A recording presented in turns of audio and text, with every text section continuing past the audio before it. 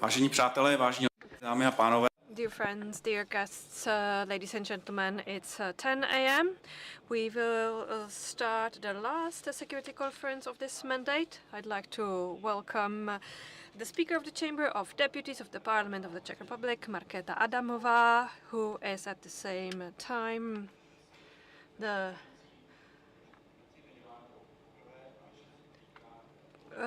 also held auspices over this conference, and this is not our first conference.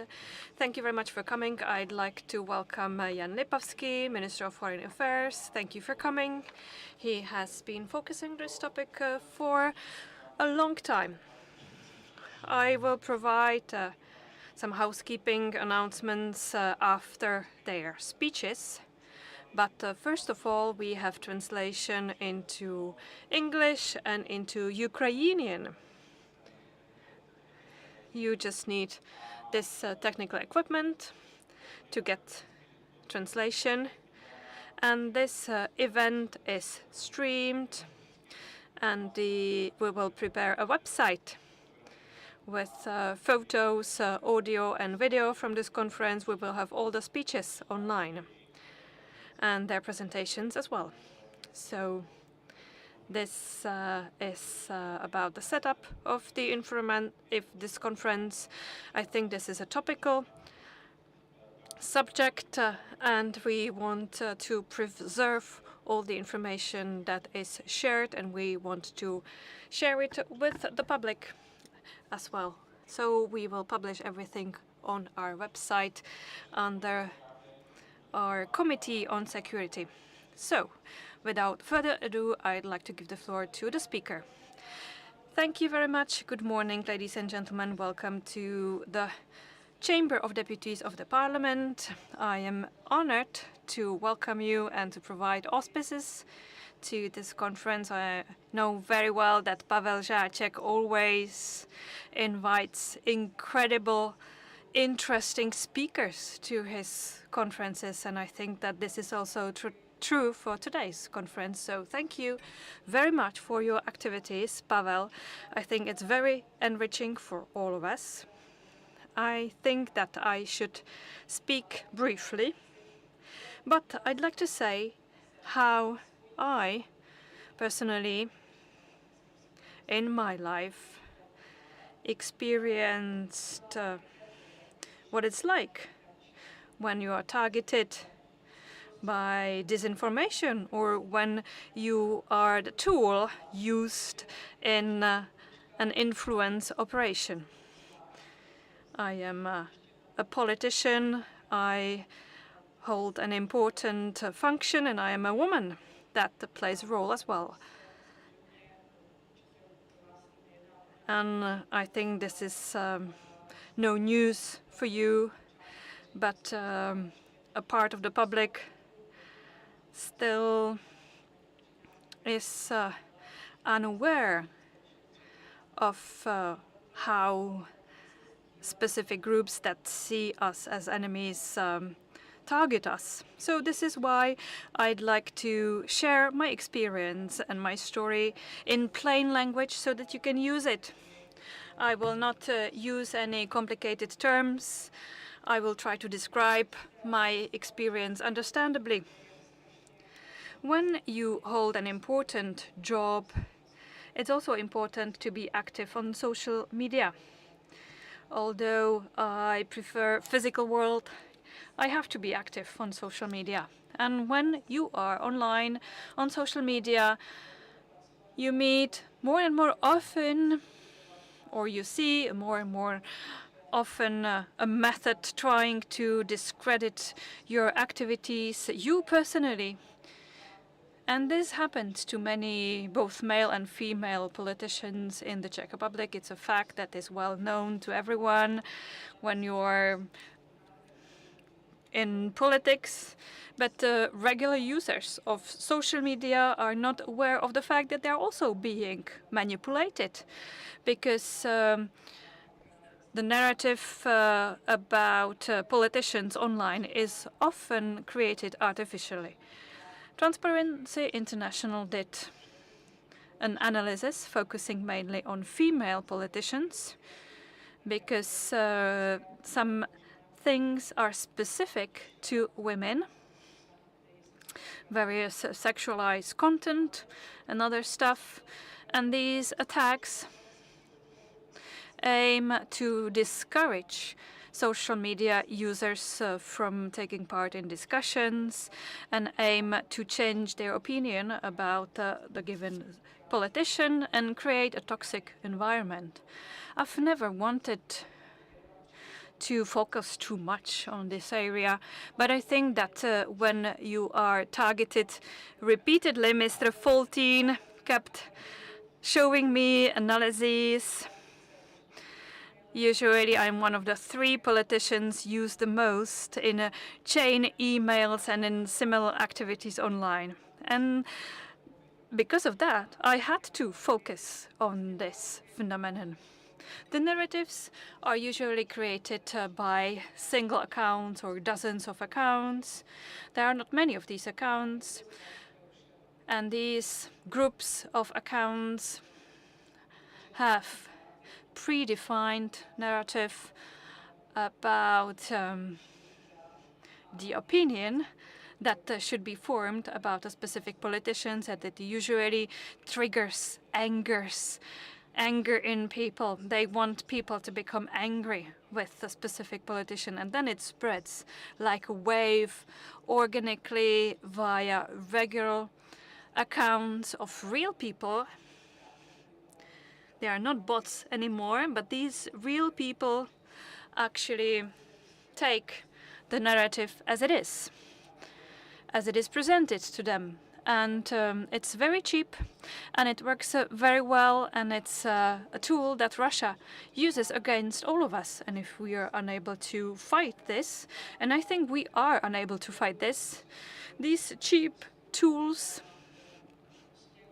are poisoning many topics and setting up the narrative in a bad way, because then for many politicians it is a question of personal courage to start opening a specific topic.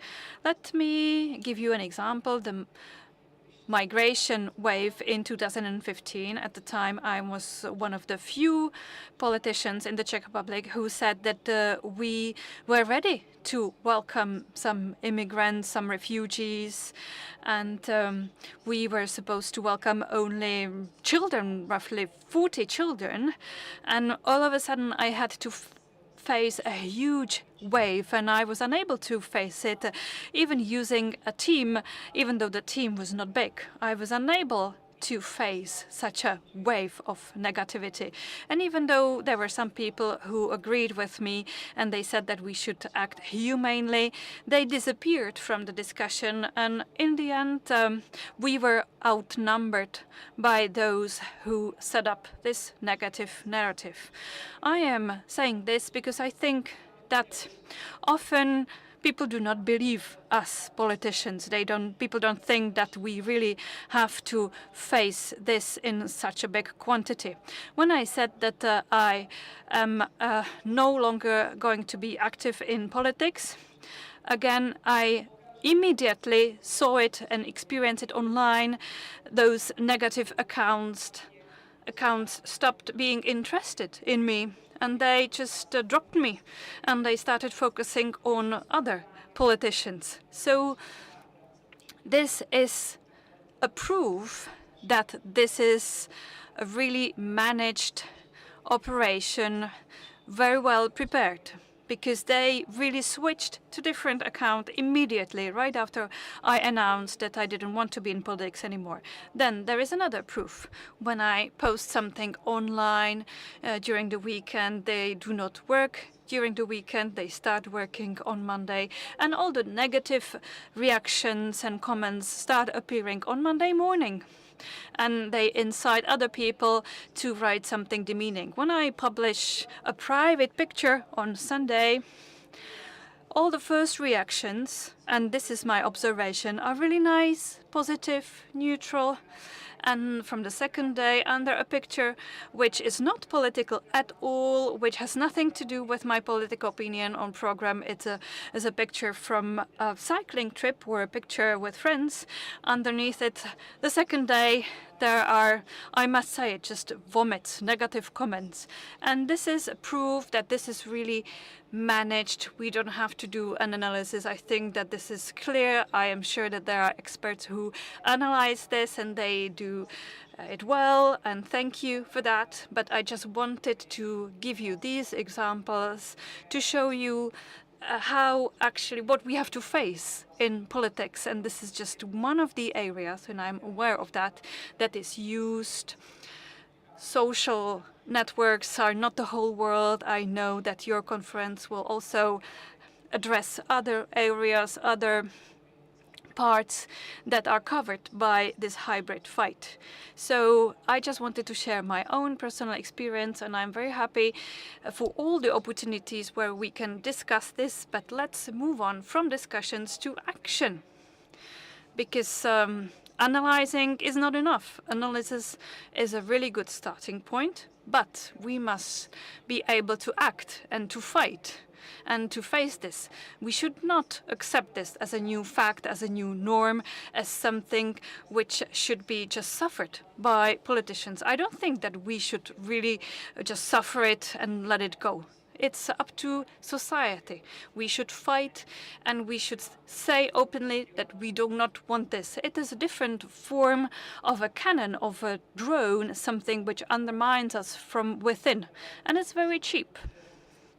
It really makes people to lose trust in politicians and interpersonal trust, because when I meet someone who believes chain emails, when I meet these people in person during political meetings, and when they tell me what they read about me, they do not believe me.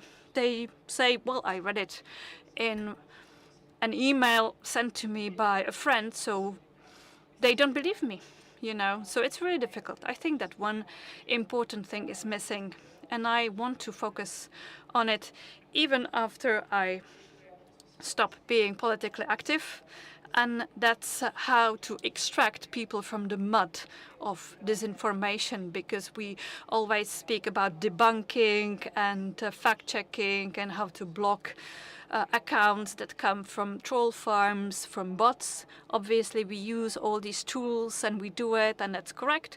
But when someone is really stuck in this disinformation mud, the state cannot help them, and no one else can help them either, because these people do not trust the government. And I think that only their immediate surrounding, their loved ones, can help these people. And that's not up to political scientists, not up to politicians to find a solution. It's up to psychologists. I often use the example of sects. Sects work in sectarian activities, work in a similar fashion. They often approach people who are struggling and who find themselves in a difficult situation, and sectarian activities are targeted at these people. So I think this is on the same level. It is a big task for the whole society, not only for just a part of it. For those who are active in politics, in strategic communication, in various security forces or intelligence intelligence forces. It's a task for all of us, and I think we should all be accountable and we should all take up this responsibility, and I will do it. So thank you very much for listening to me. Thank you, Pavel, for inviting me.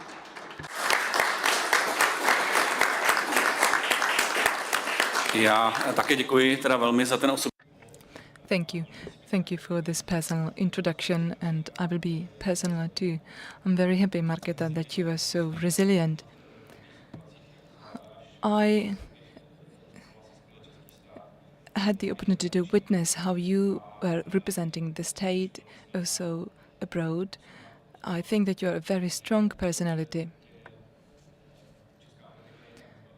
And the Czech politics will not get rid of you, I believe. And,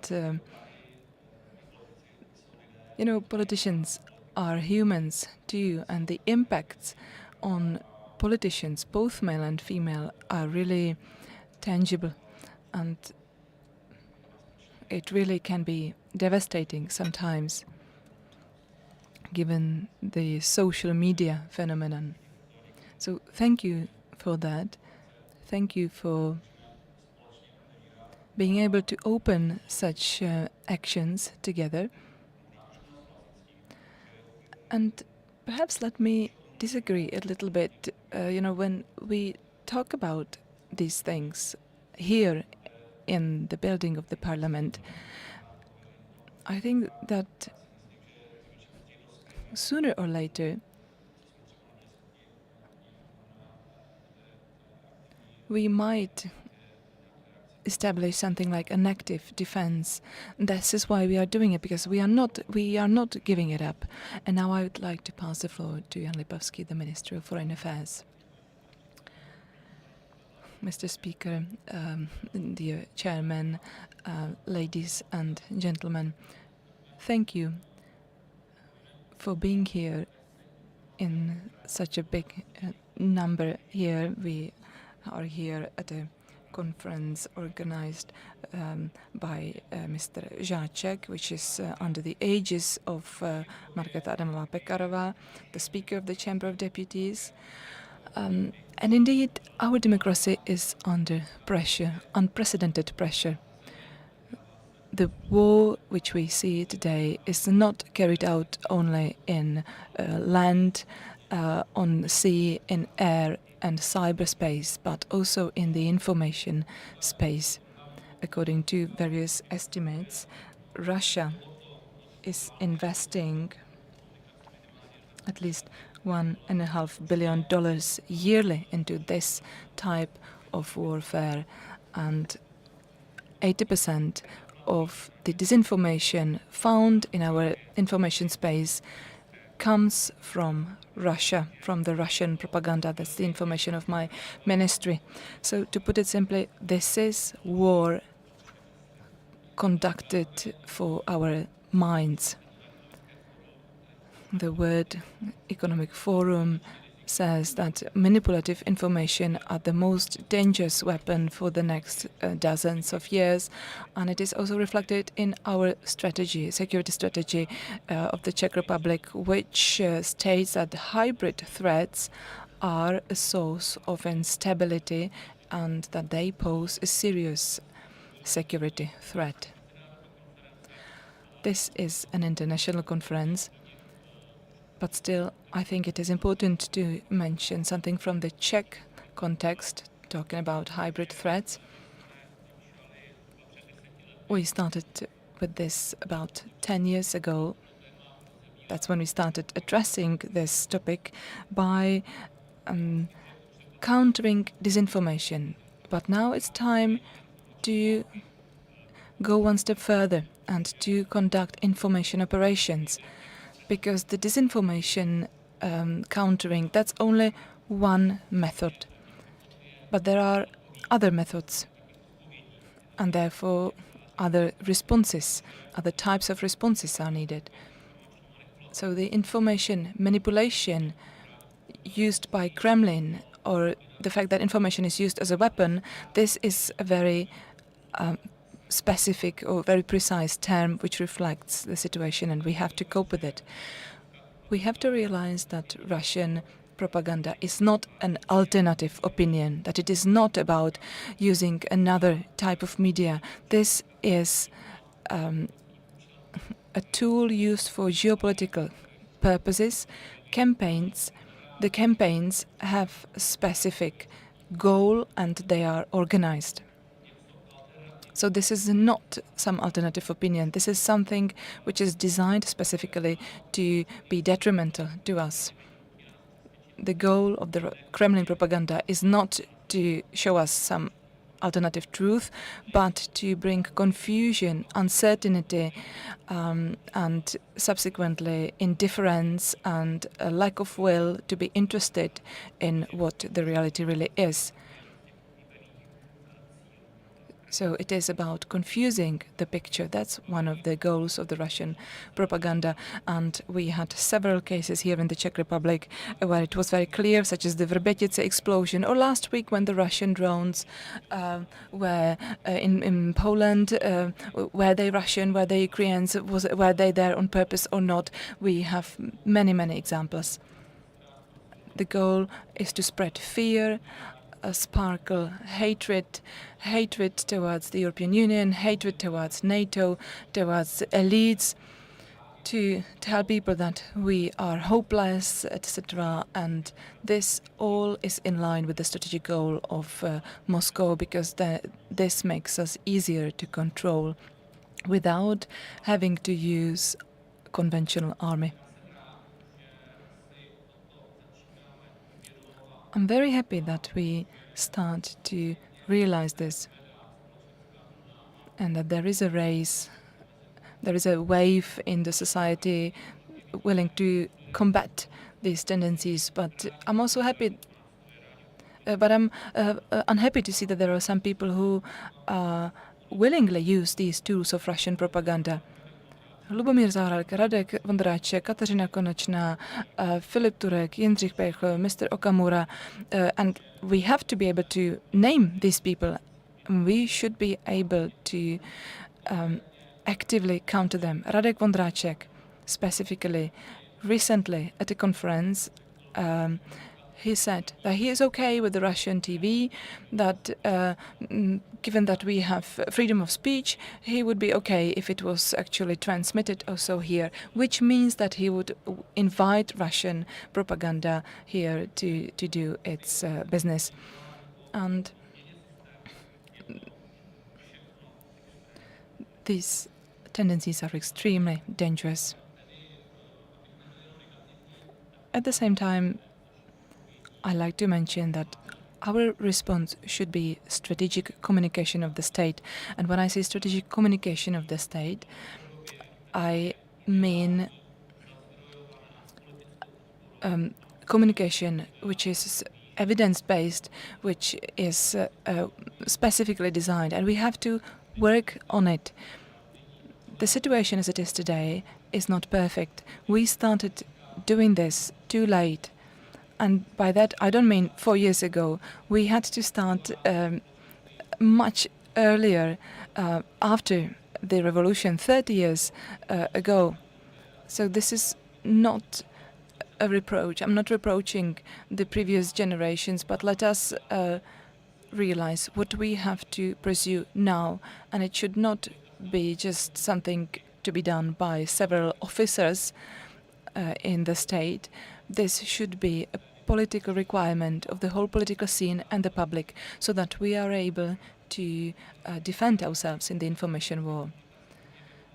I was dealing a lot with the strategic communication at the Ministry of International Affairs. I'd like to thank Mr. Foltin and other colleagues. Many of you are present here today, also from the Ministry of Defense. A number of workstations was established, doing excellent job day by day. We managed to set up a system which is very sophisticated, non-political, because it is not about gaining political points, but it's really about helping us defend ourselves from the information threats. As for our ministry, we have created a number of materials, publications, where we are not afraid of naming the influences of several propagandas. We are explaining topics related to security. We are organizing lectures for the public, etc., educational events, the public diplomacy and strategic communication. Our team also has been awarded several awards, and at the same time, I must say that we were not afraid to pursue the sources of the information war here in the Czech Republic, thanks to cooperation with the security departments, the security service of the Czech Republic. Voice of Europe, for example, was sanctioned because they were spreading Russian propaganda here, or the Belarusian Natalia Sudyankova, who also was found to be paid by Moscow to spread disinformation through GRU. So these are some specific steps. So targeted action, and also then it is up to the society as a whole, so that it's not just about finding specific spots, but it's about also some setup in the society as a whole.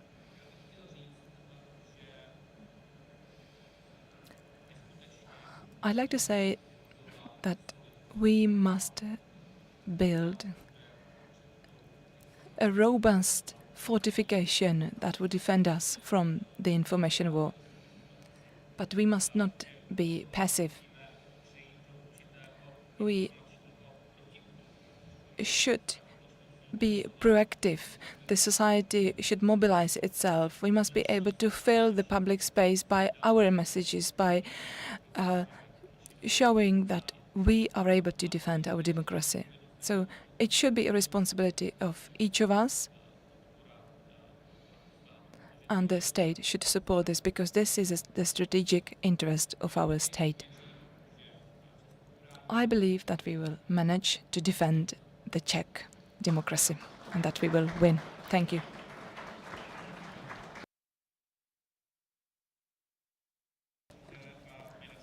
Thank you. Thank you for mentioning also what we should still keep doing. And now I would like to mention the distinguished partners of today's conference, such as the platform of the European Memory and Conscience. The president is here on my left, and also the Ossolinski Library representatives and the Czech Technical University and Konrad Adenauer Stiftung. Mark, the floor is yours. Madam Speaker, Mr. Minister, Mr. Chairman, dear ladies and gentlemen, dear friends, yes, disinformation is a weapon, and information, true information, I think is a good defense. Disinformation is a weapon, manipulation is a weapon, and we know it very well. It is going right now during these hybrid wars conducted by Russia. So we have to consider this during this conference very carefully. But this is not a new problem. The problem is old. Maybe technology is new, but the problem is old. And this problem was also during all 20th century, especially during the Cold War. We had the same. Maybe technology was a little bit different. This is why this conference is, let's say, deep-rooted in the history, because we want to consider how it was in the past. We want to see how it worked in the past and how we were able to defend, because finally, communist system in our part of Europe collapsed. Among others, thanks to people and to organizations, to states who were resilient, who were able to find proper tools to be resilient against manipulation. Among others, we will want to point out some specific topics, like Radio Free Europe. I see the representative Radio Free Europe is acting now in new technology, but was acting in the past also. We would like to present you tomorrow extraordinary figure of Jan Nowak-Jeziorański, who is the chief editor of the Polish section of Radio Free Europe for a long years, but also extraordinary person with a kind of spirit of freedom. For sure, we will find out some other examples from the past, how to be resilient against the manipulation, against the disinformation. We want to consider history because for now it can be very inspiring. But there is also one other important factor of the past. We in the Platform of European Memory and Conscience is a pan-European organization which gather now 72 different organizations like museum, archives, research centers from 23 European countries, not only European countries. And we, every day, we try to put this topic on the European agenda, that past and thinking about the past is very important in the context of the hybrid war. Because especially Russian disinformation begins very often from the history, from the historical disinformation. All this glorification of the Soviet past. This is the root of this war which we have now. All this manipulation about the past of the Russian, Ukrainian nation, denies that Ukrainians are separate nation. Not only Ukrainians, because maybe you know that a few months ago, the new book was published in Russia. This is the history of Lithuania, with the kind of, with the editorial introduction of the Ministry of Foreign Affairs of Russia Federation. And in this book, they denied that Lithuania is a nation. So you can imagine this kind of course, we say it's a fault, we know that, and so on. But we have much more, let's say, much more intelligent or clever, much more clever disinformation in the historical hybrid war. So the disinformation is deep-rooted in the past. And I think it was not accident that 2 months before the Russian aggression against the Ukraine, Russian authorities forbidden to act to Memorial Association. The association, the only group in Russia which was let's say, acting for the historical truth of Soviet times. We want to answer all these problems. We as a platform, we are conducting a very important, I think, project, which is called Pan-European Memorial for Victims of Totalitarian Regimes in Brussels. This memorial will be a kind of monument in the center, very heart of European Union in Brussels, near the European Parliament. The place of remembrance for victims of all totalitarian regimes, that means Nazism and communism. We want to focus on the fate of the victims, among others because we believe that this kind of remembrance will make our societies, democratic societies, stronger and will build our resilience against today's disinformation. But this is not only the physical place in the center of Brussels, this is also the Pan-European Documentary Center, the virtual one. And I'm very grateful that we had this extraordinary opportunity to starting the implementation of this project during the Czech presidency in the Council of European Union. It was in the second half of the 2022. So with this government, we were able to treat this project seriously together with our European partners. For now, we have a lot of hopes that we will finish during the Lithuanian presidency in 2027. And we ask you also for your support. For now, we have a lot of support from the side of European Parliament, for the side of the heads of states, from the side of the public opinion leaders among Europe. And this is the sign of hope for us that this project will be finally finished in the next few years. What I want to say that I'm very grateful also to Pavel Žáček, the chairman of the committee in the Czech Parliament, who understands very well this relation between history and resilience of the society, of the democratic society. And that's why we are together here during this conference. I think that this is very great work on this field, and thank you very much, and we appreciate it. I think that we will have a lot of opportunities, chances during these 2 days to discuss all the topics during this conference.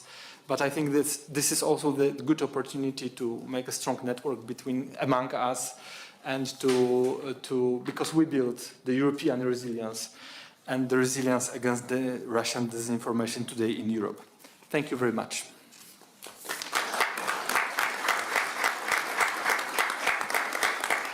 Já taky děkuji. Thank you very much, and I believe that we will keep being involved in this.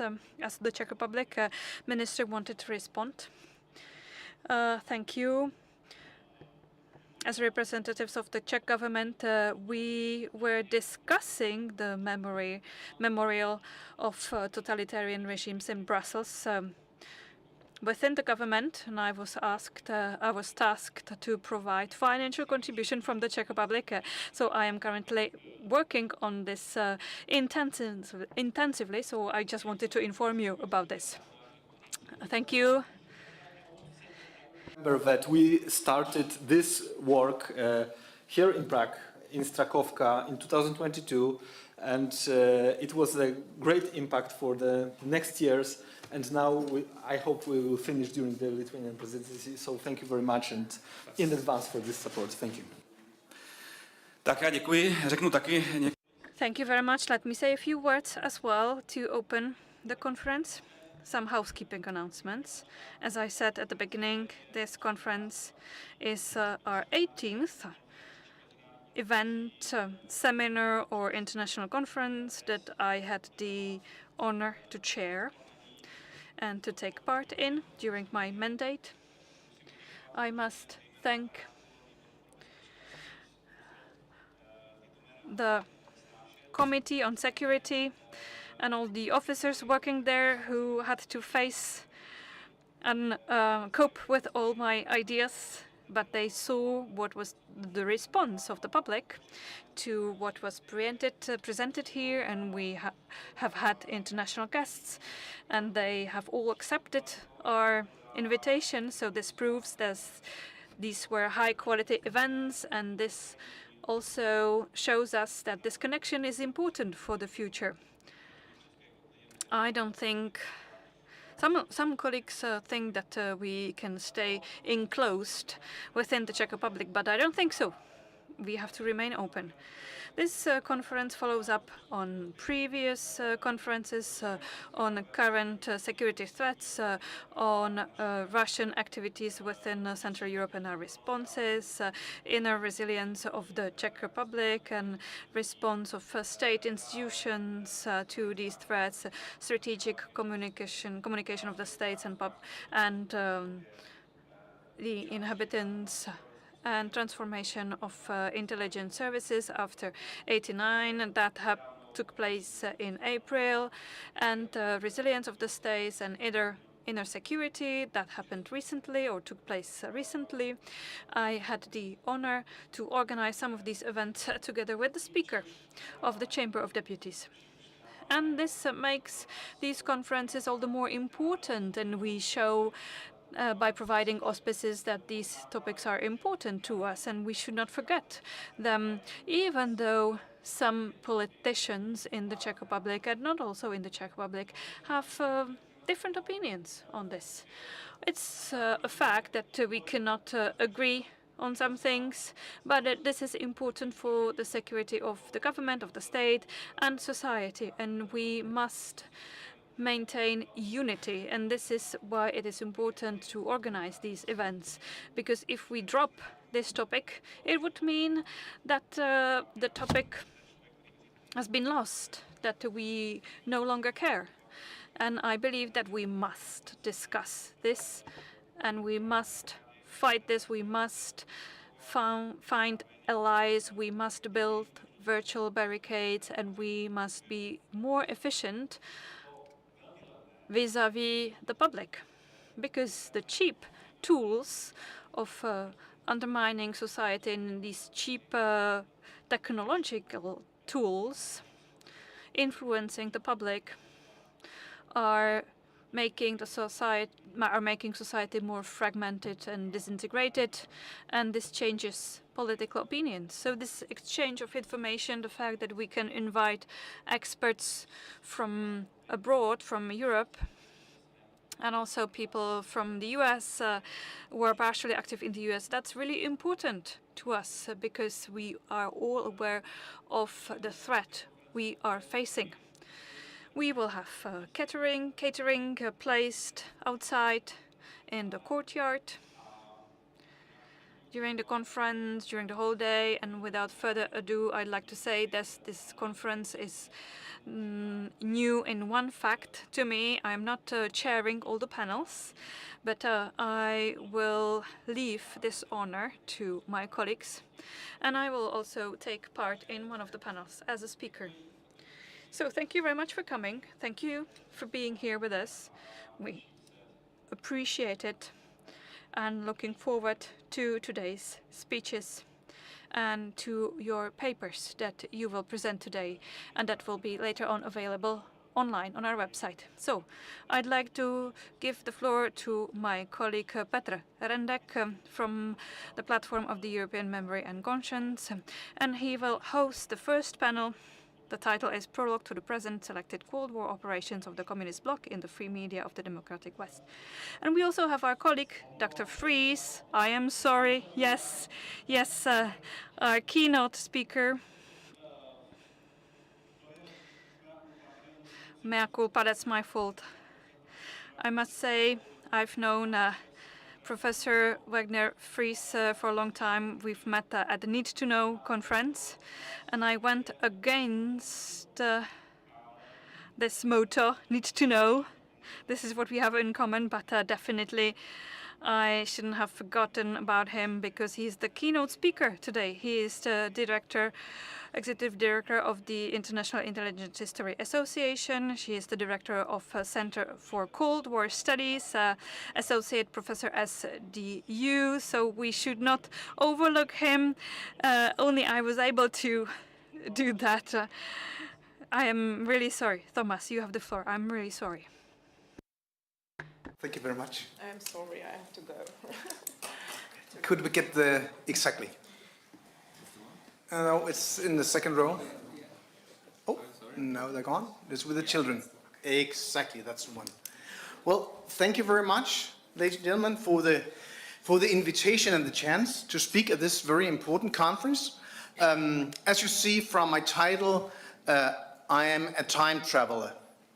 I came to you with the speed of time from the year. Oh, can I move it? Ah, super. I came to you with tidings from the year 1975.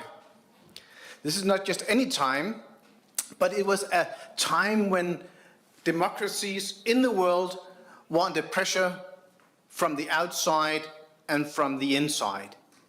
If you look at the democracy index, you see that it was a time, not the worst time in Europe, it's way in the 40s, but it was probably the time where the number of democracies were at its lowest in comparison to authoritarian rules. And it was a time where also people doubted that democracy would have a future and that authoritarian rule would actually be the model for the future.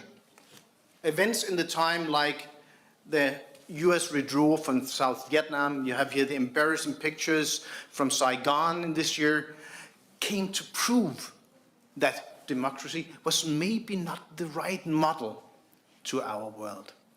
Also from the inside, I've just here taken some pictures from my own home country. Also from the inside, democracy was under a lot of pressure. Here on the one side you have here a poster from the Marxist Week 1975, and the three gentlemen you'd see right after the Danish elections 1975 are representatives of the anti-Western, pro-authoritarian alternatives. On one side you had the chairman of the Muscovite Danish Communist Party. In the middle you would have the chairman from the splitter fraction of that party, the People's Socialist Party, and the third guy in this troika is Ibn Nørlund, probably the most important international Danish communist. He was in the review board of problems of peace and socialism here in Prague for a number of years. And there was a third party, the radical leftist party.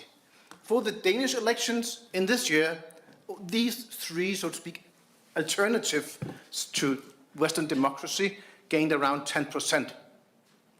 At the same time, what we now know would be the populist right or the outer right gained about 14% in the general election. And Denmark was at this time, it was an old democracy. It was a firm, a stable democracy. And still, every fourth citizen voted for parties who was looking for an alternative to the system at hand. It was also the time where we were just on the brink of the peace movement, the big peace movement which put the European, Western European democracies to the tests in the late 70s and the 80s. Thousands of people took to the street to demonstrate primarily against the nuclear weapons of the West, less so against the nuclear weapons of the Warsaw Pact. And of course, this was an opportunity to seize from Moscow and its allies at the time, to reinforce something in Western society. And I think that's important when we're looking at disinformation. Usually it's not started from abroad, it's not invented abroad, but it reinforces real problems which we already have in our societies. In this case, of course, the fear of the nuclear race, and the fear, very real fear of nuclear war, which was in Europe at the time. And I think that is where disinformation, when it's the most efficient, is when it picks up on real problems which we have difficulties solving. 1975 was also, so to speak, in the middle of the high tide of when we were looking for active measures, which we are going to be talking about later. It's a few years after the defection of Bittman, and it's a few years before we have some cases of that in Western Europe. I just here took a quote from John Baron from 1981 from a book where he said the Politburo of the International Department of the Central Committee, which is really the descendant of the Comintern or Cominform, conceived or defines the objectives. Once they are defined, however, ideas for achieving them, for investigating a particularly covert action, may originate in a number of places in the Service A of the KGB, formerly the Disinformation Department, now called the Active Measures Department, and within any of the front of the International Department in Afro-Asian Society Committees, World Peace Council, and within the International Department itself. This order goes out to the KGB stations or the restaurateurs all over the world, to the agents run throughout the world. What we find here, I would say, is an overemphasis of the intelligence component of the disinformation campaigns, because disinformation was much larger. It was a much larger span of organizations, some covered, some overt, which took the Western world which put the Western world under pressure. The general perception of democracies at the time was they lacked political uniformity. They were vulnerable and weak. There was a vocal anti-Western minority in most countries who advocated authoritarian alternatives. Authoritarianism was increasingly seen as an attractive international model. We tend to forget that when we look back. And the socialist regimes were seen as capable of interfering in democratic processes due to the free press. And the socialist regimes were seen to be able to provide better security because they had apparatuses which had free hands and could deal uncontrolled by democratic organs. However, ladies and gentlemen, and here it really comes in the benefit of being a time traveler. As we all know today, this never came a path. Democracy, in its essence, proved resilience. Discussions did not weaken Western democracies. I would state they rather improved them. Pro-authoritarian and anti-Western minorities were proven wrong, though some of them remain surprisingly stubborn. I know that because you find many of those actually among my colleagues at the university. So it was not always dumb people who sang along on these tunes. The socialist authoritarian societies instead proved to be the one highly vulnerable, which we didn't think of at the time. And the police state model was unattractive, and it was unable, and I think the revolutions in the late 80s proved that it was unable to solve fundamental societal problems. And ladies and gentlemen, the Czech model of these regimes, which was seen as world-leading in intelligence and security, I would say was very questionable. And why? Why should also the intelligence services of the communist regime be the only part of this society which was highly efficient and working like a machine? Why? But why should we care? This is old stuff. This is old news. This is 50 years ago. I think it's important to think of this today. And I recall a personal anecdote. One of the worst intelligence officers I ever met. She called me once into her office saying, "Young man, you must remember, we are not dealing with the past. We are dealing with the future." Of course, meaning the past is not that important. However, I do not get tired of repeating this. Clever and reflected security is cheaper than trying to restart what we already knew from the beginning. I think that's something important that we should take along with us on the road. I bring you here just to see how the future, how the past echoes in our time. This is a quote from the yearly report of the Danish Foreign Intelligence Service. And it says, "A number of states uses hybrid means to weaken or undermine other states, especially the cohesion and their ability to make effective decisions. They try to achieve this by, for example, creating fear or uncertainty amongst other populations and decision makers." This also echoes what we just heard in the introducing panel. However, states may also use hybrid means to influence other states' political processes and decisions in the direction that is beneficial to themselves. I know what you're thinking. He's from Denmark.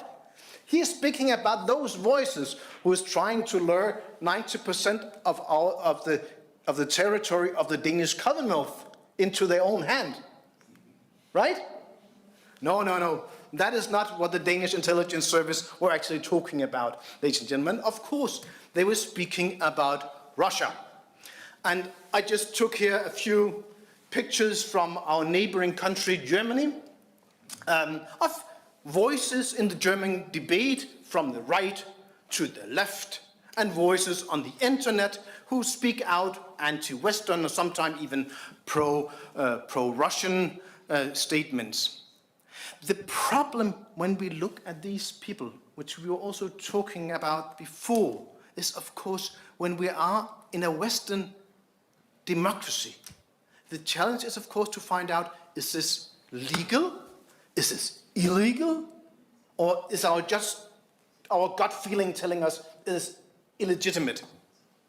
And I think it's really, really crucial that we remember that even annoying voices are, of course, not illegal in a democracy. However, working for foreign intelligence is. So it's really a difficult gray zone which we're operating in. I just took this with me with the gray zone to see what are we actually talking about in the past. The white propaganda, here we have the unfiltered voices of the socialist regimes, where you knew, for instance, Radio Berlin or Radio Moscow, you know who was speaking. This is the Kremlin's voice unfiltered to you, as on the receiving end. And in the other side of this spectrum, you would have real active measures where foreign intelligence services are trying to manipulate us undercover. However, this is something, I would argue, something properly rare. I would say often active measures is easier at home than it is to make it abroad. I would be able to tell you more examples of our own covert actions than of the opponent of the time. But the really importance of this grayscale is the ones in the middle. I've just taken one example. It's the guy you saw just before in the Danish parliament. Here he is speaking at the 14th Congress of the Czechoslovak Communist Party. Is a Danish communist. It could also be somebody from pro-communist peace movement or international solidarity movement for, say, Nicaragua or Albania or Bulgaria. Our intelligence services at the time were operating against this whole spectrum and had difficulties really recognizing when were we where. This is nothing special. That's also a problem today, I would reckon. The problem was often that the emphasis of intelligence or counterintelligence work was right in the middle, on the propaganda made by proxies, so to speak, by Danes to other Danes or by Czechs to other Czechs. Also, as we heard Madam Speaker say today, there's a different when you get it from a friend or for a friendly voice than when it's served to you from abroad. The problem is when we put our emphasis in the middle, and I think here there's something to learn. This model is not time efficient. It's really expensive, ladies and gentlemen. It creates easy results. Counterintelligence at the time could over 40 years produce tremendous number of reports of who were going in and out of the Soviet or the Czechoslovak or the East German embassy, which was of course not illegal to do. However, this was of course democratic problematic to survey opponents. And even more so, it took away resources away from real security to somewhere in the middle, fake security. Because as long as our people were sitting outside the Czech embassy watching who was going in and out, intelligence officers from these countries were running wild in the street, more or less uncontrolled, because we had better things to do.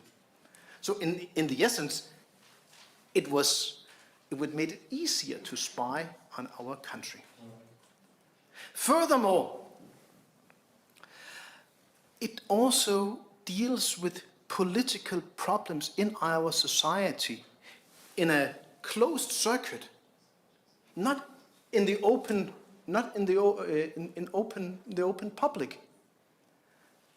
And we know that intelligence services are very good at documenting, but they are not always very good at solving societal challenges. We know that in the socialist countries, but I would say it also was the same in Western Europe at the time.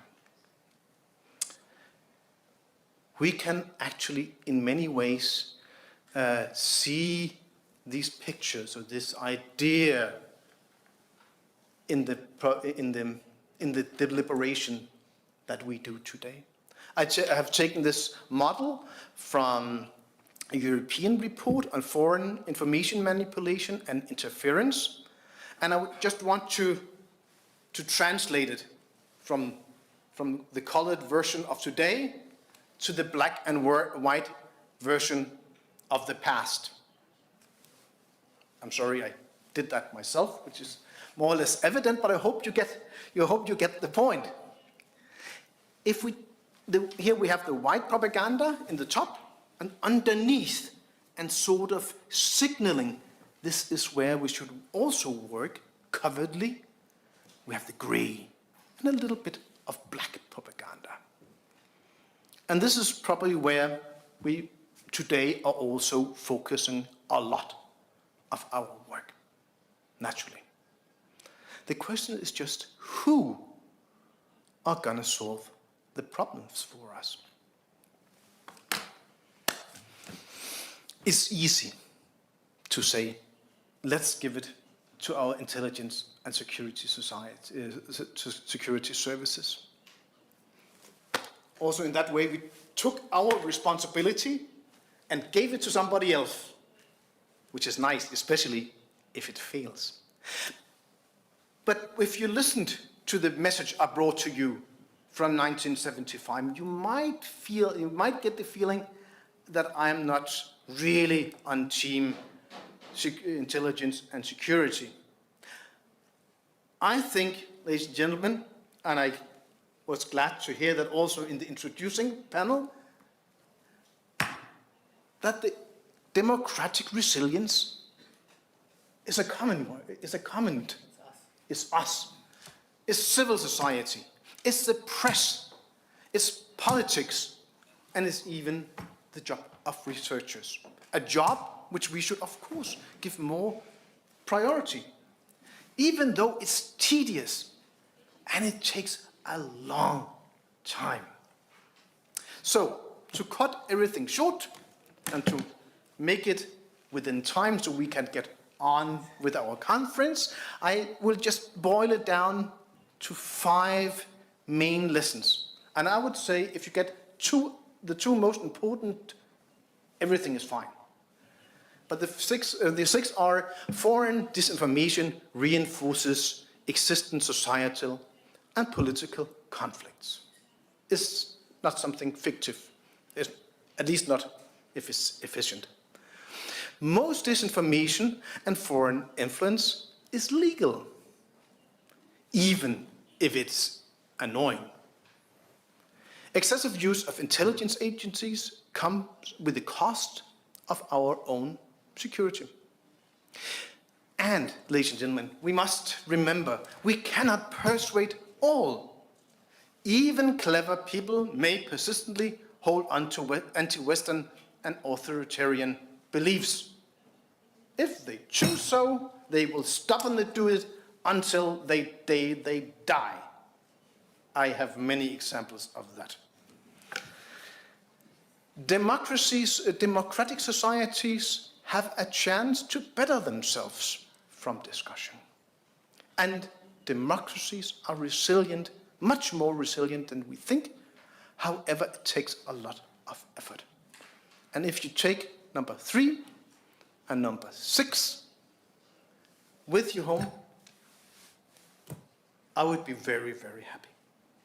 Thank you very much.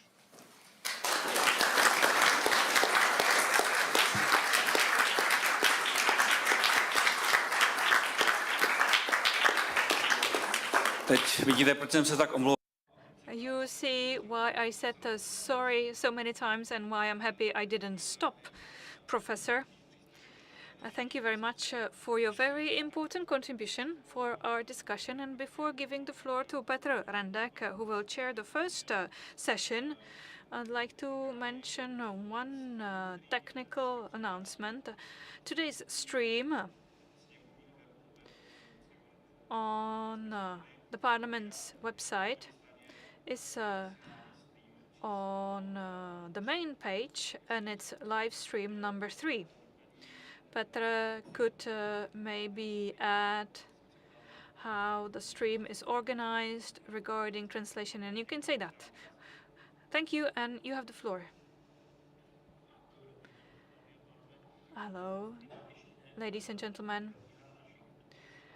It's in English. Is on our YouTube website, on our YouTube platform, on our YouTube profile of the platform of the European Memory and Conscience. So you can go to our website and find a link to our YouTube if you want to watch it.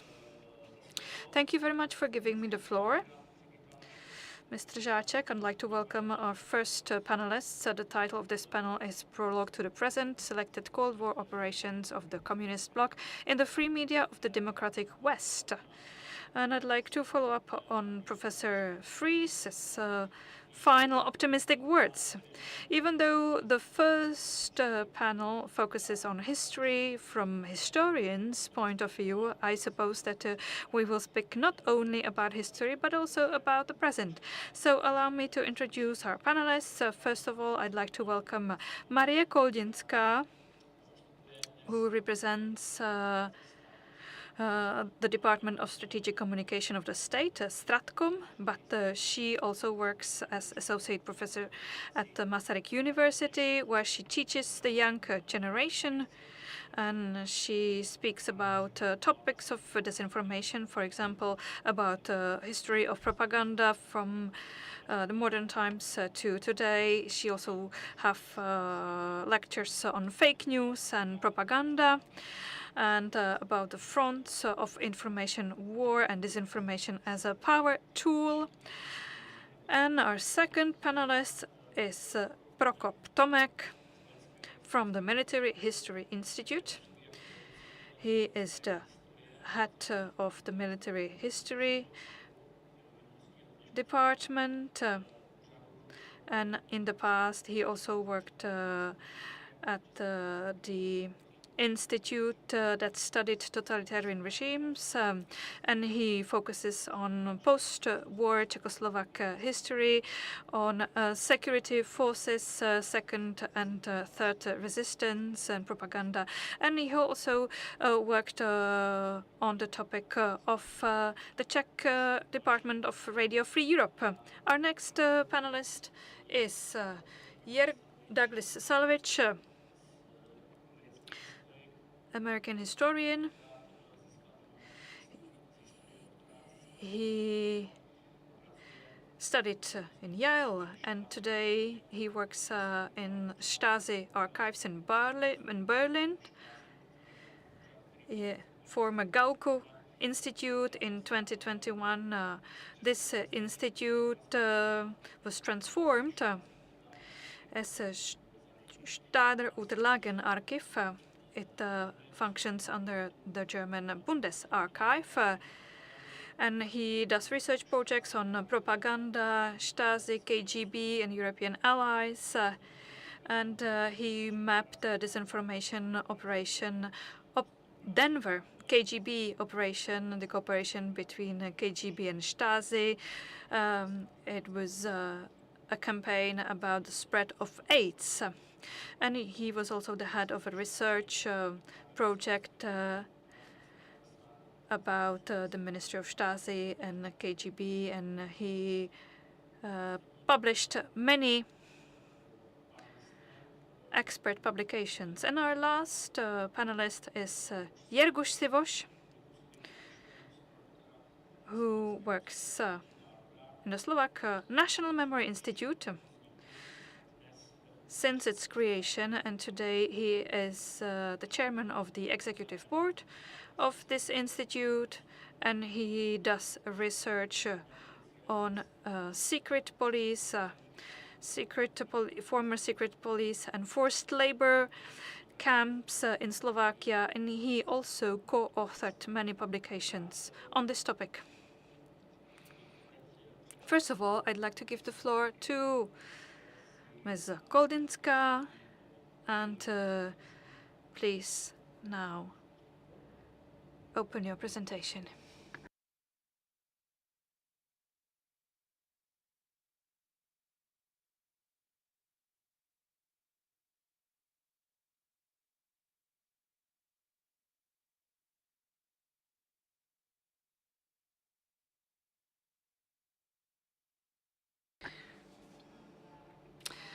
Chairman, ladies and gentlemen, I'd like to open this session focusing on history, because as historian, logically I am part of this panel, but I'd like to say that what I'm going to talk about will be rooted in history and the communist era, but mostly I will speak about things that are quite topical today, because I will speak about how to fight, actually, disinformation within our activities. Stratcom was established roughly a year ago, and during our activities we often face issues that are rooted in history. I will illustrate that using two campaigns that we prepared with my colleagues, but first of all, few introductory words.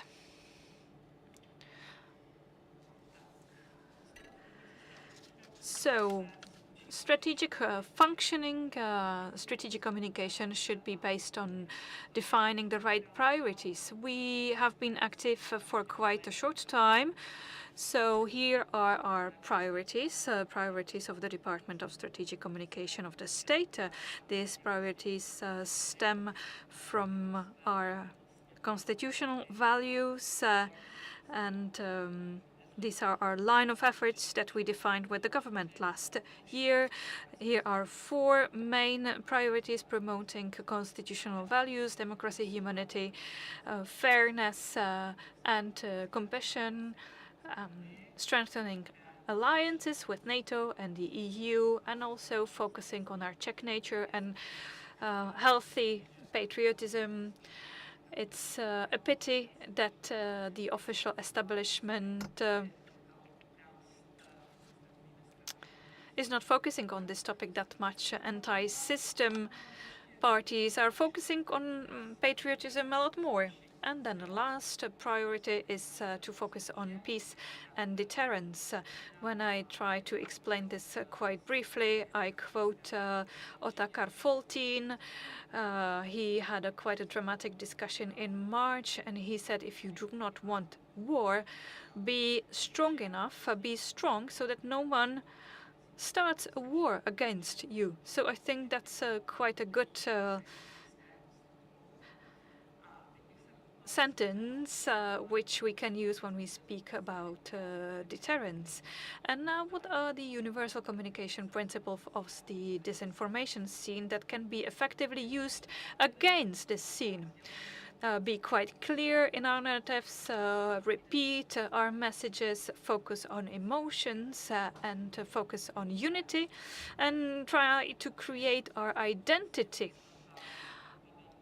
When we look at it from the other side, this is the essence of propaganda in any dramatic situation, for example, during the Second World War, also in a negative terms or sense of this term. But these things can also work positively.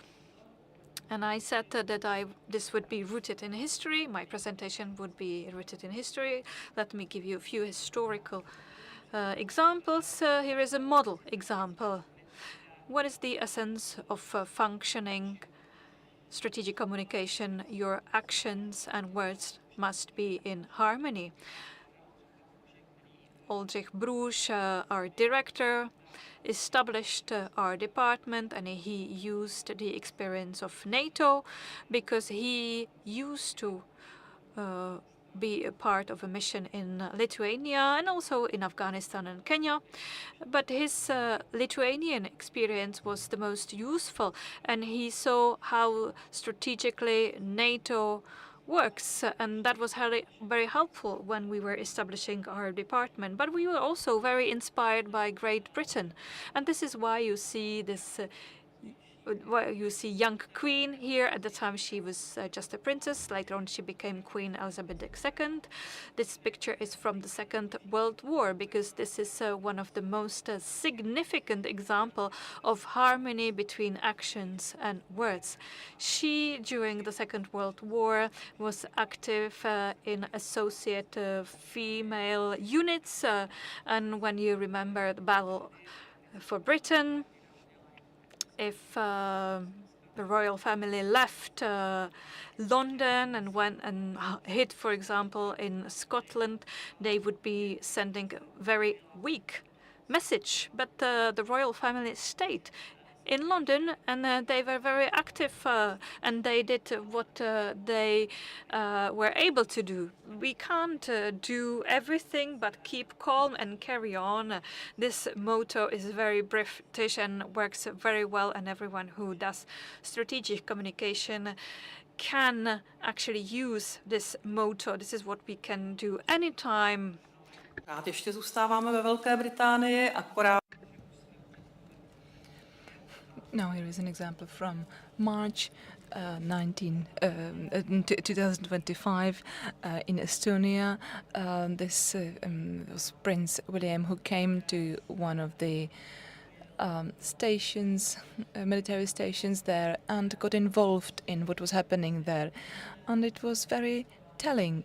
It was illustrating the fact that the UK stands behind its allies, and that even when the development in the US is now not very predictable, still the other members are committed, and they are ready to stand behind the Baltic states. This was not communicated through any, bombast photographs. It was something very modest. Prince William came, he was there with the soldiers, and thereby showing that the UK is not leaving Estonia at this critical time. So this is an example of the inspiration that we can draw from the UK. And now something about the Czech history. I have this example. It's a picture associated with the White Mountain battle, and it relates to a specific perception of the Czech history. This is mostly for Czechs and the Serbians, that we tend to think about our losses and not about our victories. This is very typical of us. The Czechs are sick by history. Actually, it's the name of the book by Karel Bartošek, who tried to point out that the Czech relationship towards the Czech history is very specific.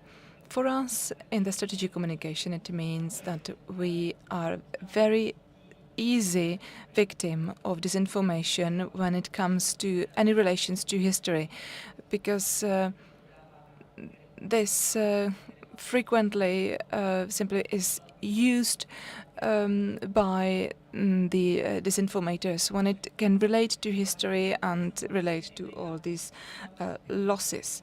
And when we want to work with Czech history in the context of strategic communication, we have to clarify some basic premises. What is the relationship of the Czechs to history? What are the functional narratives drawing on historical motives? What are the Czech destructive, or I would even say self-destructive narratives? Who, how and why is trying to use them, and how can we defend ourselves?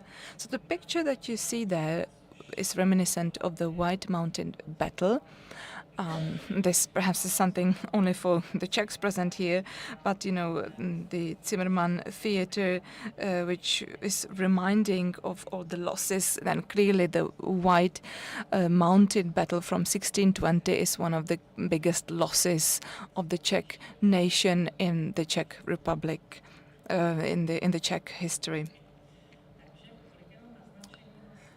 So this is just to show a bit about our weakness, which then is exploited by the sources of disinformation. Here you have a piece of newspaper from 1938, which is from the time shortly after Munich. If you look at the examples of the Czech self-destructive narratives, we have several of them. For example, the myth that we are a small nation endangered by enemies, or we have the myth of being a plebeian nation, or a myth of being betrayed. And if you look at it in detail, for example, the myth of us being a small nation endangered by enemies. So that means that we must have some big enemy, a big nation. Doesn't have to be necessarily defined by some ethnicity, but in the past it was Germans, then Russians. But in 2015, at least starting in 2015, it was migrants. Or if you put it to some specific powers, then during the Habsburg monarchy, it was Vienna, which was seen as the big enemy. Then it was Berlin during the Second World War, then Moscow, and today, for some representatives of the disinformation scene, it is Brussels, portrayed as the big enemy, which unifies us, and we can also use it as an excuse for the historical alibism, in the sense of like, we wanted the best, but it turned out as always, because it shows that, you know, we are just a passive victim of the things that are happening around us. Michal Stehlik is a historian who perfectly describes this historical alibism, and he was pointing out that while most nations are forming their future, Czechs are waiting for what will happen to them, what the history will do with them.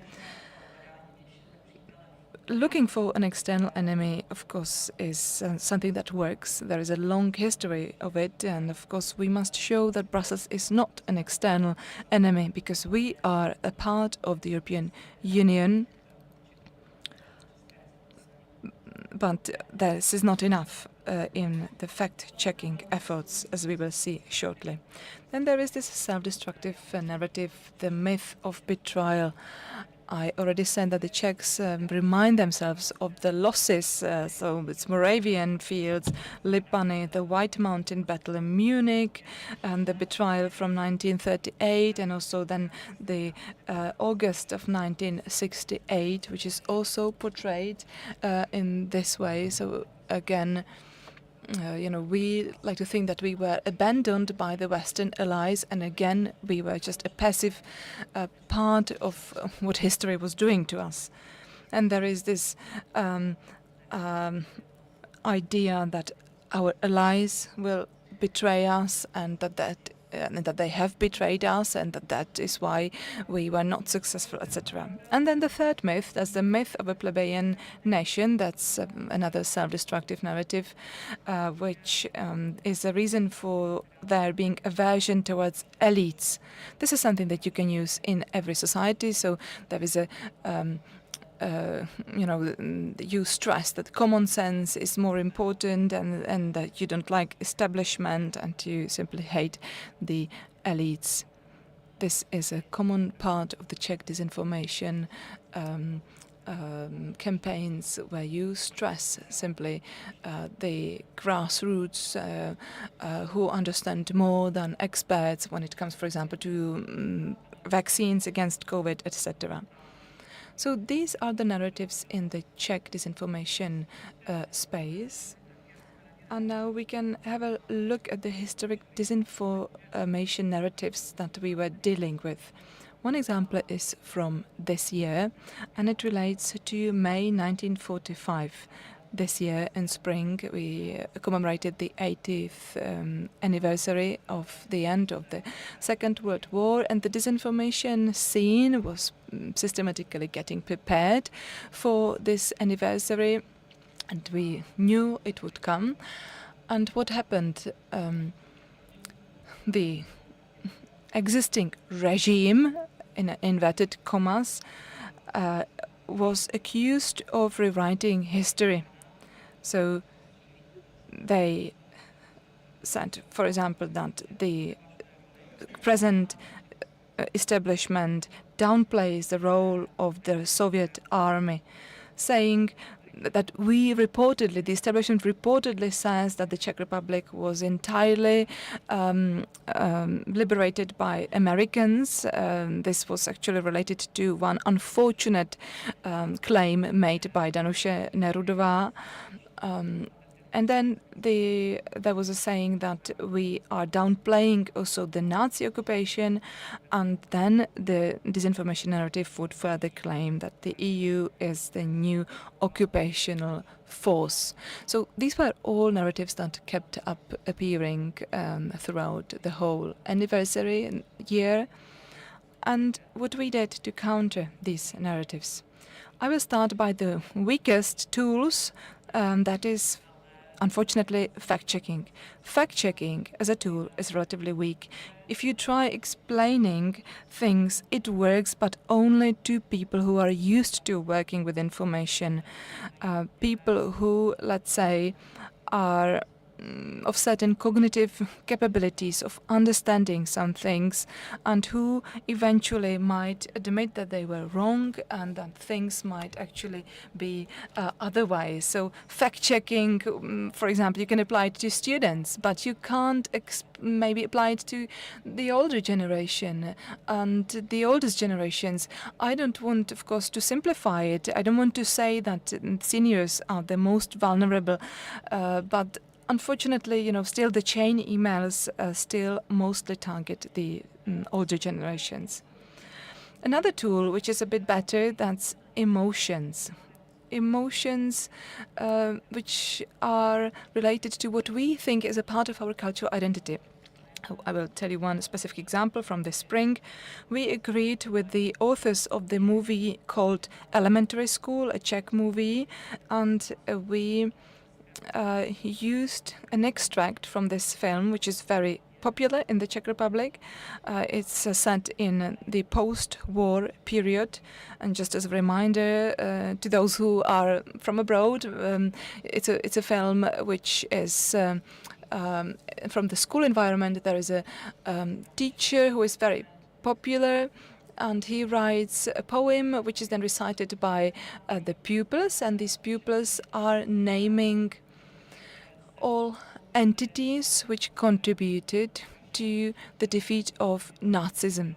So this, the children are dressed in pseudo-historical costumes, and there is also the Soviet army representative and American army representative. There are partisans, political prisoners, etc. So basically, in one scene, you have everybody who significantly contributed to the defeat of Nazism. And there were also the pilots from the Royal Air Force. Unfortunately, the Romanians were forgotten, but that never mind. And this, I think, is something that resonates, because once you have this thing, which for most Czechs is something that they know and something that is linked to strong emotions, then it has a good result. Another tool is to engage personalities such as Michal Stehlík, a historian who is very well known among the public, and these are people who have a great potential when it comes to opinion forming. So these people then explain something about the war, what really happened in May 1945, and I must say that this worked really well. So engaging such personalities. And there is another tool where we basically use a tool used by disinformators, and I am a bit hesitant as to whether at this forum I can quote Steve Bannon. Perhaps I will not do that, neither in English, neither in Czech, but I refer to this, in Czech it's really vulgar, like bombard them with shit, but we can say bombard them with information. Simply bombard them with information which will create total chaos, which will create the effect that nobody knows what to believe and nobody is able to orient themselves in it. But we have to do it, of course, in the positive sense of the word. So we really are not bombarding anything wrong. We are bombarding them with truthful information. We are reminding of the fact that, for example, Belgian soldiers were here. Actually, that was also a good opportunity for pointing it out when there was a Belgian delegation, etc. Then there is another tool which works quite well within strategic communication. In Czech, we have HLP, abbreviation for that, and it stands for Deep Human Story. And basically, it is about using well-documented stories, for example, a concrete, specific story of a soldier of the Soviet army or from the American army, and we were releasing it to the public space. These were very specific, very concrete human stories of these soldiers from May 1945. Na úvod mluvila. And the last element, which is most efficient, and it has been on my mind since I heard the speaker speaking at the beginning, because whenever a disinformation appears, it's really difficult to debunk it, and I always say, kill it before it spreads. It's just debunking or pre-bunking. Pre-bunking is more efficient. We really must try to pre-bunk disinformation, stop it before it appears. Whenever you think that something will come up, some disinformation related to some kind of anniversary, get ready for it. For example, before the anniversary of the end of the Second World War, we really started working on it, and it's better to pre-bunk disinformation than debunk it. Now let me move on to August 1968 and disinformation related to this event.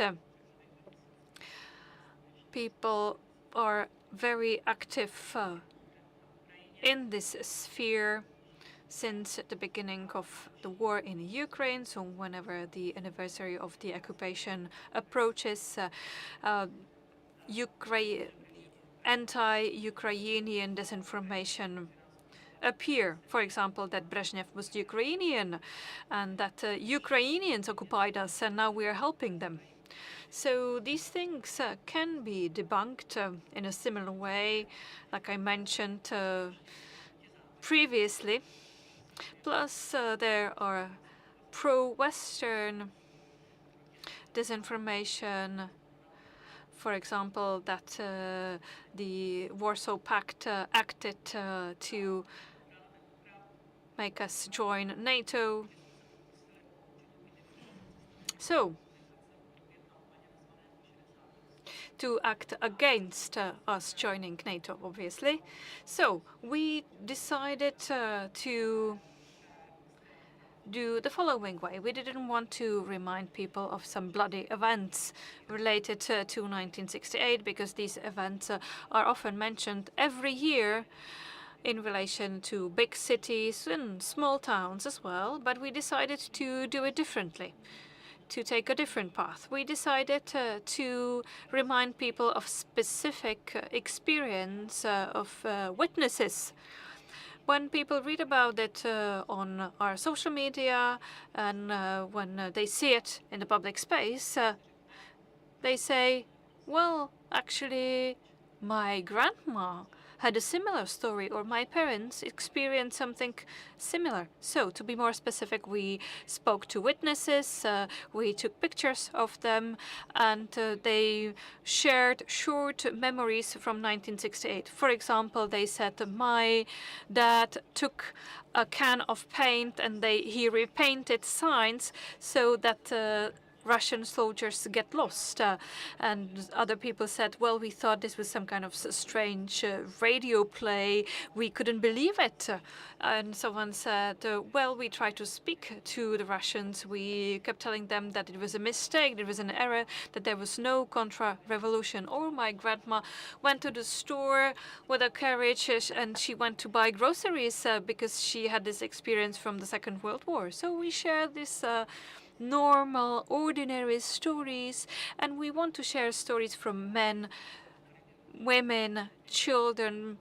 We wanted all regions and social classes to be represented. We wanted to highlight the parallels between the past and the present, and we wanted this to have the potential to start some kind of nostalgia in people so that they start reminding themselves of what happened in the past. So these stories were online accompanied by other stories, people who just spontaneously started remembering those times.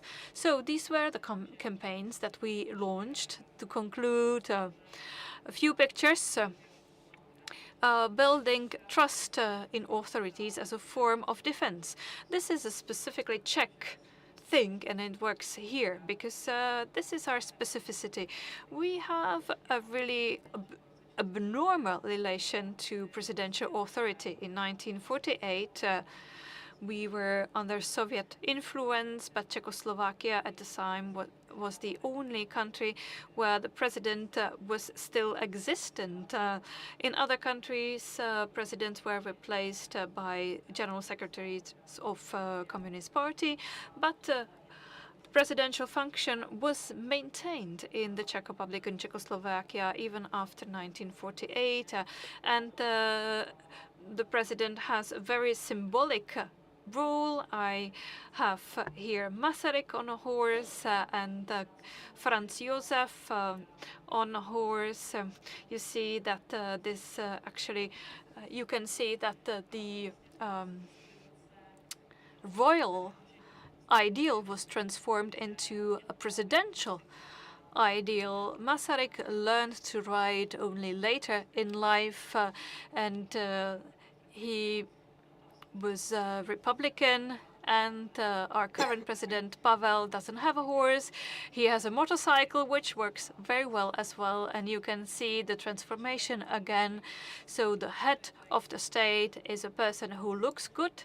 He is representative. He doesn't ride a horse, but he looks good on a motorcycle, and he is a symbol we can look up to, we can relate to on a rational level. We will not look for rationality here because he has minimal powers in the Czech Republic, so we cannot imagine that he can do some concrete action that would be absurd, but he plays a symbolic role, and within his presidential powers we will see what he can actually do and what he will do in 2 weeks. Long-term building of resilience. This is a bad slide because it contains a lot of text, but let me just mention the essential. Mental and intellectual support for people who are very vulnerable to disinformation and manipulation, emotional support within family and community. This was mentioned by Mrs. Adamová, Pekarová. This is not about fact-checking, about rationality. It's about weak resilience towards disinformation, and this is quite characteristic of people who are not supported within their family and community, who do not have a strong position within community. It's very useful to use research about sectarian influence. We must also build media and information awareness, a call for critical thinking and fact-checking, which is also efficient, but it's a long-term project, long-term effort. And I must say that the priorities within the Czech Republic are not harmonized. We would like to build the strong and resilient generations of teachers, which will make sure that the next generation will be as resilient as Finnish people or Scandinavian people. That's a good idea, but this doesn't work in practice very well. Let me give you an example of our offices.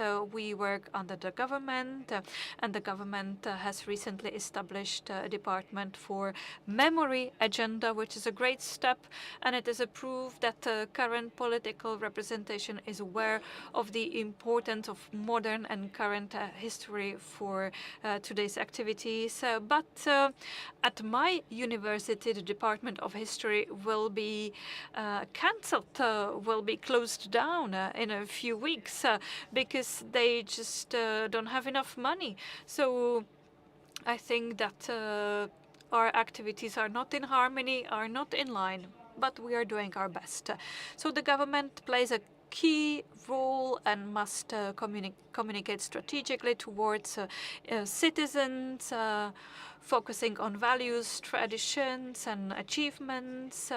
And we should replace destructive functional narratives with positive narratives. My teacher used to say that historians are here to narrate big and powerful stories to their tribes. And we should strive to do that. We should replace negative auto-stereotypes with positive auto-stereotypes or self-stereotypes. And there is one thing that I'd like to mention. Those who have proven to be loyal to the state should be on our side.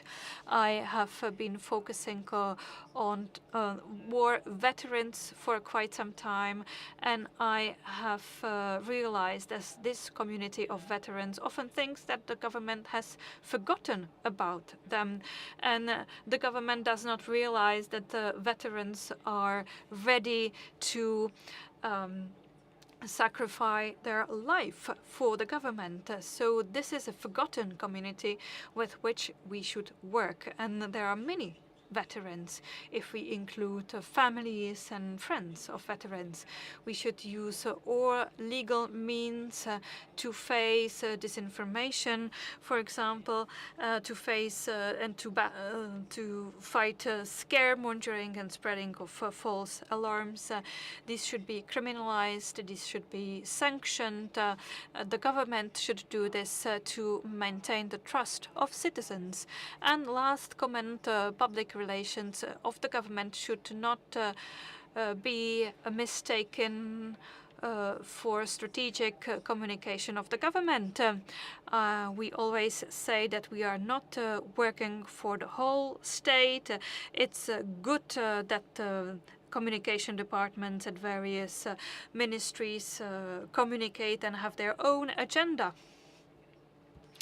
A government which is not able to build their resilience against disinformation will not be able to defend its sovereignty, because occupation of souls and minds is a prerequisite for a real occupation today.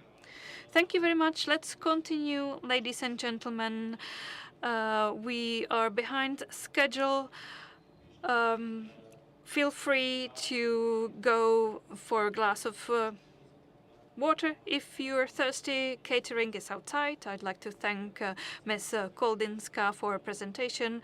She mentioned some principles of the Department of Strategic Communication of the state. I am happy that historians are also involved in the building of resilient society. And civil society, which is divided into various segments, is able, hopefully, to resist various external pressures. But the Cold War will also be mentioned in following presentations. We will also hear something about Czechoslovak secret services and how they work with Soviet services from our colleagues. Just briefly, let me say that a publication has just come out in the US focusing on these covert operations, which haven't been mentioned yet. It is a collection of 20 articles. It is like a dictionary. It covers several countries. We mapped Czechoslovakia as well. You can order this book if it's interesting, if it interests you. It also covers China and North Korea, how these countries, including Czechoslovakia, used official and institutional tools and used various people who did these activities at home and abroad. So now let me give the floor to Mr. Tomek. I think that he will speak about one of these operations in detail. An operation against Radio Free Europe, I suppose. You have the floor. Děkuji. Thank you. Ladies and gentlemen, I was asked to talk about Radio Free Europe. It's a very vast topic, and therefore I would like now to focus on just the main characters of the propaganda battle connected to the Radio Free Europe. The fact that we had this radio there back in the 70s, it was not by chance, because it was to replace the censored media, and it also was to approach the enemy. Radio was a very important attribute of the Cold War. Most stations were state-owned. There were also religious transmissions, but the Radio Free Europe was unique. It was transmitting from Munich into Hungary, Poland, Bulgaria, and Czechoslovakia, and then it was also in the Russian-speaking countries. And Radio Free Europe had an all-day-long program, and it was really generously staffed. In 1951, it started with a regular transmission also for the Czechoslovakia, where radio was censored, and therefore there were efforts to stop or to jam the signal of Radio Free Europe. It was coordinated with the other countries of the Eastern Bloc, especially with the Soviet Union, but also with Poland and Hungary. Radio jamming was mostly in big agglomerations, and the communist regime was doing it up until the end of 1989.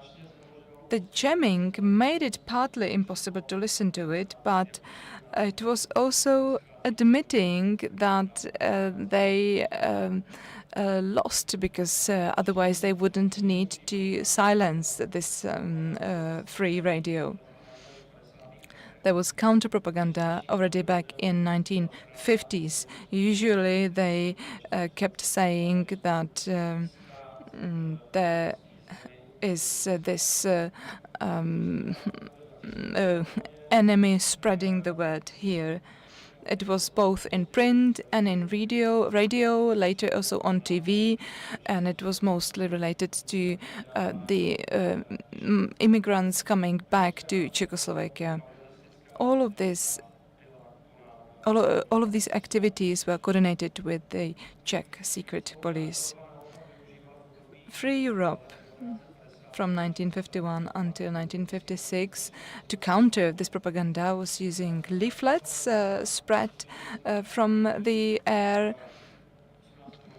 But then, when in 1956 in Tatra there was an accident, reportedly it was a clash between an airplane and a balloon spreading these leaflets, which was of course fake.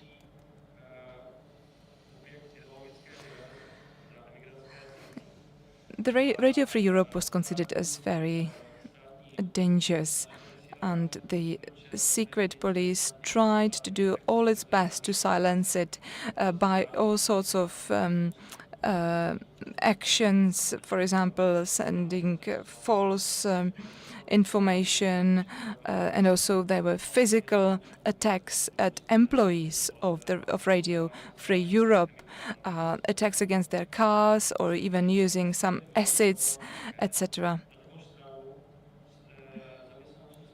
The employees of the radio were under constant threat. For example, there was the doll action in 1959 when the secret police tried to poison the employees of Radio Free Europe. There was an agent who eventually did not do that, and Radio Free Europe even managed to present this attempt. Therefore, Radio Free Europe was never silenced and it was never paralyzed. By contrast, it was doing its job, and all of that despite all the actions carried by the secret police. And Munich was not that far from the Czech borders, and nobody knew which tools the secret police was going to use. The importance of radio was especially during the 1968 occupation of Czechoslovakia. The radio transmission already before the occupation was very popular, and at that time also Moscow reinforced the radio transmission. It was transmitting 24 hours per day, or actually at first it was 21 hours per day, and then later even more. There was the Vltava station, the socialist voice of the truth, which was using the East German transmitters, and it kept transmitting in Czech and in Slovak. At the beginning of September it was transmitting 19 hours per day, but then the Czechoslovaks protested, and therefore this then was abandoned. But there was really a lot of fight on the air. BBC started on the 21st of August 1968, and there was a fierce battle. More than 100 jammers were deployed immediately after the occupation to block the transmission of free information. Then in 1970s, the society was still very passive, and the regime felt it needed to reinforce its campaign. For example, in 1976, related to Pavel Minařík, the agent who came back. There was a number of defamation programs, let's say, and that was related to KGB and the secret police actions. Also in 1966, that was the tribunal operation to create something like a propaganda international tribunal, which would be critical of Radio Free Europe. The tribunal was to be held in one of the countries of the Eastern Bloc, reportedly with the support of some progressive entities from the Western Europe.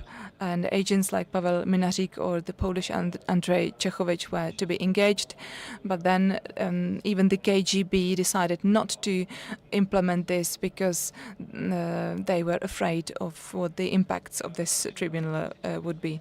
3 employees of the Czechoslovak service in 1981 suffered during the terrorist attack in Munich in 1981. It was a shock for the employees, but the radio managed to re-establish its service very quickly, and actually it gave way to a wave of solidarity, and even the budgets were increased for Radio Free Europe.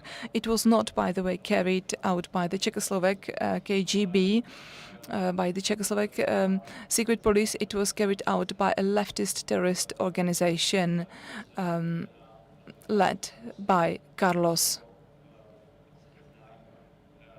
And it was basically orchestrated by the Romanian Securitate. Radio Free Europe kept doing its mission during the Cold War, when in 1989 the regimes were collapsing in Eastern Europe, and I think it is good for us that eventually there was this victory. All of the tools used by the state institutions of the communist regimes against against Radio Free Europe were proved unsuccessful. The last director of the Czechoslovak service of Radio Free Europe was Pavel Žáček, and he said the best propaganda is truth. He died nearly 3 years ago in Prague. Unfortunately, he didn't see the days when the future of Radio Free Europe is endangered as it stands today in Prague, but his words are still true. Thank you. Thank you for your attention.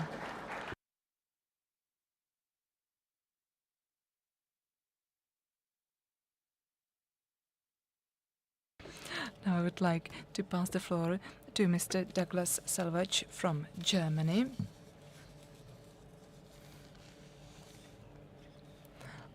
And the floor is yours. Thank you.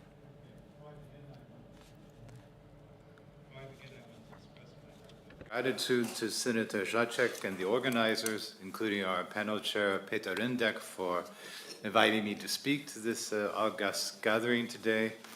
I also want to stress that I'm speaking today as an independent scholar on my own time, and the views that I express do not necessarily reflect the views of any of my employers, past, present, or future. So I think that covers it all. So now the topic of my presentation, recycled themes, recycled memes, the Kremlin's disinformation warfare against Ukraine.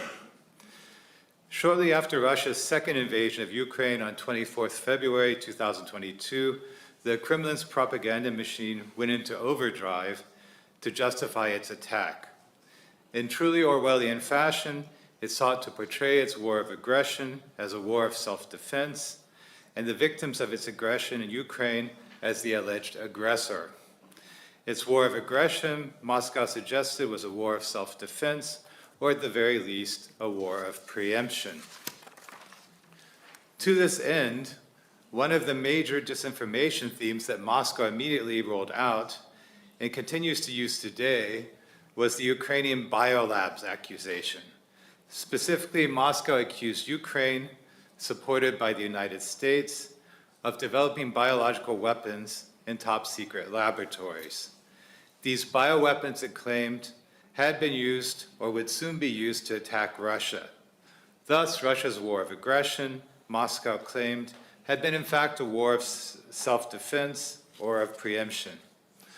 The Kremlin went so far as to convene a special session of the United Nations Security Council in March 2024 to discuss these specific allegations. This misuse of the UN for false accusations of bioweapons use went far beyond any similar propaganda campaigns by Moscow during the Cold War, even the one over the Korean War. They didn't call a special session. Even if the Putin regime's brashness and presenting such accusations was new, it followed a familiar playbook. During the Cold War, Moscow also made use of such false flags to justify invasion. Here in Prague, of course, everyone remembers how the KGB planted a stash of US weapons near Karlovy Vary in 1968. After their discovery by Czech authorities, the Soviet press and Moscow's foreign propaganda claimed that Sudeten German revanchists and democratic exiles from Czechoslovakia had hidden the weapons there as part of a plot to topple the communist government. Just as this KGB active measure served as a pretext for Moscow's defensive invasion of Czechoslovakia in August 1968, the presence of alleged bioweapons labs run by the US and alleged Ukrainian fascists serves as a pretext for Russia's second invasion of Ukraine in 2022. However, before this latest military aggression, Moscow did not need to plant any weapons, let alone bioweapons, inside Ukraine. Instead, it built upon its ongoing propaganda campaign since many years, claiming that the US was constructing bioweapons laboratories in the countries bordering Russia.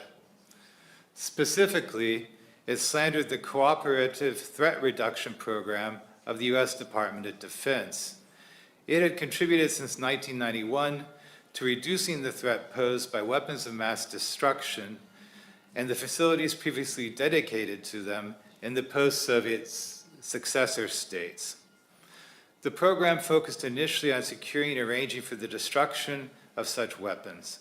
In subsequent years, it assisted the governments of these states in developing secure facilities for civilian scientific research on various microorganisms, including pathogens, with the goal of preventing and combating future epidemics and pandemics. Shortly after the Russo-Georgian War in 2008, Moscow falsely accused Tbilisi of permitting the US government to build bioweapon research facilities on its territory. Then, after Russia's first war of aggression against Ukraine in 2014, its occupation and annexation of Crimea, and the proclamation of separatist republics in Donetsk and Luhansk, Russia intensified its existing bioweapons propaganda regarding Ukraine. In this case, the immediate targets of the disinformation were laboratories of the Ukrainian Ministry of Health engaged in domestic and international scientific research with some assistance from the US. As had been the case with Georgia, Moscow has claimed that the alleged bioweapon research in Ukraine represents a threat to Russia, if not also to the Russian speakers in Donetsk and Luhansk. The research laboratories in Georgia and Ukraine, Moscow suggested, might accidentally or purposely set free various pathogens that could spread across the border into Russia. These accusations followed the pattern of a series of KGB active measures during the Cold War. One such active measure was an article in the Indian newspaper Patriot, reputedly financed by the KGB, from July 18, 1983. The article's title declared, "AIDS may invade India, mystery disease caused by US experiments." The anonymous author, who is allegedly a well-known US scientist, claimed that the virus causing acquired immunodeficiency syndrome, or AIDS, had originated in experiments by the Pentagon to develop new and dangerous bioweapons. India's neighbor Pakistan, it said, may become the next proving ground for these experiments. Thus, there was a danger that AIDS could quickly spill over Pakistan's border to India and infect its population. If one substitutes COVID-19 or another deadly disease for AIDS, Ukraine for Pakistan, and Russia for India, one arrives at Moscow's current disinformation thesis. By adjusting a few elements, Moscow had a new, if recycled, disinformation thesis and a new meme for its online propaganda. The Patriot article referred to an earlier KGB active measure, part of its Operation Cockroach. An article in the Soviet newspaper Literaturная Gazeta another known front for KGB disinformation, had claimed that a US scientist conducting research on mosquitoes in Lahore, Pakistan, was in fact sending them off with deadly diseases to test how effectively they might serve as carriers for germ warfare. As a result, the number of deaths from various pathogens, the article claimed, had significantly increased in the region around the laboratory, which bordered on India. Not surprisingly, Moscow recycled this disinformation for its current war. It claimed that killer mosquitoes developed by the US at labs in Ukraine were serving as vectors to spread deadly diseases inside Russia.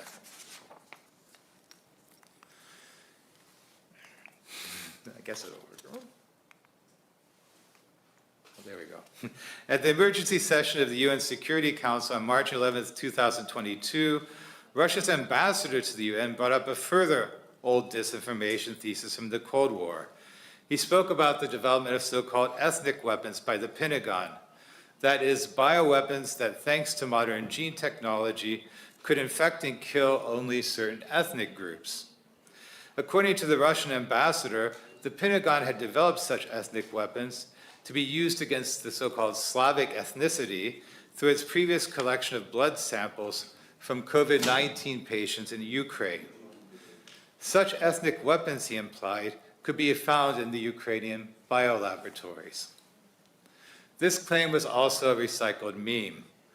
Moscow carried out a similar disinformation campaign in the 1980s. Then, according to the KGB's covert thesis, the US alone, or in cooperation with Israel or South Africa, had developed or even used such ethnic weapons to kill Africans and Arabs. This disinformation campaign ran parallel to the KGB's AIDS disinformation campaign, or Stasi codename Operation Denver. In the latter case, the KGB, assisted especially by the Stasi, spread the thesis around the globe that HIV had been developed as a potential bioweapon at a Pentagon research laboratory. In many publications influenced directly or indirectly by these disinformation campaigns, the alleged ethnic weapon developed to kill Africans, African Americans, or Arabs was HIV itself. So the question arises, and this brings me to my conclusion, what can we learn from the Kremlin's recycling of themes and recycling of memes in its information warfare against Ukraine? One thing that we can learn is that the Kremlin's propaganda and disinformation are by no means brilliant, original, or new. Moscow constantly recycles, repackages, and re-engineers old disinformation themes or borrows from disinformation already spreading abroad in cyberspace, the press, or other public forums. Given this process of recycling, Moscow and others can arguably make use of artificial intelligence to generate new disinformation memes and then spread them throughout cyberspace, or even through its propaganda outlets such as Russia Today. Conversely, given this pattern of Russian activity, for the sake of self-defense, the democratic countries can develop an evolving dictionary of disinformation memes. On this basis, artificial intelligence can be used to scan social media and the internet to find such memes and alert democratic governments regarding new Russian or authoritarian disinformation so that they can eventually combat it. Or even better, they can potentially predict upcoming disinformation memes in a given crisis and potentially inoculate the public against them to the extent that it can. For those who might be interested, I have put together a list of readings related to my presentation. If you're interested in consulting them, my PowerPoint, I believe, will be posted on the conference website. So thank you for your attention. Děkuji, Douglas.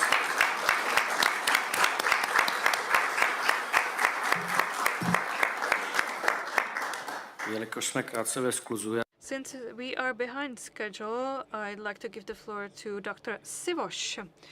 Please start your presentation, and if we have enough time, we will have a short Q&A afterwards. Ladies and gentlemen, Chairman, thank you for giving me the floor.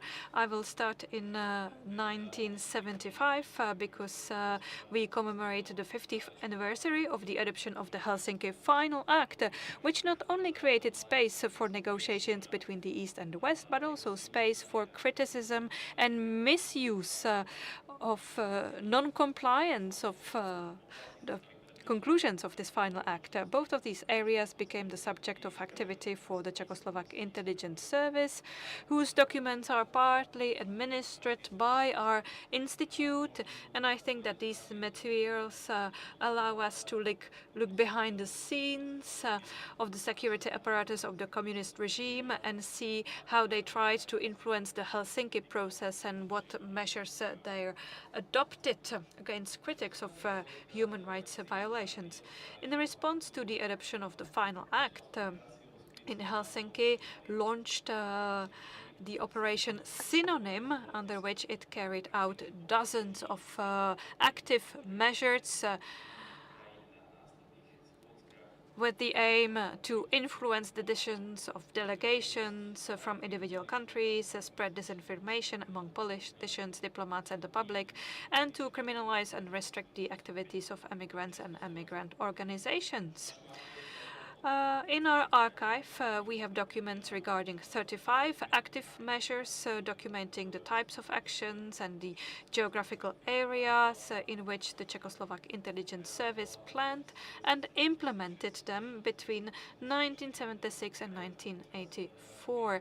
So before and during the Belgrade and Madrid follow-up meetings. It is important to say that the preparation and implementation of these active measures were coordinated with the Soviet KGB and also with the Secret Service of the Hungarian People's Republic and the German Democratic Republic. In one case, they also tried to use Cuban intelligence, but mostly it was the East German Stasi that worked with the Cubans. The parameters and the active measures were set at a joint meeting of representatives of the Czechoslovak Federal Ministry of the Interior and the Soviet KGB in Belgrade on March 30th. And this became actually the third priority right behind the issues regarding the US and NATO. So the meeting took place in Belgrade, and they agreed on two basic areas that should be implemented. So the first was to support the implementation of the final act in accordance with the requirement to respect human rights in capitalist countries. And second was to create favorable conditions for negotiations in Belgrade. So the first area, the intelligence agencies were to develop a broad campaign on human rights violations in three countries. First of all, in the US, through the existing or artificially created activist organizations around the world. They were to organize various campaigns and protests. The second country was the West Germany. They wanted to point out that some professions were banned. And then the second country was Great Britain, which at the time was focusing on the conflict with Ireland. And all the documents that were published by the European Court of Human Rights in Strasbourg were to be used. And second area was to exert pressure on the government in Yugoslavia to increase security measures and to prevent anti-socialist demonstrations. And they also wanted to publish findings and materials right before the meeting so that the delegations cannot come to a conclusion. To give you a few examples, I will mention several active measures. The first one was called Harpuna. It was an active measure, and the Czech Czechoslovakia was feeding disinformation to the Yugoslav government about the preparation of a terrorist action, which was supposed to be organized by an emigrant group. And they sent an anonymous letter from Augsburg to the Yugoslav consul in Germany. And then this information was confirmed by a Czechoslovak agent in Bonn. Then Yugoslav government increased security measures and also expelled protesting West German women.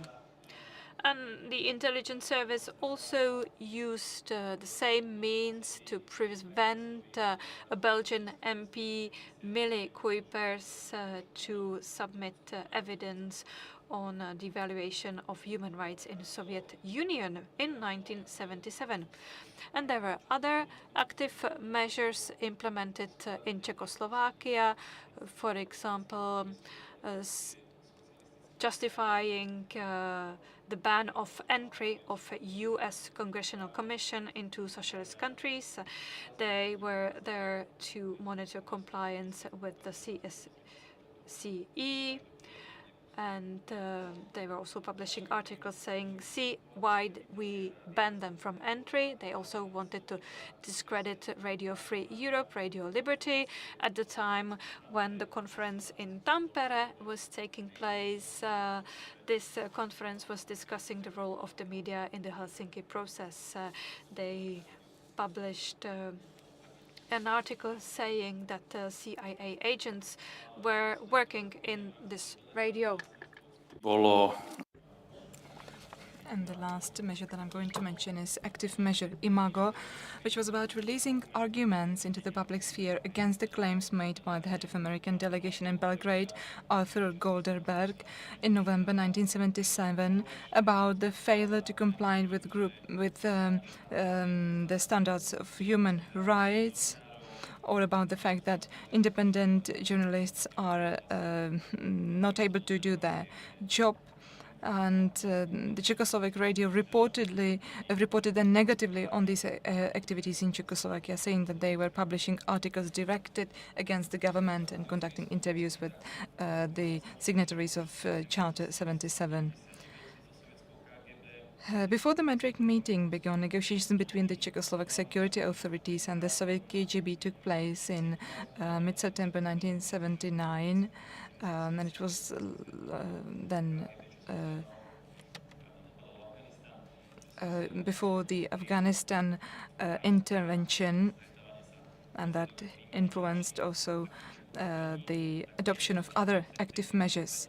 So this was about eliminating the activities of dissident movements and about encouraging third countries to exert pressure in the areas of racial discrimination in the US, the ban on the exercise of certain professions in West Germany, and the suppression of Palestinian rights.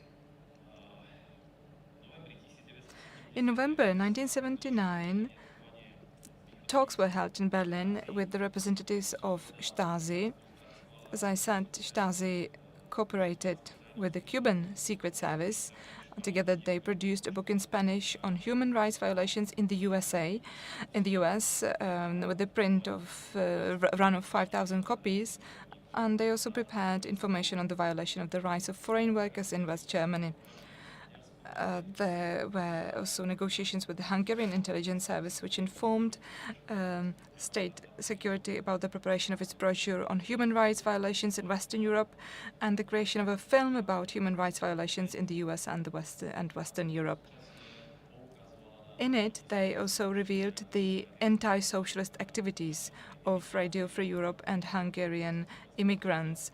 The Czechoslovak secret police tried to use the Hungarian colleagues for discrediting the immigrants, the Czechoslovak immigrants, in connection with the Madrid meeting.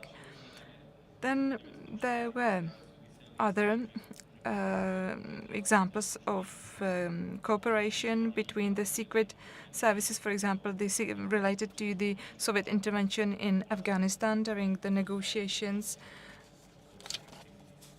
and other active measures were jointly being prepared.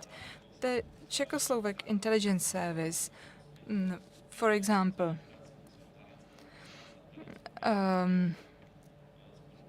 promoted its objectives through the speech of a partner Italian member of parliament in the Italian parliament, through a partner scientist in a discussion at the French Institute for International Relations in Paris, or similar things were carried out in the UK and in Belgium. For example, it communicated about the Austrian delegation and impacted its abilities to prepare for the Madrid negotiations. The Czechoslovak intelligence carried out tasks that were not related to Czechoslovak interests, but directly supported the imperialist policies of the Soviet Union. Such measures included, for example, the creation of a fake questionnaire by the American Chamber of Commerce in Argentina, which was intended to initiate criticism of the US for interfering in Argentina's internal affairs, or the production of a fake magazine based on an American original, of course, into which it inserted several articles about violations of rights and freedoms in the US, and then it was distributed during the negotiations in December 1980 in order to weaken American pressure on socialist countries for their failure to respect human rights. There were other active measures sought to influence public opinion through manipulative articles. The intelligence service tried to do that mostly in Austria, German, French, Belgium, Luxembourg, Spain, Greek, and Cyprus in the local newspapers. For example, the active measure Majoliv in 1981, the secret police tried to discredit Spencer Oliver, deputy head of the US delegation at the Madrid meeting, through an article in French and Austrian newspapers. But it failed because at that time there were elections of the French president, and there were also, it was not luckily, the article was luckily not published on time, so this active measure failed. Another one was in February 1981.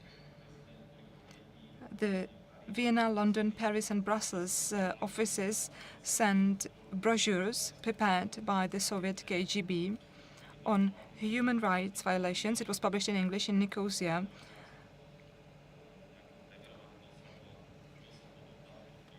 And the ideas from the brochure, however, were not taken on by the Western media. So even this one was a failure. But then KGB made a more successful use of the Czechoslovak intelligence channel in Athens by publishing a manipulative article with a print run of around 30,000 copies for Greece and the Greek community in Australia, the US, West Germany, Argentina and France. Then another active measure was in February 1982.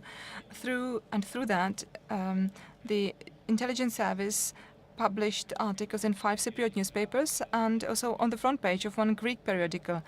And these articles then launched or sparked a debate or criticism of American positions, and actually there were even requests that Greece distances itself from the American positions at the Madrid negotiations.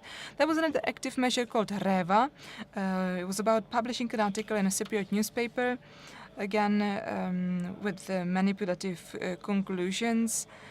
Even the speaker of the Cypriot government had to respond to that. The article mentioned things like, quote, psychological warfare against the USSR, a frontal attack against the countries of the socialist camp, the non-existence of the Soviet threat, confrontation, or the artificially constructed Afghan question. So these were the terms used in the article. In October 1980, the intelligence service implemented the Matimeli active measure, which was intended to provide information about the US pressure on the Spanish government regarding the publication of American positions in the local media. It tried to put these articles in Austrian, Cypriot, Greek, French and Luxembourg newspapers, but basically this didn't have much success, because in the end it was only published in the Luxembourg Zeitung. Then in October and November 1980, the Czechoslovak intelligence service tried to launch a larger media campaign criticizing the US position, but it only had a partial success because it was published only in 2 Austrian newspapers. And they mentioned that the critics of the military aggressions in Afghanistan are emissaries of the Cold War discourse. The Czechoslovak intelligence service so took measures aimed at defending the peaceful policies of the Soviet Union, peaceful in inverted commas, and it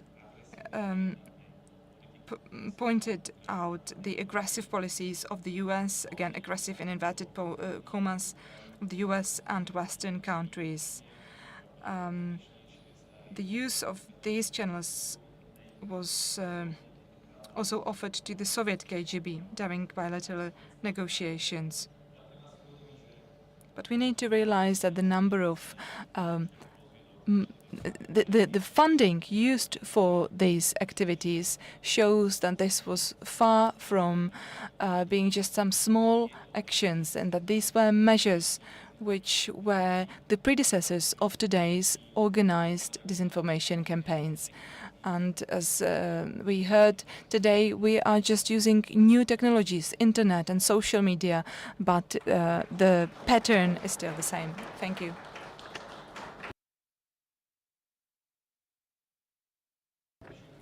Thank you. Ladies and gentlemen, I would like to thank our speakers. We heard 4 interesting contributions from experts and historians. And if we are to wrap it up, and if I follow also to what Mr. Fries said, the democratic society is much more resilient. During Cold War, the enormous effort of the communist bloc against the Western countries was a failure, and we see it on the example of Radio Free Europe, when the communist intelligence services were trying to use all sorts of measures, using their agents, etc. We saw it also on the example of the Human Rights Act, and recycling of all these narratives that we could see already back in 1980s, for example, about the HIV virus, which was reportedly artificially made by the US. Then the same thing was repeated during COVID, and the same thing is repeated now with regard to Ukraine. The role of civil society and historians is very important. We can see that. And I would like to thank also Dr. Koldinska, who is not here now anymore, but she is trying to build up on the experience and to put this into a setup of a strategic communication, a product that would and should target a wider public. Because we, as we are sitting here, we do know something about history, and we do have some resilience inbuilt in us. But talking about the younger generations, maybe we do not have the tools yet. I don't know whether we have time for a discussion, but if you have some questions to the speakers, you can ask them now.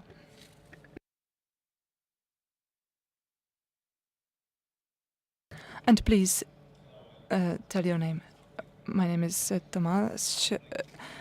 To which extent there are like new narratives, like totally new, or if the narratives are just recycled from the history? Like, because when I heard about it, we are using that, AIDS was manufactured in a laboratory. I heard that during COVID.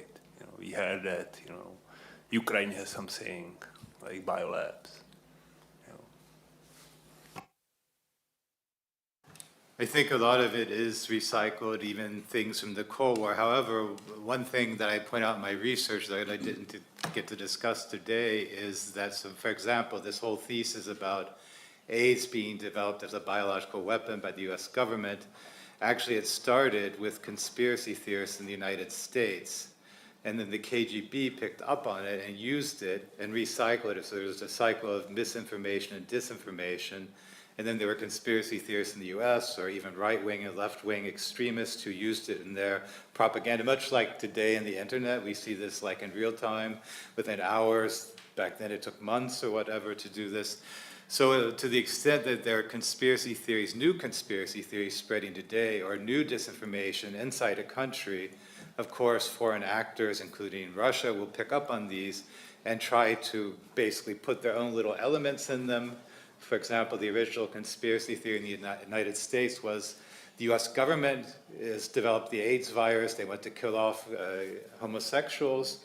And then they took it and expanded and basically said, well, yeah, it was developed by the US government at Fort Detrick. They added a location, and then they put it back in the, if you will, the conspiracy sphere. They picked up on it, some people in the US, and they started spreading on their own. And that's sort of how it works. It's not just state actors, but also private actors, and not all bad actors are state actors. There are also private actors who are bad actors. Děkuju. Bych dodal jenom takovou spíš technickou I'd like to add one technical announcement. I was originally asked to join the first panel, but I think that there are colleagues who are more knowledgeable. But the representative of the Ministry of the Interior is not coming for one of the following panels, so I will take his place and reply to some of these questions. We can discuss the content, but we can also discuss the evolution of technology. I think that's more important. We can discuss how it was coordinated by the KGB during Soviet times, and we can discuss the differences with today's Russian activities. It will be during the third panel, so if you stay, we can discuss it. Thank you. Next question. I'm Joel Nagel. I used to work for the Voice of America. I have a question for Jirguš Sivoš about KB or CSCE. You mentioned KGB actions and their partner agencies during the conference in Helsinki and in Madrid. I'd like to know to what extent this changed during the 80s because of the changes, political changes in Moscow, in Budapest and Vienna, including preparation conferences. Do you think that the actions were less intense, or the intensity didn't change? Thank you very much for your question. When I was preparing my contribution, I was using materials from our archive. I must say that materials for the follow-up meetings are not in our archive, are not in other archives of security units. But I must say that after 1985 and 86, there were the changes in the Soviet Union influence the negotiations, and actually KGB and Czech intelligence services were not in line. Their actions were not in line because the Soviet agency was receiving different instructions than Czechoslovak intelligence services. So the Czech politicians didn't want to change their communication with dissidents, and they maintained the same line of effort. And counterintelligence created material after negotiations. After 1989, they signed a new agreement with KGB after 1989, and in Czechoslovakia at the same time they wanted to establish a new active group that was supposed to counter activities of dissidents, and they were supposed to prepare various protest notes and respond to what was happening in Czechoslovakia in a time where the number of independent groups was increasing. There were 90 of them in 1989. So there were these changes happening within Czechoslovakian security apparatus. They strengthened this group which was working against dissidents. So there were some contradictions in the instructions, and this also influenced the preparation before the negotiations, and it also influenced the negotiations themselves. And there's another question. With Gorbachev, actually, I documented this in writing about the AIDS disinformation campaign because it basically occurred mainly during the Gorbachev years. And of course, later they talk about how Gorbachev shut it down, supposedly, blah, blah, blah. But actually, he was very much upset about Star Wars. He was SDI. He was very much upset about the Euro missiles. They wanted to basically increase their propaganda, and the AIDS disinformation campaign, for example, was part of this. It's part of the initiative to stop the station of the Euro missiles, stop Star Wars, attack the Reagan administration, force them into disarmament negotiations. And the same is true also with the human rights question. I mean, Gorbachev was very much focused on foreign propaganda, including his closest advisor, who was also in charge of ideology. I forget the name right off the top of my head, but he was talking about how we have to be more effective in our foreign propaganda. This was in 86 and 87. And especially on the issue of human rights, they wanted to say, look at all these human rights violations in the United States. Why aren't we doing more on this? We need to do more. So in the case of the KGB, I don't think that they were a loose cannon in the Soviet case. And of course, this transferred probably to Czechoslovak state security as well. They knew that the themes are supposed to be very similar to before.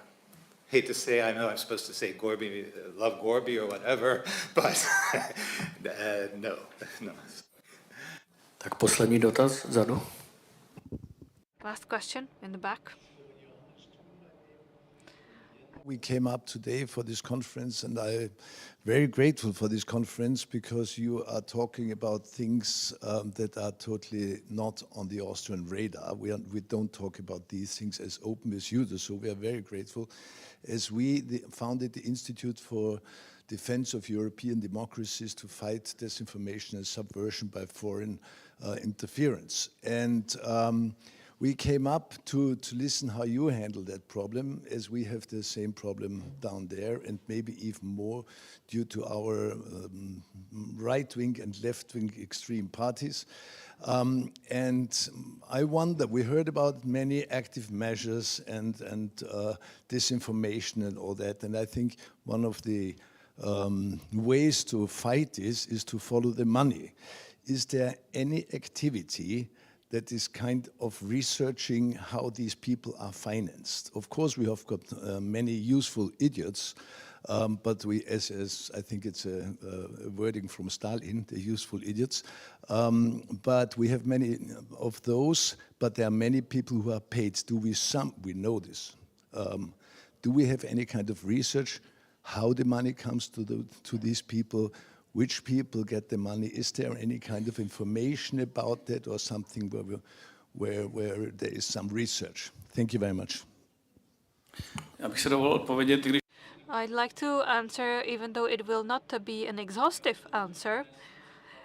Today, we are in a situation when these operations are the best documented and monitored by intelligence services. Unfortunately, in real time or with a little bit of delay, this information is not shared with the public.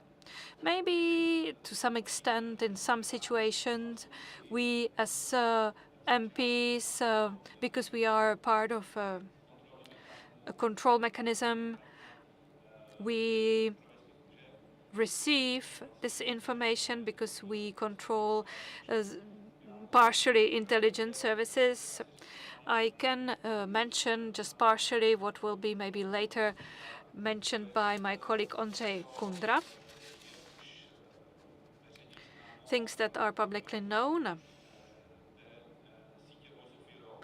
The network which was behind the Voice of Europe, the Russian side, because of increased monitoring of financial flows between the Russian Federation and the rest of the world or the European Union, Russia had to smuggle money using agents through Poland, Belarus, and the Czech Republic, and sending them like this further to Europe. So this is how we could follow the money, as you asked.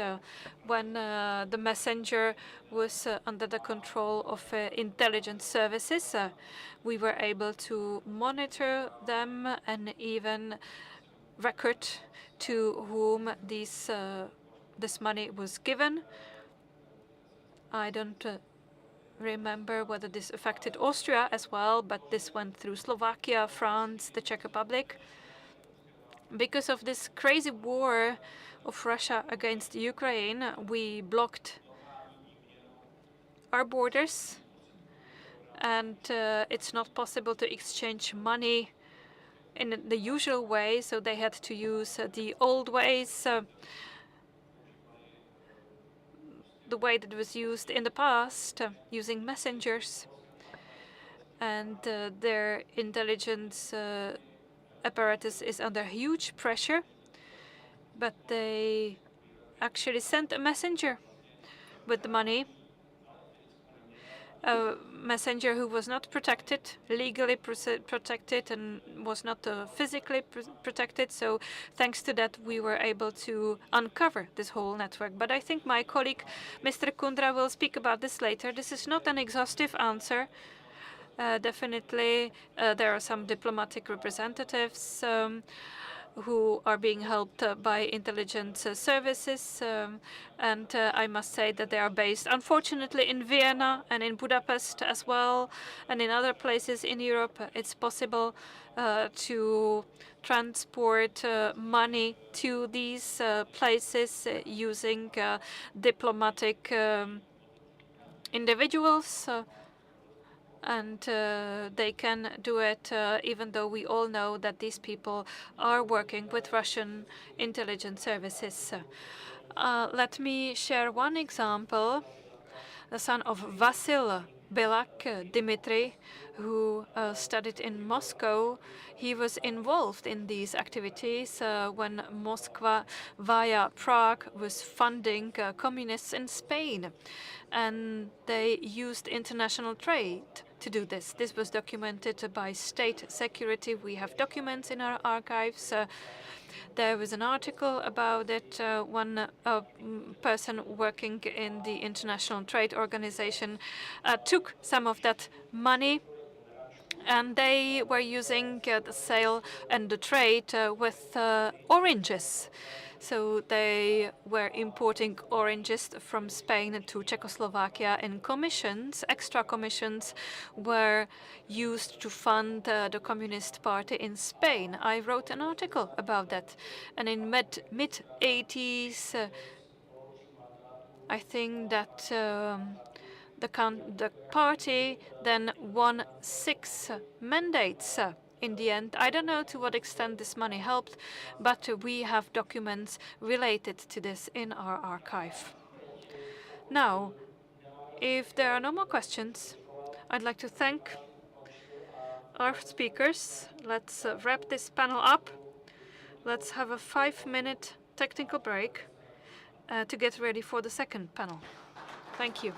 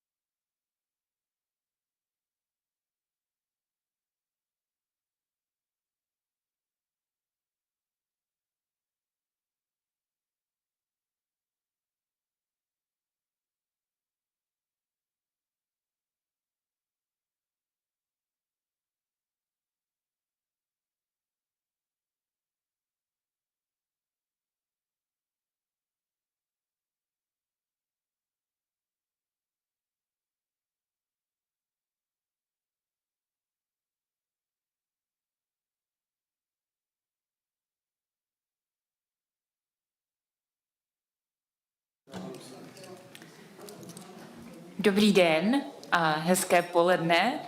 Děkuji moc. Good afternoon. I would like to thank for the fact that I can chair this panel. My name is Veronika Vichová. I'm from the Center for an Informed Society. Our panel is composed of a rather diverse group of experts. So I will be switching between English and Czech during my role. So let me apologize and thank you to the ladies in the translation booth for this. So this panel is called On the Front Line, Information War, Worldwide Regional Experience.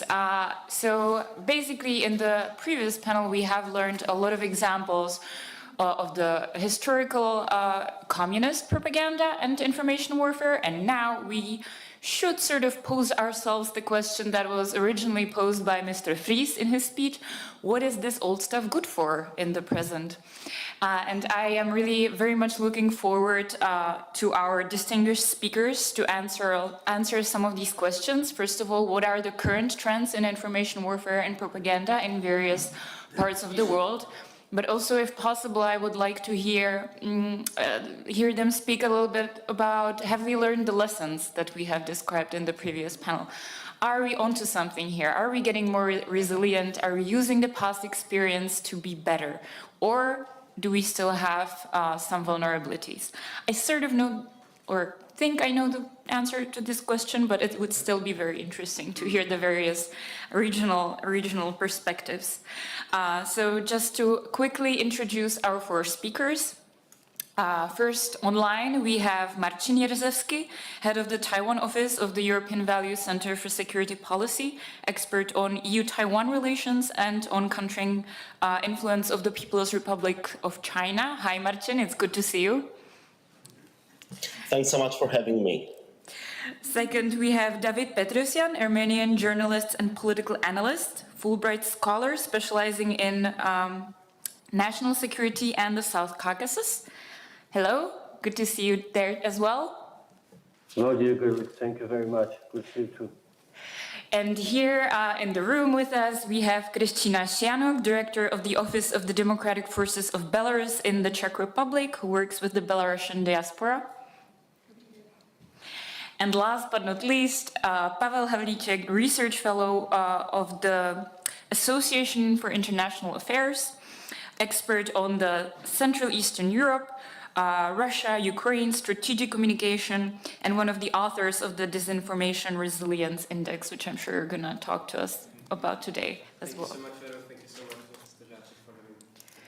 So before I give the word to Marcin, who I would like to ask to speak first, especially since he is going to leave a little bit earlier, I would just like to ask all of our speakers, I know you were instructed to prepare presentations for 10 to 15 minutes, but because we already interrupted an improvised lunch break and we are somewhat later than we hoped, I would like to ask you to remain with the 10 minutes so that we also have some time for questions and then we can release everyone to their freedom. So, Marcin, please, could you start with your input? I'm very much looking forward to hear about the tactics of the PRC, which we haven't really talked about much yet today, and potentially maybe also some Chinese and Russian cooperation. I don't know, maybe you will touch upon that. I hope so. Thank you very much for giving me the floor. And once again, I would like to reiterate my gratitude to the organizers for having me at today's conference. I am connecting with you from Paris, France, rather than Taipei, because I'm here to have conversations precisely on this topic with European stakeholders. And I really like the moderator's framing of this conversation. The moderator asked, what is all this stuff good for? And I believe that as we interrogate Chinese tactics of influence in the information space, we really understand that cognitive warfare constitutes a critical element of political warfare of the Chinese Communist Party, and we can really trace its genealogy all the way to the early Maoist period. So as Mao wrote in How China Can Win, even if one cannot immediately defeat a more powerful enemy, by rallying the masses to one's side and persisting, it's possible to gradually turn the tide against unfavorable odds. And it is still very much in the same spirit that China is exerting cognitive influence vis-à-vis Taiwan. So first things first, Taiwan is a major target of cognitive warfare deployed by the People's Republic of China, mainly given its contested international status. Even though Taiwan is a de facto sovereign entity, it has its own population, it has its own territory over which it enjoys exclusive control. It has other attributes of sovereign states, including government with 5 branches, which is a rather unique arrangement dating back to the era of political philosophy of Sun Yat-sen, its currency, its constitution, and so on. It only enjoys the formal recognition of 12 formal allies, including 11 UN member states and the Holy See. This goes to show that China, amid its quest towards great rejuvenation of the Chinese nation and amid its expansionary strategy, is really prioritizing annexation of Taiwan as one of its primary objectives. And this is despite the fact that the People's Republic of China actually never controlled the territory of the Republic of China, Taiwan. So another dimension which I think is important here is that the People's Republic of China, an authoritarian single-party state, defines its military branch of government in slightly different terms than what we might know from other examples. So the People's Liberation Army, which deploys a lot of said cognitive warfare tactics, is not your typical nation-state military. Rather, we should understand that unlike a national army dedicated to the defense of the state and its people, the Chinese military's purpose, or the PLA's purpose, is to create political power for the party. And therefore, when analysts look at the People's Liberation Army, they are looking at it as a military, often in the Western context, at its warfighting capabilities, the number of missiles, the number of tanks, the number of men and women in uniform that they deploy in case of a potential conventional kinetic confrontation. However, this purely military view lacks a clear concept for appreciating political warfare. And we know what PLA wants to get out of its political warfare very clearly, because it defined its principles of the so-called 3 warfares as the guiding doctrine of political warfare when it revisited its political work guidelines of the People's Liberation Army in the beginning of the century. So specifically, the 3 warfares doctrine posits that the PLA will seek to exert influence over its adversaries and build, indeed, power for the party through, first, psychological warfare, second, public opinion warfare, and third, legal warfare. So first, psychological warfare is understood as a set of actions undermining the enemy's ability to conduct combat operations. It is aimed at deterring, shocking, and demoralizing the enemy, whether we operationalize the enemy military personnel or supporting civilian population. With public opinion warfare, we are getting very close to that concept of information operations, because public opinion warfare is then aimed at international and domestic public opinion, influencing them so that the PLA can facilitate the process of building support for China's actions and dissuade adversaries from pursuing action contrary to China's interest.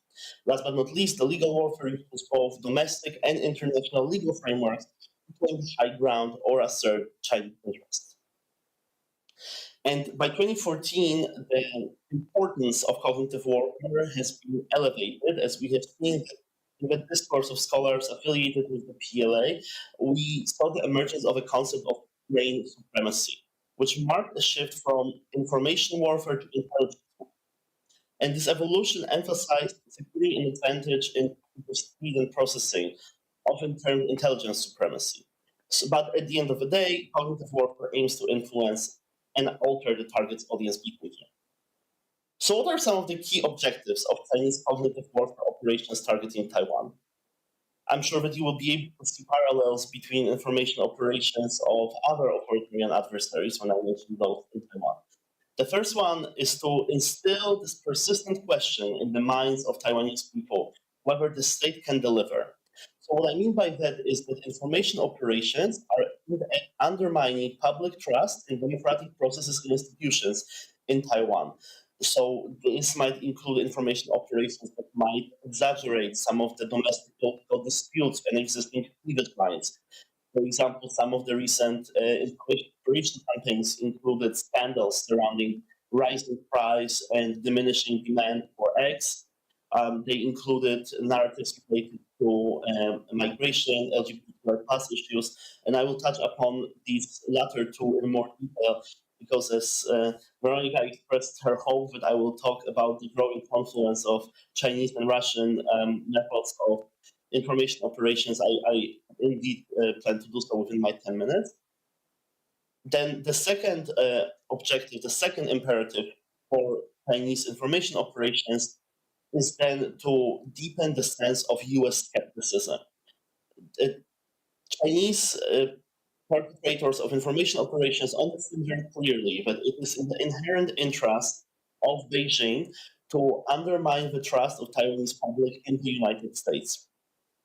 The United States is widely seen as one of the main guarantors of Taiwan's existential interests, and therefore portraying the US as an unreliable partner, as a partner that is likely to end on Taiwan. And the use of similar narratives is very much conducive to making the Taiwanese public more favorable to the arguments about the benefits of annexation disseminated by the Chinese side.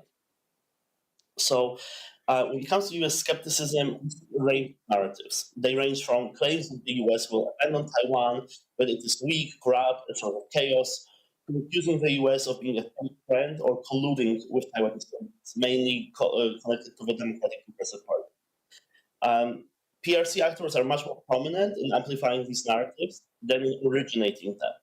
This suggests a particular strategic tactic: write existing concerns rather than create new ones. So it's similar to what I mentioned with the can the state deliver question about deepening existing cleavage.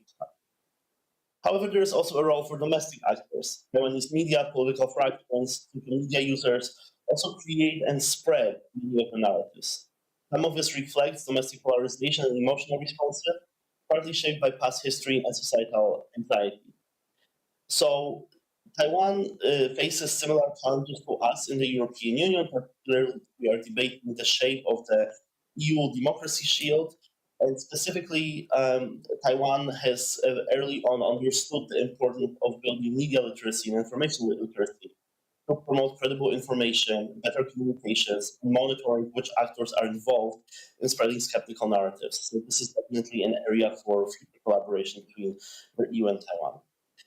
And just my last point is about the growing confluence of Chinese and Russian cognitive tactics. Taiwan has a very robust ecosystem for identifying, analyzing, and deterring information operations. This includes groups that use, for example, AI or other technological solutions to monitor trends in social media using big data sets, as well as more journalistic approaches by fact-checking groups, some of which are also venturing into the relatively novel field of pre-banking rather than debunking.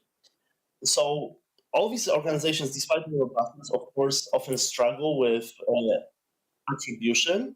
Nevertheless, we can talk about growing confluence of Chinese and Russian cognitive warfare tactics because of the types of narratives that we had seen amplified in recent years. So, for example, on migration, there was a recent scandal related to Taiwanese government's decision to sign a migration pact with India. And therefore, we have seen that Chinese cognitive operations have arrived in Taiwanese infosphere, converging on anti-migration frames to inflame identity anxiety and distrust in the government. There was a number of false claims that as many as 100,000 Indians fled Taiwan, and particularly endanger the livelihood and well-being of Taiwanese women, alluding to biased stereotypes about higher prevalence of sexual assault in India. Officials and fact-checkers have debunked these narratives. However, racialized tropes, crime scares, and sovereignty angst kept circulating, demonstrating a classic wedge tactic, also seen in Russia's playbook. Also, last year, around the time of Summer Olympic Games, we've seen a rise in prominence of gender-based information, and particularly amplifying and fueling negative sentiments surrounding controversy over sex markers of Renew Team, gold medal winner in women boxing, very much reflecting the Russian play. So as much as identity-based information is one of the emerging priority areas for research within the Strategic Communications Division of the European External Action Service, this presents itself as another opportunity for viable communication and cooperation between Taiwan and the European Union in the space of safeguarding information integrity. I see that my 10 minutes are up. I'll pause here, but hopefully we will have some time for dialogue in the Q&A portion. Thank you very much, Marcin. You can hear the clapping, I hope. Because I know you will have to leave us in approximately 30 minutes, I would like to ask our audience if they have any questions specifically for Marcin right this moment. If not, I actually have one brief question for you, Marcin. So you mentioned, I think pretty commonly mentioned thesis that the PRC's influence operations are targeting the trust of citizens towards the democratic institutions of Taiwan. You call it the ability of the state to deliver. I think the case is very much the same here in Europe. We see that Russian disinformation, Russian propaganda ultimately targets the public trust into democratic institutions. That brings me to a question. Is it an exclusively national state institutions' mandate and capability to counter this kind of propaganda, these kind of information operations, since it's really about their own stance, their own trustworthiness with their own citizens, or is the international cooperation important? Is the EU policies and even EU cooperation with Taiwan, for example, can that bring something into the table, or is it really exclusively national thing that we should be dealing with at home? Thank you very much for your question. I believe that you're asking me to choose between A and B, whether the domestic institutions are more important or whether B, international partners are more important. I think that the case of Taiwan also illustrates that there's an option C, which prioritizes bottom-up approaches. And I mentioned very briefly that Taiwan has a very robust ecosystem of civil society organizations that are working to enhance the integrity of its information environment. And I believe that a number of solutions, very trustworthy solutions, emerges precisely out of the civil society. Many civil society organizations are also working to build media literacy, but also facilitate the process of debunking and pre-bunking through utilizing very grassroots networks of trust. So, for example, in the more rural parts of Taiwan, these networks of trust may be connected to traditional indigenous kinship structures, where village elders are considered to be figures of authority in the community. And by working with them through these NGO networks, we can amplify the messages in the most effective way. In faith communities, it might be faith leaders, so whether pastors or temple directors who disseminate these messages.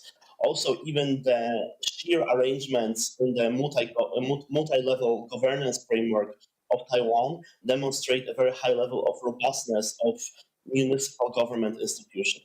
So cities are divided into districts, and then districts are divided into neighborhoods, just like counties are divided into villages. And at the lowest level of administration, at the village level and at neighborhood level, we also see a lot of competition or influence between these information integrity actors and Chinese actors. But if they are co-opted, so to say, in a positive way, but actors working to foster information integrity, leaders, village leaders, neighborhood leaders are also very important members because of the trust that they employ in these bottom-up structures. So I would rather focus on that rather than the dichotomy between domestic and international. Thank you so much. I asked you the somewhat binary question on purpose because I think it's actually a common misconception that we tend to look for like specific solutions that are better than the others or some silver bullet in our fight against propaganda and information warfare. And so I somewhat thought that your answer to my question would be both. Thank you so much. And next, I would like to ask our second speaker, David Petrosyan, to bring his perspective from the South Caucasus.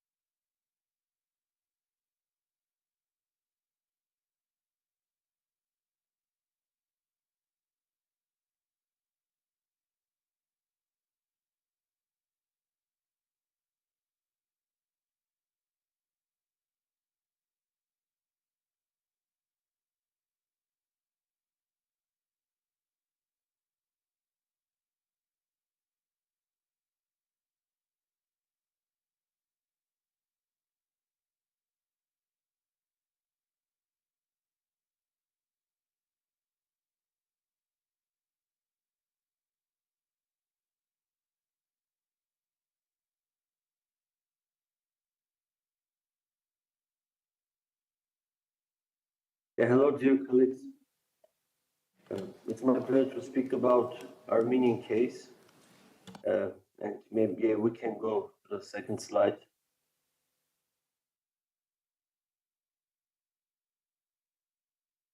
Yeah, so what I'm going to cover during this presentation, I'm going to speak about the main topics that Russian propaganda focuses on. It has been Armenian Velvet Revolution dating back to 2018. Civil society is one of the main targets of Kremlin propaganda.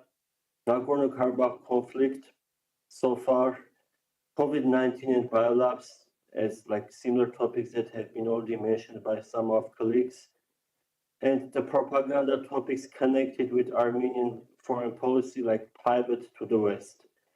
I will also focus who, like the subjects, who are the main developers of propagandist campaigns, how they are doing it, what tools they are choosing it, and the future challenges that we have. And I will conclude with the main goals. Yeah, can we go to the next slide? So as you know, Armenia underwent Velvet Revolution back in 2018. And this revolution was a genuine one, was generated by Armenian public, political parties, civil society.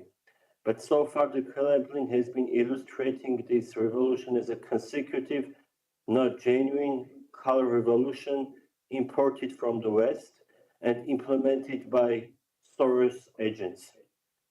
One of the main theses is that has been disseminated with this campaign was that the new government is going to cede Nagorno-Karabakh to Azerbaijan. Its aim was to demonize the government, to weaken its potential to deliver changes. The next target was traditional values like family, heritage, the Armenian Apostolic Church. The revolution is going to demolish Armenian traditional values, and one of its goals is to do LGBT propaganda in the expense of Armenian traditional family structure. Can we move on? As you see in the picture, I took this picture from Russian First Channel discussion.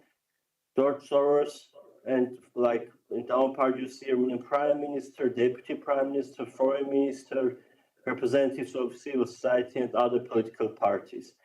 Why I mentioned 2018 to 2019 about Armenian civil society?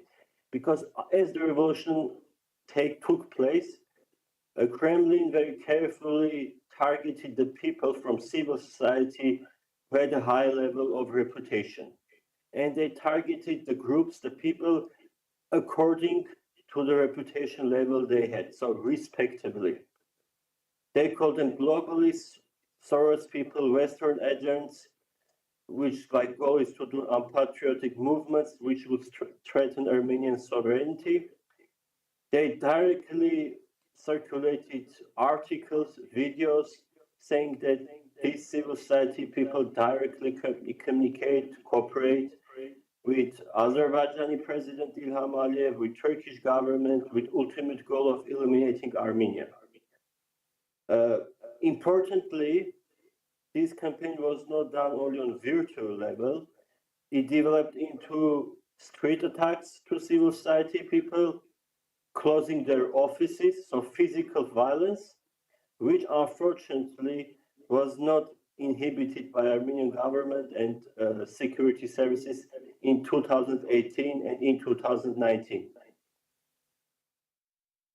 Can we go to the next slide, please? So here just one example from my own experience. A very famous propagandist, Narek Malyan, targeted me and my friends as a youth activist. We're fighting for education reforms, democratic transition after revolution. Just only in 3 months, he made 100 posts about us, targeting us, our families, our parents, using the worst language one can imagine. And when we did a political action, this was caught the attention of famous propagandist Solovyov, who didn't lose time to tell us that we are criminals and we should send to prison. I would say that this action against us was organized by not only this single propagandist person, but unfortunately Armenian police, security service were somehow involved. And they even penetrated a mall in our group, and this person was instrumental in making this covert action possible. The trial lasted 4 years, and we acquitted because we didn't do any crime. Can we go to the next slide? So Nagorno-Karabakh conflict. This was used to decrease the government's potential to do reforms, because as weak they become, as less probable they were to deliver reforms. And Nagorno-Karabakh conflict was one of the main points of manipulation. So previous Armenian presidents, like a loyal ally of Kremlin, President Kochen, not once told that Armenian defeat in the Nagorno-Karabakh was pre-planned in advance. Multiple times information was disseminated that literally the lands were sold to Azerbaijan.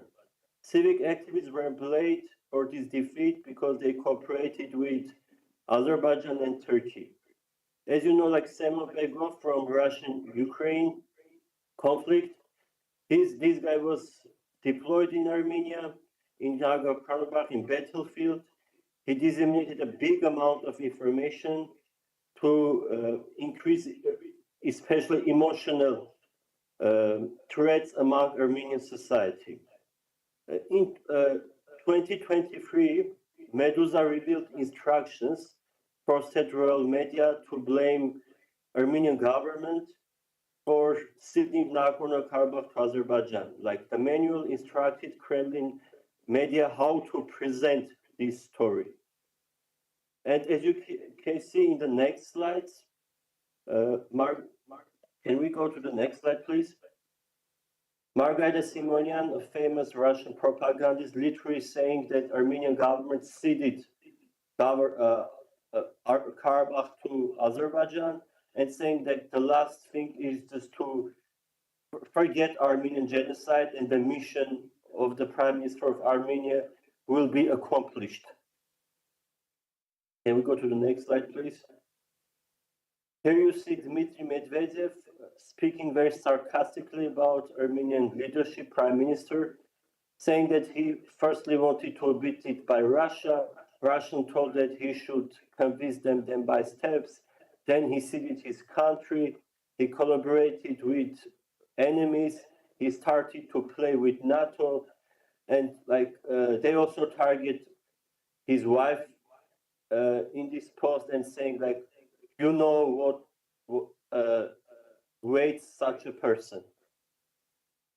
Can we go to the next slide, please? So COVID-19 and biolabs, as our colleagues has mentioned already, biolabs was also one of the main disinformation targets in Armenia. For COVID-19, the very well-known stories were shared in Armenia as well, like about the origin of the COVID, how to treat it. It was represented as a Western threat against Russia. And the first wave of biolaboratory disinformation was spread in 2019, saying that these are funded by the United States to produce biological weapons which will target Russia. So Maya Zakharova spoke about this and about the technique. The information of these false narratives was first published in Russian media, then it was amplified by proxy medias in Armenia, which unfortunately still have very big auditoriums in Armenia. Can we go to the next slide?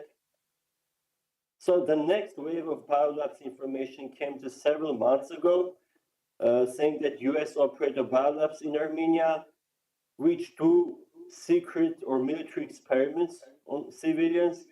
The main source from Russian Foundation to Battle Injustice, and laundered sites like London Times, Australian Review were used to disseminate this information, and social media was widely used. In the next slide, please, you can see the time overlap, how fast these information were published in all these fringe websites with like Western names. So this is one of the techniques that has been used. Can we go to the next slide? So who spreads the disinformation? Who are the subjects? We have Kremlin officials, as you have already seen, a Russian propaganda machine led by Solovyev with their evening shows. We have, unfortunately, Armenian diaspora representatives in Kremlin, which have resources, especially media resources. The next level, we go to local civil groups and initiatives inside Armenia. I want to especially emphasize that after 2018, multiple civil groups have been deployed in Armenia. Some people even from Georgia came who were banned for illegally having ties to Kremlin. And these civil groups were instrumental helping Russia to disseminate disinformation, hatred, hate speech in Armenia. Unfortunately, so far, we have scholars, academics from both universities, from Academy of Science, who had ties with Russian security services and spread Soviet-style propaganda still now, not only virtually, but unfortunately at universities, institutions as well. Mostly they're from humanities backgrounds. We have social media influencers and bloggers, which use like new techniques, new technologies, and unfortunately they are sometimes very efficient because they are able to develop big audiences. not only on Facebook, but also Telegram, Instagram, like all social media we know.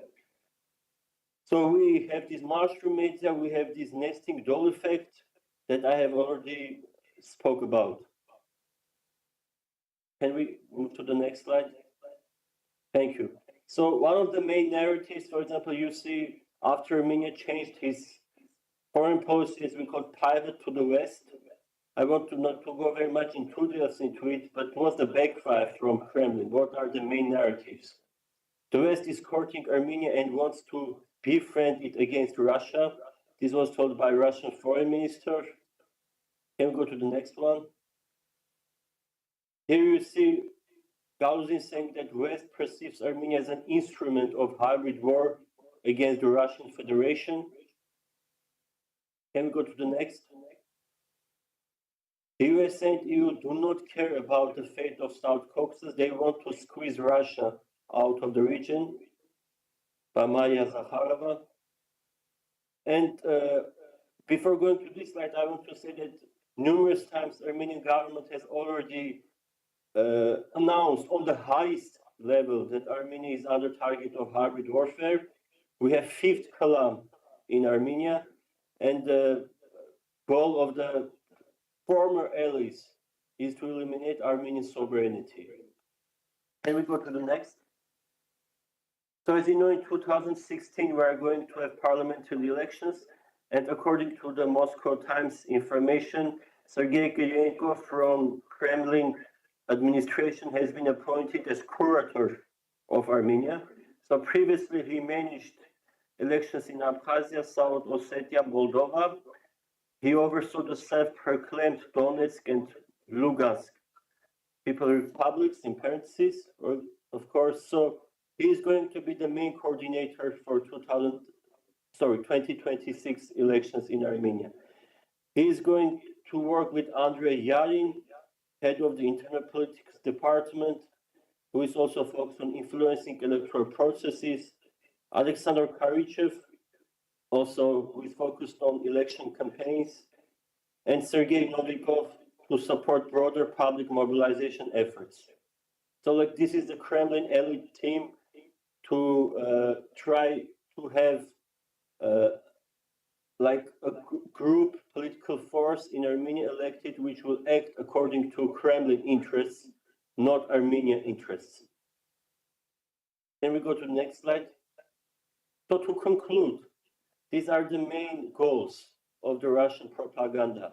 Inhibit the development of democratic institutions, keep Armenia within Russia's geopolitical orbit, control and dictate the domestic political agenda, erode trust among citizens and between citizens and government, also on democratic institutions, discredit and neutralize reputable actors, both from political field and civil society, undermine public faith in the ability to effect change among people, among society, and downgrade Euro-Atlantic institutions and Western democracies.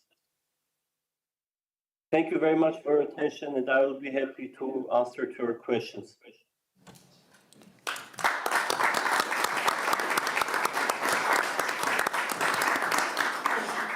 Thank you so much, David. If I may, I would have one very brief follow-up question to you. You described really well the Kremlin's narratives, what they're after, who they target and how.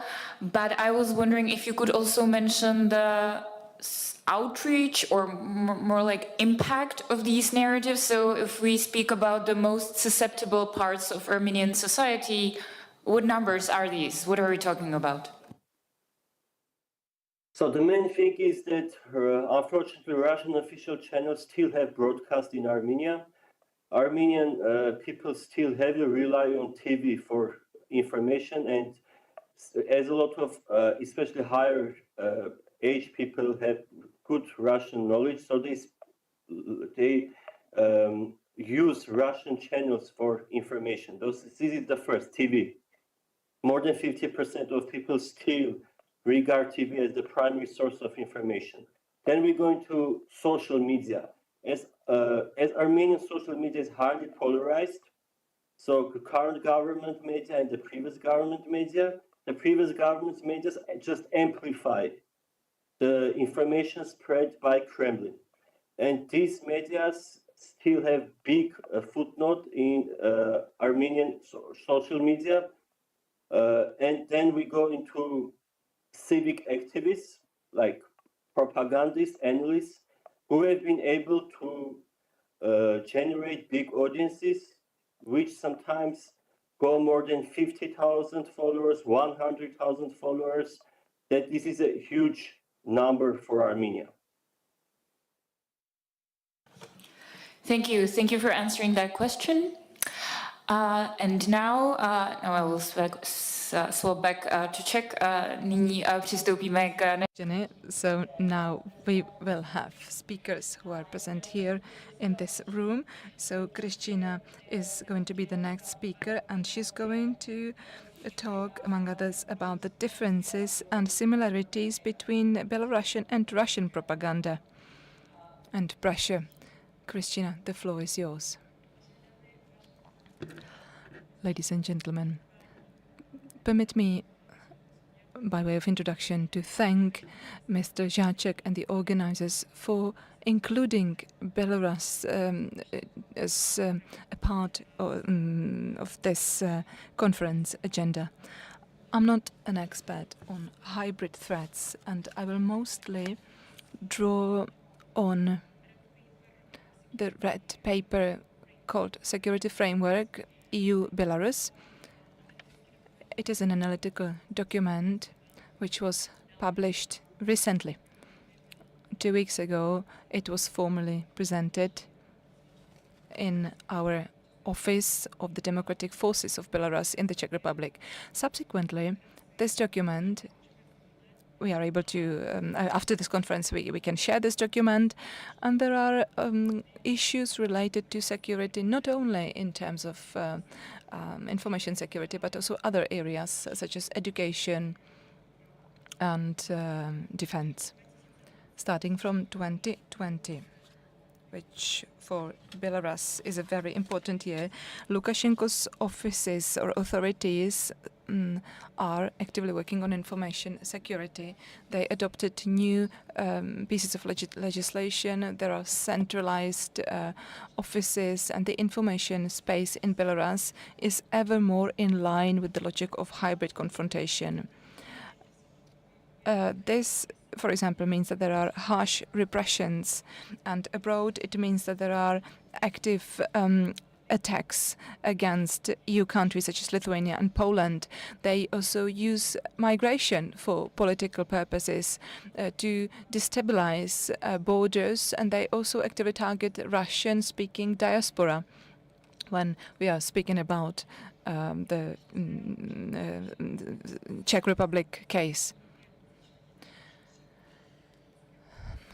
Now, of course, Belarus cooperates with Russia. Lukashenko's regime, however, still maintains a certain level of autonomy and flexibility. They gain experience with their own information operations. For the EU and for the Belarusian diaspora, it means a permanent threat, which unfortunately is downplayed. Lukashenko's regime, according to our view, is firstly dangerous in that Russia is mostly not stressed enough as a Belarus is perceived only as a prolonged or as a proxy of Russia, and that is why it is not specifically targeted in the EU's approach to the threat coming from Belarus. That's the first thing. And the second thing is that Lukashenko's regime has some specifics. It is dependent on Kremlin, but it is still develops actions on its own, and that means that sometimes the EU's policy is not precise because it does not distinguish between the regime, the state institutions, and the Belarusian society. And that is why we think that the EU strategy should distinguish between these entities. Lukashenko's regime, that's the source of the adversarial policy. Then there are the state authorities which are controlled by the regime and which are used only as a tool to carry out Lukashenko's policy. But then there is Belarusian society, civic society, which is also suffering and at the same time is a potential ally for the EU in the region. There are many activities and initiatives which unfortunately were now pushed into exile. And they are resilient against propaganda and able to build partnerships and cooperation. If these differences are not acknowledged, then the pressure on society is too big, while the pressure on the source of the threat to Lukashenko's regime is not sufficient. I'd like to mention the systemic structure in today's Belarus. Since 2019, Lukashenko's regime has been building a centralized system of information and ideology politics, combining various functions. It covers cybernetic security, various narratives, and it also covers the spreading of disinformation. This structure today looks like a hierarchical structure, and it's integrated into the national security system. Until 2025, it could have been understood as a vertical axis managing the information space in Belarus, where each element had its own hierarchical place. To understand this vertical axis of this information system, we can identify three key institutions, and these institutions illustrate the mechanism and logic of control which comes directly from Alexander Lukashenko. First, it's the president's press service led by Natalia Ismantova. It plays a representative role, but also it plays a key role in the coordination of state media in Belarus. There are actually no other media than state media. It is used as a channel for informal instruction provided by Lukashenko to state media. Second institution, it's the Operational and Analytics Center. It's a technical and legal core of digital control. They are in charge of the BE domain. They block websites. They limit internet connection, etc. And the third institution is the Belarus Institute for Strategic Research. It is a state analytical think tank directed by the president,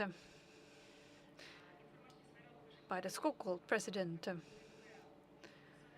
So there is institutional centralization. It is directly managed by the government, by the president. They are only partially autonomous. This vertical axis is not acting in isolation.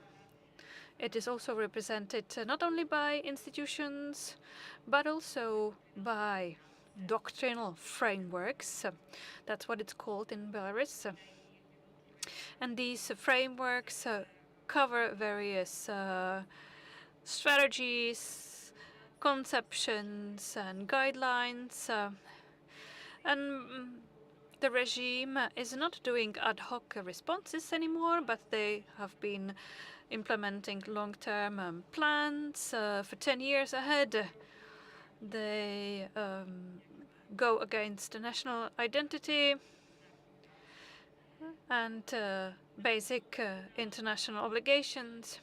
I will not speak about this in more detail. I will not mention individual documents, but we have, for example, information security doctrine of Belarus, also the conception of national security from 2024, then the military doctrine from 2024, and Directive number 12 about implementing the basics of ideology. This was published in 2025. Quite recent document. These documents, for example, the one about national security, identify as a threat the undermining of national traditions and manipulation with national history and influence from abroad on Belarusian society. These frameworks led to certain changes. These changes were implemented in various laws, for example, the law on communication means, on the press. The Ministry of Information wanted to have the right to block individual websites without the approval of a court, and implement other quick measures to respond to internal and external threats. At the same time, we can say that together with these measures and changes in laws, free speech has also been criminalized. Independent media and entities have also faced criminal charges. They are trying to spread counter propaganda narratives, but propaganda in general has a huge budget, $66 million, and $11 is allocated to the media holding owned by the federation between Russia and Belarus. They are trying to strengthen pro-Russian influences. Russia focuses on global targets, but Lukashenko is trying for his regime to survive, and this sometimes defines the logic of his communication system. As an example, the key propaganda narratives of Belarus focus on domestic public and international public. And these narratives have various different targets, depending on the target group. For example, Belarus as a fortress which has been surrounded, and the West is described as countries which are trying to destroy Belarus. And what is highlighted are threats from other countries, such as Latvia and Poland, and that NATO is weak. And propaganda often highlights the weakness of NATO as an alliance. We do not use the term opposition in Belarus anymore. We usually say democratic forces, because we know that after 2020, opposition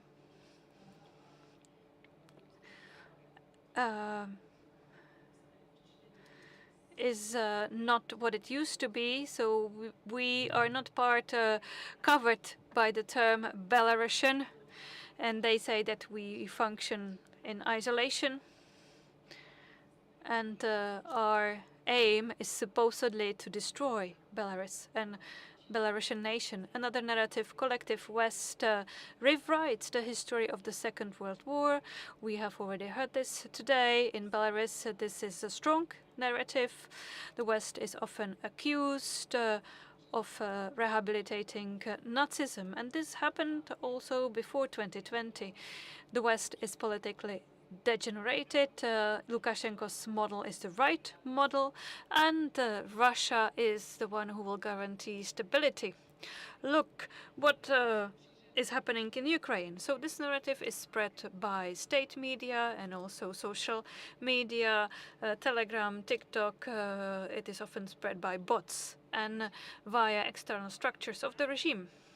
At the same time, free thinking, free spread of any political information, social information within the country, which could be used as a barrier against disinformation, is criminalized and repressed. Often in Belarus today, they say that some content is extremist. My colleague's Instagram was labeled as extremist, but usually she posts about how to educate your child.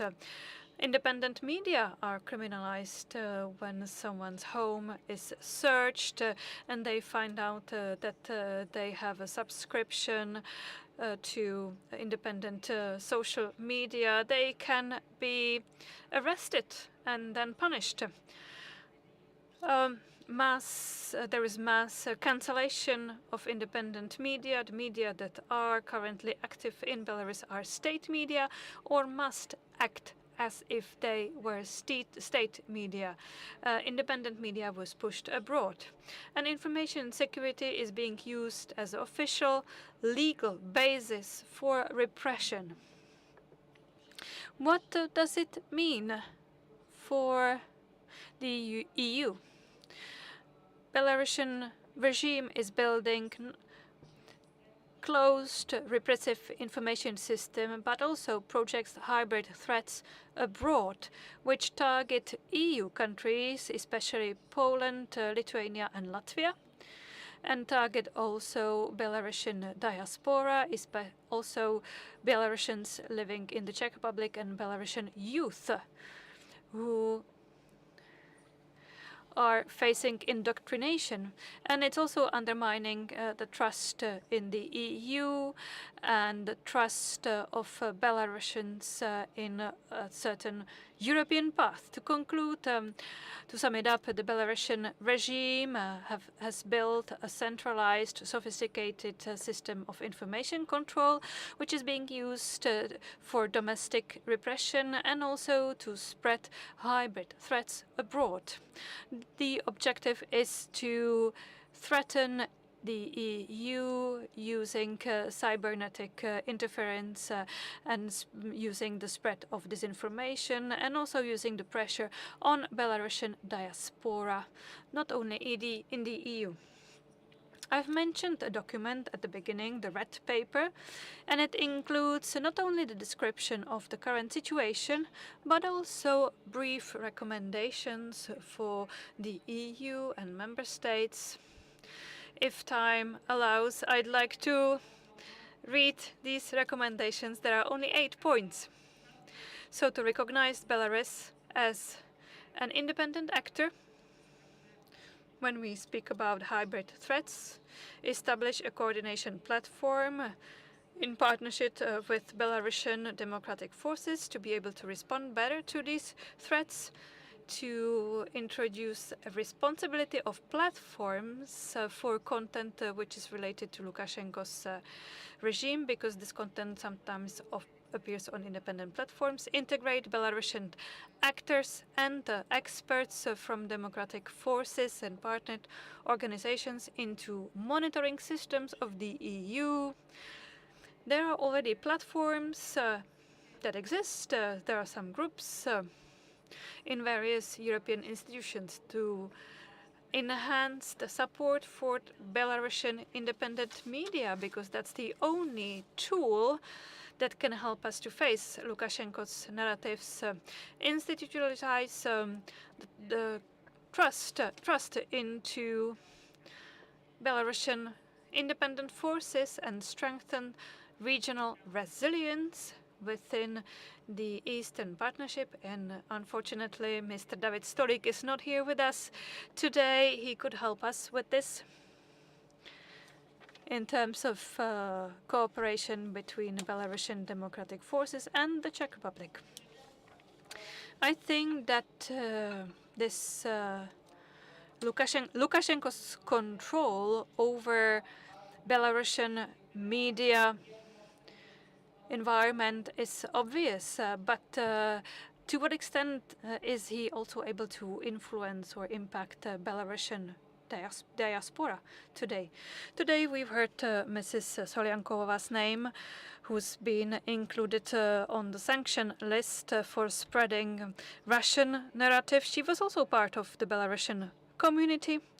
but we knew for some time that she was spreading these narratives, and we are happy that she has been included on the list. But unfortunately, she's not the only one who is spreading these narratives and who is following the various actions and activities of Belarusian initiatives and democratic forces on the Czech territory and reporting to Belarus, to Lukashenko's Belarus. So as an office, as a community, we would welcome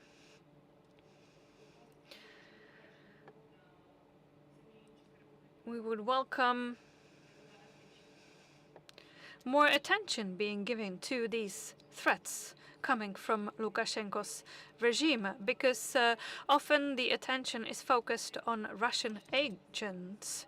So that was my first point. And the second point is, well, that's maybe a wider call, because there are elections coming. Sometimes the Belarusian community needs better protection, because these operations target individual vulnerable groups, for example, Belarusian students. And at the same time, Belarusian students face various restrictions connected to the Russian war in Ukraine, where Belarus is involved. So a recommendation, if you allow, we should re-examine which groups within the Belarusian community are vulnerable and require more protection, because the Russian war in Ukraine, within this context, we mostly focus on restrictions, but now we should focus on support or protection measures for individual groups.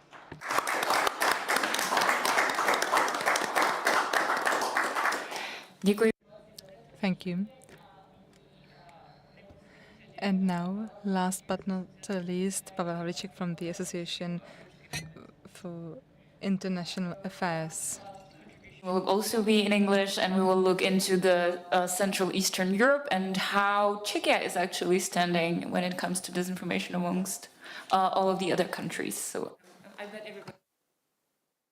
Thank you so much, Veronica, and I will be speaking in English, because actually I prepared the presentation for this international conference in English, and I think it will be quite useful also for our international guests in this sense.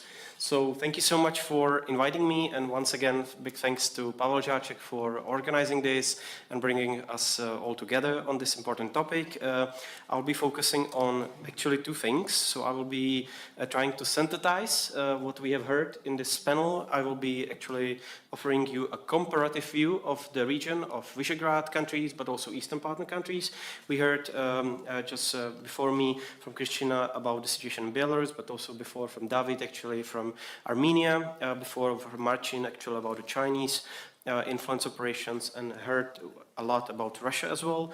And I will be offering a kind of a synthesis of what you have presented, but also I will try to present my intervention, hopefully within 10 minutes, as a segue to the next panel, what can be done, and we will hear from Ota and others about where what we should be focusing on and where we are. So I will try to now change the slides, if possible. Should I point on this? I'm not sure where. Maybe this will be easier. Thank you so much. So I will try now. Okay. Now it goes. Perfect. Thank you so much. So just maybe one word about our organization, AMO. We've been around for more than 25 years looking at Russia, China, but also other countries.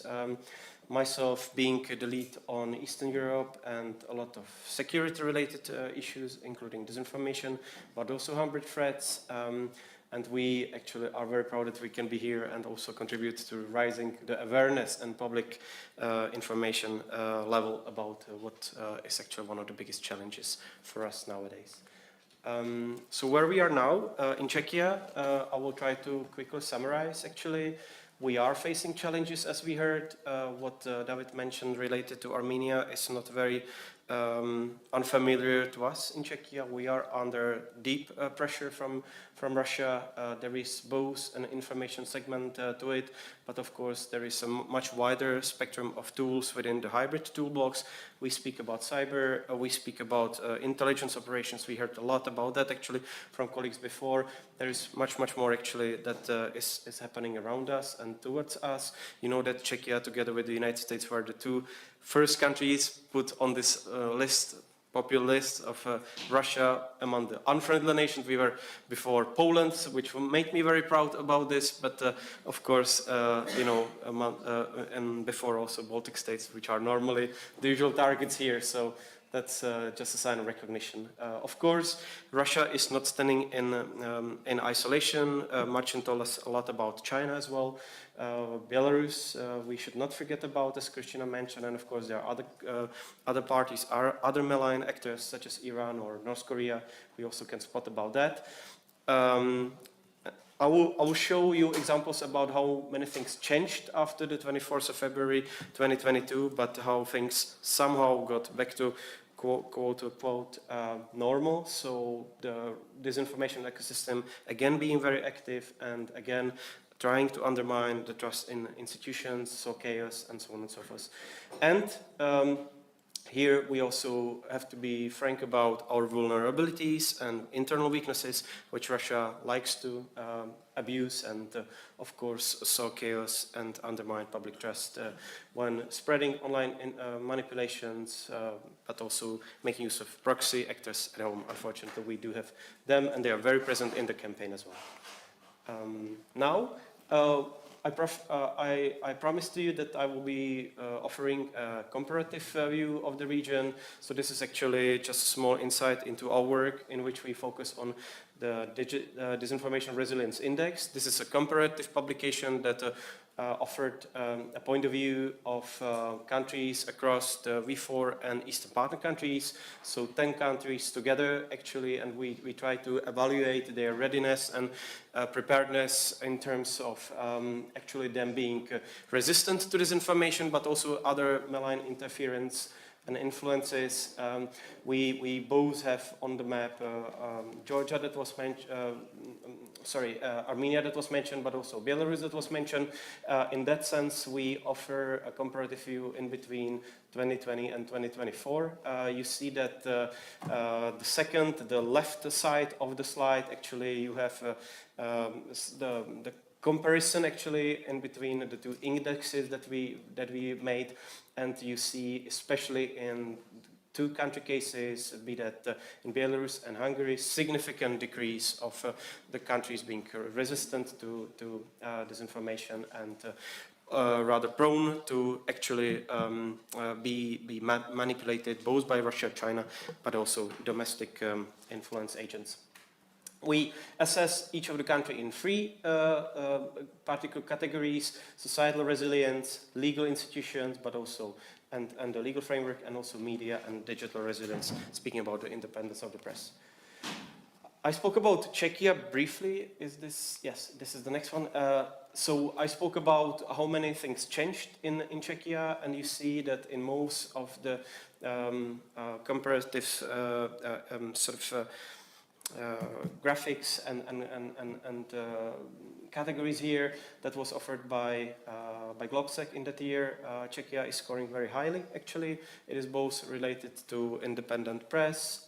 It is also related to who is the threat, who is the enemy, what is threatening us. Unfortunately, you see also the big jump from 2020 to 2022, and how many people actually in this country, based on the survey offered by Globsec, actually focused rather or sharpened the view on who is the threat, who is the enemy, and what's actually happening around us.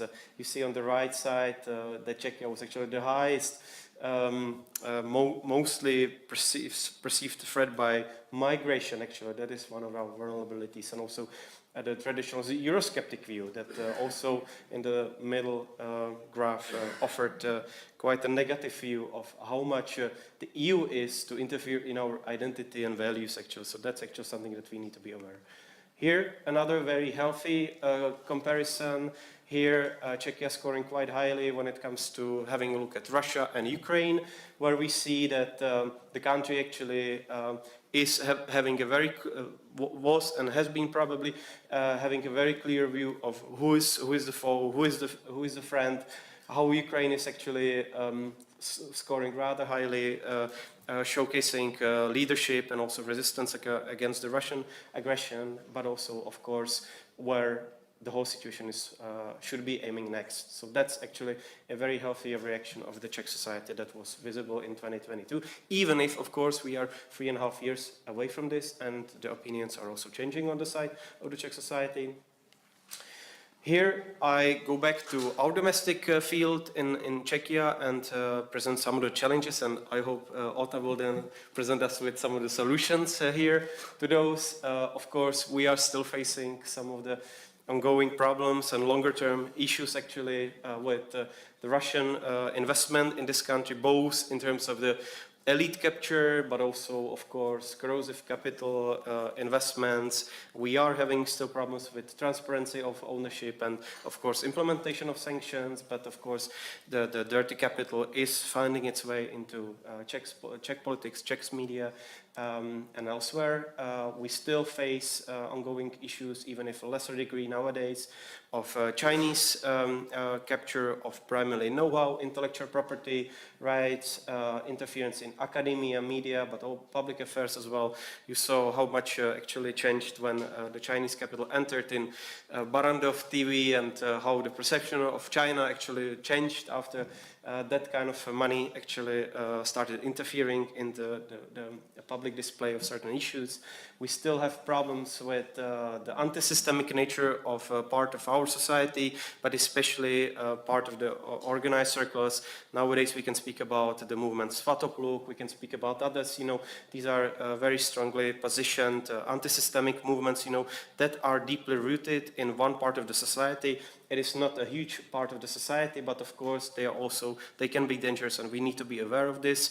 You know that a couple of weeks ago there was the trial against these soldiers in this Czechoslovak armed soldiers, the so-called reservists, you know, or people that are actually in parliamentary and who publicly pronounce that if there is an ongoing war of aggression in this country, the first thing that they will do, they will actually act against representatives of this government. So we need to be very, very cautious about paramilitary organizations and things that are happening on the ground, and we need to be very, very cautious about that as well.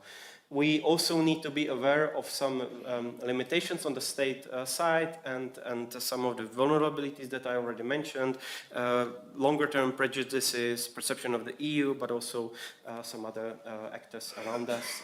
That's one of the big issues that we are facing still until today is the so-called freedom of speech debate and the censorship type of discussion that, of course, is a very sensitive, is natural to democratic societies, but of course we also need to be aware that this discussion and people that are behind this actually, we can name definitely Alliance for Family, we can speak about this SOSP, so Society for Protection of Freedom of Speech. These are actors that are really manipulating the debate and looking for their own interests. So here we also need to be, very cautious about how shaped is the public discussion about some of these very thorny issues in the society. Just some more illustrations where we are actually, of course, in many respects, Ukraine is actually the country lead in the societal resilience, but also in other respects. You can see that actually for Czechia, not so many changed about this in between the 2 years where the indexes were made, but spot especially the significant decrease in Belarus, Slovakia, Hungary. In this regard, I also I'm now jumping back to Czech reality again. What are some of the dilemmas that are ahead of us? And again, I hope Ota and the team will actually offer some way out of these dilemmas and difficult questions that are still ahead of us. Of course, one of the big debates that we faced after the 24th of February 2022 was about the competences of the state.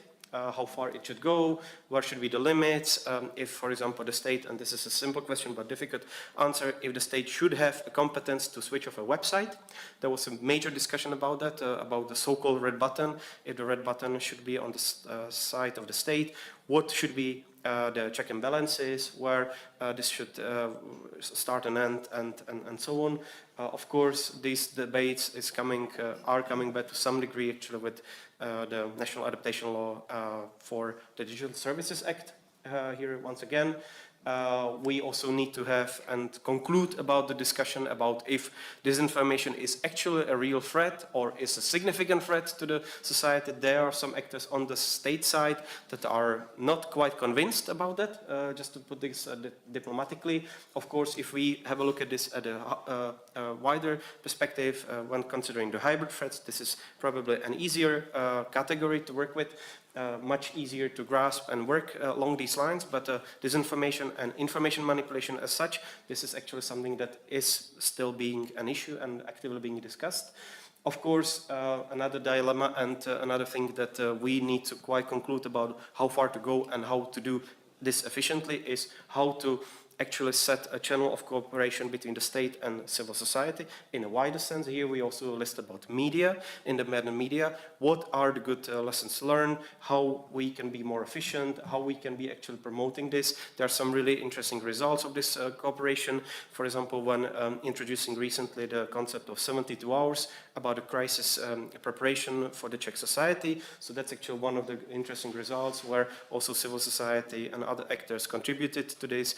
Many state institutions and produce a meaningful result. But of course, this is by far not a closed chapter, and we need to continue looking for good practices. Of course, we heard before from, I think, Mrs. Koldinska about the sort of Institute of Stratcom, strategic communication, and how actually this should not be PR of the government, this should not be politicized, but should be very professionally run. What I think is a good example of this, and how things should not be biased in favor of any political representation, but of course we also need to be cautious about this, and how to actually intersect, divide or merge actually the influence and interference by foreign actors in the foreign and domestic domain. We see that there is much more of the domestic information laundering, foreign actors coming to the Czech information theater, and through proxy actors laundering information and introducing that into the domestic area for discussion. But of course, we also need to be looking for good answers how to go forward. Some more data and comparisons, also here about legal and institutional resilience. Once again, Ukraine and potentially Moldova also showcasing some good practice. Much less we see on especially the Belarus and Hungarian example, but you also see that there is quite a change actually over the 2 given years and between us in Central Eastern Europe across the wider region. Some negative data, and here I'm going longer term back for 2023, but of course we might just argue and discuss about how this might have changed, probably some of the figures for later. One of the big issues that we have is the trust towards public institutions across the board. We see that based on the longer term done sociological poll by CVVM, which is rating the trust towards public institutions, and that was already in 2023. But of course, here there is much more data that can be traced over the past couple of years, but bigger part of that quite negative actually. So here, how to deal with this might be another conundrum to deal with. Some good practice, which I also try to present, of course. Here we have a huge advantage when compared with other countries within the V4, but also Eastern Partnership, that we have a very strong and credible public sector media, both the public TV and radio and Četek, the Czech press agency. These are sources to which Czech society, the overwhelming majority of healthy Czech society, actually turn in times of crisis. This is a huge advantage which most of our neighbors actually envy us. We also have a huge sort of positive side with the civil society and also a strong community working on this. And from all the ratings that I have seen so far, the level of awareness towards the Russia threat, China threat, and others is actually outstandingly high because we continue working on this. There are conferences like this, but there's also some really good work being done by civil society actors and pro-independent media. So that's actually something that we really can build on and continue working with. And then I already started speaking about the third point. So there is a relatively high awareness about who is the friend, who is the foe on the side of the society. And of course, quite a strong leadership by this government in this respect, and that people can navigate actually along. Last of the comparative indexes, going for media and digital resilience, that is actually what I have spoken about just now. One thing that I wanted to also sort of showcase is, of course, the case of strategic communication, of whose Ota Foltin is a coordinator for the Office of the Czech government. There's been some really interesting both campaigns done, but also a lot of work that has been started anew. Unfortunately, there was not a strong tradition, but of course, already Maria Koldienska spoke about some of the areas in which that has been impacted very positively: historical memory, Russian aggression, but also Czech support to Ukraine, where we see also some limitations, of course, and the big question mark remains over what becomes next, actually, with the upcoming elections, but that's actually also for later. To discuss. These are some of the examples of successful campaigning. Maria mentioned about others. And then lastly, I just wanted to mention where we are before the vote. Of course, that is very significant because we are facing the elections in about 2 weeks' time. And we the more appreciate that Mr. Žáček is here with us, actually, while others are, you know, exactly, others are distributing leaflets. The more we appreciate actually that you are hosting events like that and you are investing time into these important issues. I just wanted to mention about a couple of issues that there are actually, yes, just 1 second actually, this is really just an overview about where we are. One thing that I wanted to mention only is about some of the obstacles, and there there was a recent case actually about how much sanctioned content from sanctioned Russian websites is actually still penetrating into Czech discussions, being translated from original Russian sources, entering a Czech information environment. So that's actually something that we should also not forget about, that there are still things that should not be happening, and we should have legal ways to deal with this, but sometimes it's about really the case of leadership and how much we act against this. So that's just one thing that I will mention here, and I would just thank you for your attention and mention some of the sources here. Thank you so much. Thank you, Pavel, for your contribution. So as previously, I had a more complex question for you originally, but since we are really running out of time, I will just ask you very quickly. On a scale of 1 no fan, 10 a big fan, how big of a fan are you of freedom of speech? I would first maybe recall the scale offered by General Řehka, who mentioned where we are on the line from 1 to 10 into a direct war confrontation with Russia. He mentioned 8, which is really something that we should bear in mind. So in that respect, when it comes to freedom of speech, of course, there are limits, and these are legal limits in Europe. We cannot promote the Nazi ideology. Thanks to this work of this very chamber, of the Chamber of Deputies of the Czech Parliament, we also cannot promote communist ideology anymore, thankfully. So there are limits to freedom of speech. So on the scale, I will be probably oscillating between 7 to 8, but of course, as I mentioned, the limits are quite clear and set by ILOs. Thank you so much. Thank you for an honest answer. Unfortunately, I am not able to give you floor for more questions for our panelists. You will have to catch them later if you want to talk to them, because we are running so late that we have troubles with the following panel and the speakers to stay here long enough to actually speak. And it would be a great shame if that didn't work. So I would like to thank you all for staying with us. Děkuji moc za vaši pozornost a budeme Thank you very much for coming, and we will follow up directly with the next panel. There will be no break. Yeah, let me confirm. I'd like to thank all the panelists. It was very important to share your international experience and how it influences the Czech Republic. But we have to continue, and I'd like to give the floor to the chair of the next session. The title is Effective Defense Tools of the Rule of Law Against Influence Operations, Education, Training and Prevention. Good afternoon.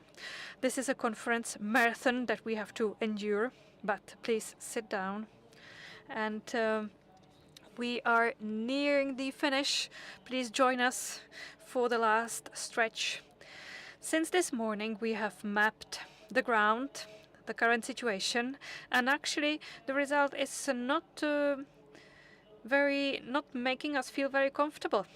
The Minister of Foreign Affairs said at the beginning that we should not discuss fighting disinformation, but we should really say that we are leading an information war and how to lead it the best to win this war. And Ms. Markéta Pekarová Adamová used a very good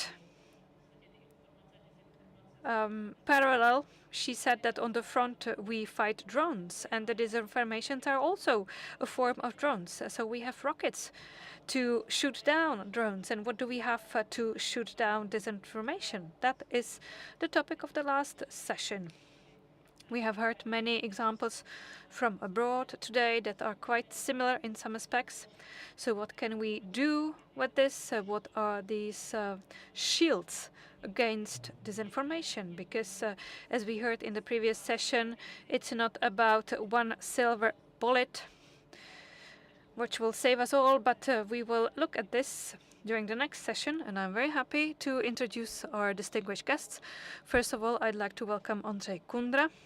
He will have to leave after his presentation, so he will speak first. I think most of you know him. He's a very well-known journalist and author. He works for the Respect magazine. He has won many awards, but he is also a journalist who has worked on many of these disinformation campaigns in the Czech Republic. He has uncovered many of them. So this is why we have invited him, and we will ask him about his experience and about the role of the media that it should play in these campaigns, and we will ask him about the cases that he has uncovered. So you have the floor. Hello, thank you for inviting me, and I'm sorry that I will have to leave afterwards, but it's because of the politicians, and it's right before the elections, and I have to work more than usual. So it's not my fault. Do not blame me. And I'm very happy to speak here. So I will start on a more general note. As I'm getting older, two things have been happening to me that I have noticed. The first thing, I haven't admitted to me yet, I am losing my sight. So it will take some time for me to focus on my notes here in front of me. And the second thing is, to what extent should I be, as a journalist, critical of what is happening in my country? If you asked me 10 or 15 years ago, I would probably describe one case after another, and I would describe the world in darker tones. Obviously, the world is still dark, but I have been doing this job for quite some time, and I'm also trying to describe the achievements. And I think it's always a matter of perspective. Here, well, before I came here, I was at a court. I spent 3 hours there. The court is now focusing on the corruption case called Dosimetr. And from the media, it looks like it's like a really dark matter, a really dark issue. But you can also see it as an achievement, because thanks to the current government and previous government that gave the police and the prosecutor the possibility to uncover these cases, it is being currently discussed before the court. Maybe you've noticed recently that my colleagues, journalists from the platform Voxpot, have published a long analysis describing that during election campaigns, the Czech Republic, as they calculated it using a long-term data analysis, that the Czech Republic daily is overwhelmed by roughly 120 texts a day, which are being spread via anonymous pro-Russian websites and being sent via emails. And they put this into context. At the same time, and the same day, serious media using facts produce a lower number of articles, lower quality of text compared to disinformation media, which is obviously bad, and it's the fault of the current government. The current government has been unable to deal with this properly. They always say that we should mention names. Mr. Žáček, for example, has been pointing out this problem for a long time, but I think on governmental level, on the level of legislation, not much has been done. There were some coordinators, for example, Michal Klima, but they have gradually disappeared.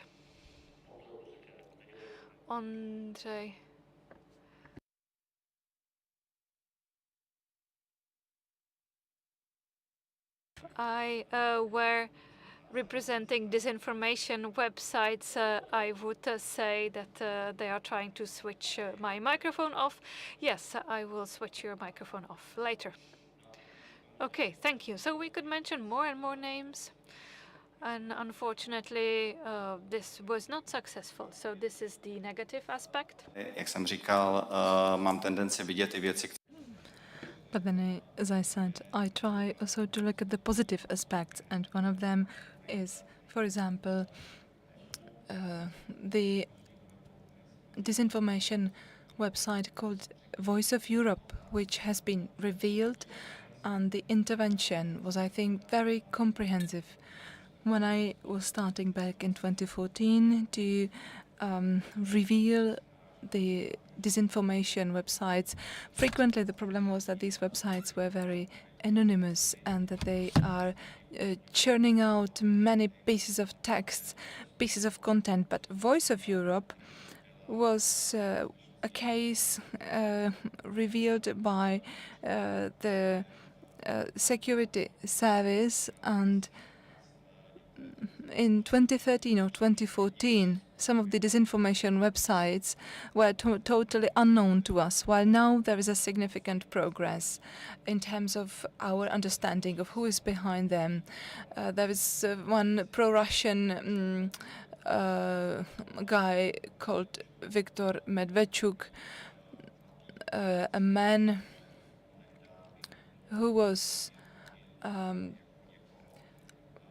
let's say, asked by Vladimir Putin to, or basically who Vladimir Putin wanted to install in the government of Ukraine, and now he is trying to influence the public opinion in Ukraine, and he was doing that also in Europe, and Voice of Europe was actually one of his tools. The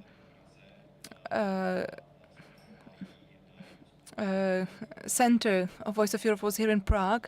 Artyom Marchevsky was a man 1 generation younger than Viktor Medvedchuk, and he was leading this center. And when I mentioned that Voice of Europe was very comprehensive in its scope, but they not only produced disinformation, not only did they provide room to those who were ready to spread the knowledge, saying that Ukraine is corrupted, it's a totally chaotic country, and that that the West is declining, and that things are not working the way they should, and saying that the democratic regimes are in decay, etc. So there was a lot of these people who were willing to spread all this content, including the former President Václav Klaus or the former Minister of the International Affairs, who was later then as an advisor, that's Cyril Svoboda. He was then an advisor to other high-profile politicians. So these are people who have been long seen as normal politicians, and they start to serve these purposes. But Voice of Europe had even bigger scope, and it was documented by the security service. They were even giving money to people who were spreading this information, or they were paying people who were engaged by Medvedchuk and his assistant to influence things in politics. Petr Bystroň, for example, a politician of Czech descent who is in the European Parliament. There is an audio recording showing that this German deputy is taking 20,000 euros from Artyom Marchevsky, one of the key figures of this pro-Russian network. And what the recording also shows is that Mr. Bystroň is really there. You can hear the money shuffling, how he counts whether it's really 20,000 euros. And all of that is clearly audible from the recording. Of course, this guy also knew the Ukrainian oligarch Medvedchuk, the very man I mentioned who is behind Voice of Europe. And Mr. Bystroň in 2021 visited Kiev. That was when Medvedchuk was already accused of treason, when he was already in home prison. And Mr. Bystroň at the same time was one of the deputies who was asking the German government whether they were trying to have Mr. Medvedchuk released. Moreover, Mr. Bystroň says that the war in Ukraine has a bad impact on the German economy, and he says that that is because of the stupid sanctions against Russia. And when he was asked how to improve the situation, he said what we should do is stop sanctions against Russia, because they are impacting the German industry, and we need free trade and cheap gas from Russia. Because for dozens of years it was beneficial to the German economy. So these were the claims of this Mr. Bystroň, and you see how it is all interconnected. You have the disinformation website bombarding people with all this information. You have this network of trying to corrupt politicians who will then in the European political arena stand for these opinions. And they were even approaching the assistants of the politicians, because sometimes these assistants are very influential, even more influential than the deputies themselves. Voice of Europe was a platform that really managed to reach out to a number of high-profile politicians who were ready to collaborate with them. And to end on a positive note, in this case is very important because it was revealed by the Czech counterintelligence services, by BIS, the Czech abbreviation. It was discussed in the parliament, and some of the information was also released to the public, and we can then have an idea as to how such websites work. The problem is that nowadays there are amounts of such websites, and not all of them have been revealed like Voice of Europe. I don't say that all of them have this financial background, these corruption cases, but still they are here, and it will be a challenge for the next government to do something about them. But of course the question is, what kind of government are we going to have after the upcoming election? And if you look at Slovakia, you see that one of the first things that was attacked by the new Slovak government was controlling the counterintelligence service. The new director is a guy who has expensive sports cars and tattoos of some mafia on his back, etc. So that's exactly the very bad example, unfortunately, in Slovakia. In our case, BIS is going to have a change in leadership in 2027. The current so the new government is going to choose the next director. A lot will depend on the choice of the new director of the Czech security service. Thank you.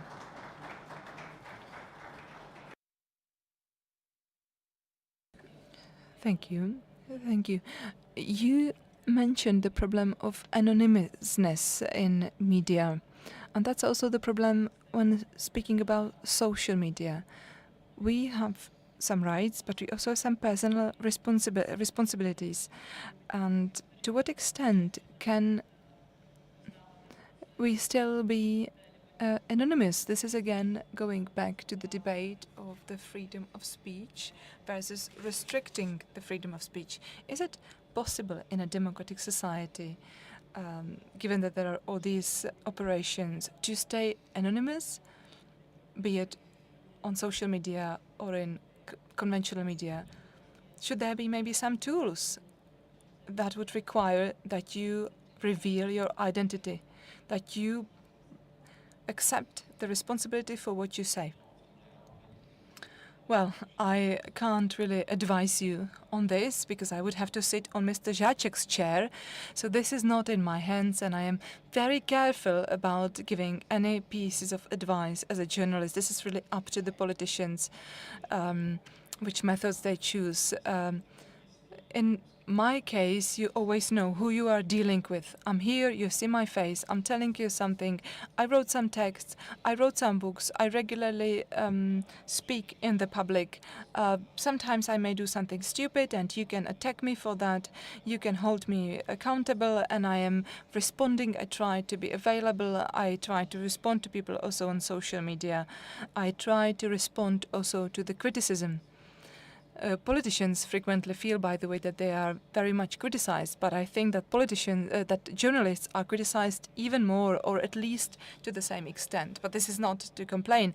This is just to say that I am also facing these issues, and I can say on my part that I believe that the transparency is perhaps a good direction, because then we can have a fair debate. We can disagree with each other. We can even have emotional debates, but it would be very fair because everybody knows who they are. And I think that anybody who wants to have some serious arguments should choose to reveal his or her identity. And then it's as for the legislative details, that's up to the politicians. I mentioned Mr. Klima at the beginning of my speech, and he contemplated one thing. Maybe now I'm not very precise, you can correct me if I'm wrong, but he said that if there is a specific threat, it should be stipulated by legislation that the disinformation website should be simply put off. There should be this red button. Are there any questions to Mr. Kundra? If this is not the case, then thank you. Thank you for helping us be back on track in terms of timing. Now, I would pass the floor to you, Yuri Kohut. thank you for coming such a long way. He is a member of the Ukrainian National Council for Security and Defense, a distinguished scholar, and within his presentation he is going to tell us about the experience from Ukraine, and we will also hear about the geopolitical context. Mr. Kot is going to speak in Ukrainian, and it will be interpreted consecutively into English. Я хотів би поправити свою посаду.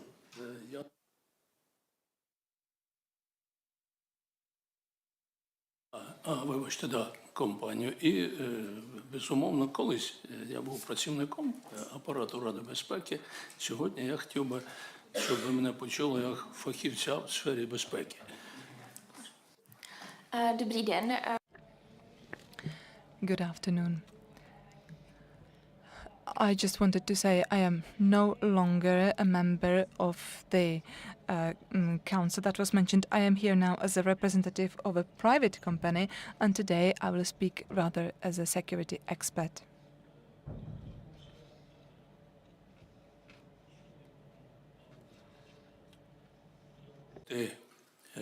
Чешському уряду, парламенту, народу за ту велику допомогу, яке ви сьогодні вказуєте нашій державі.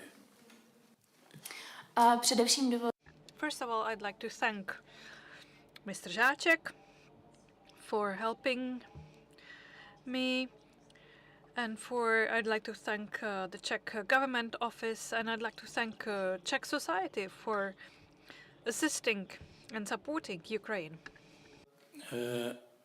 Підкреслити ті проблеми, які не були висвітлені сьогодні на цій конференції.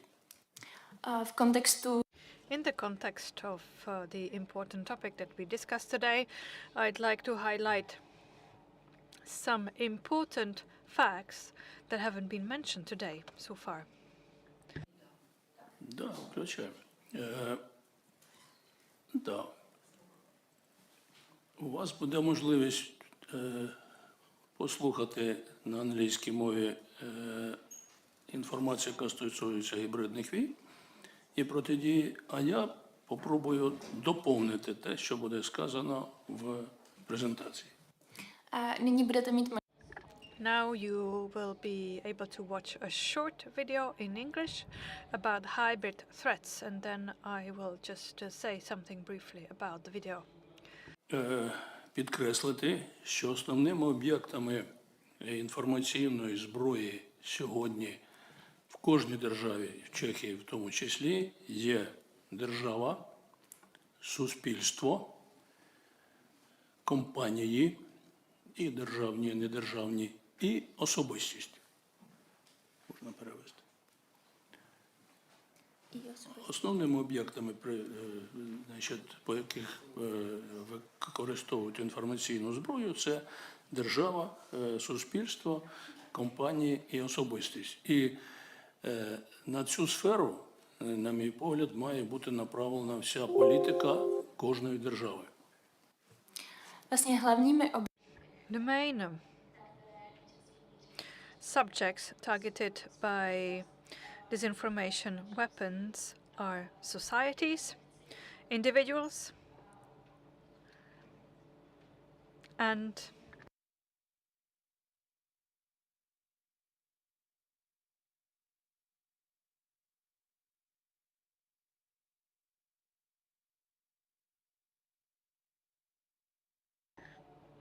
this also covers the government and the state apparatus.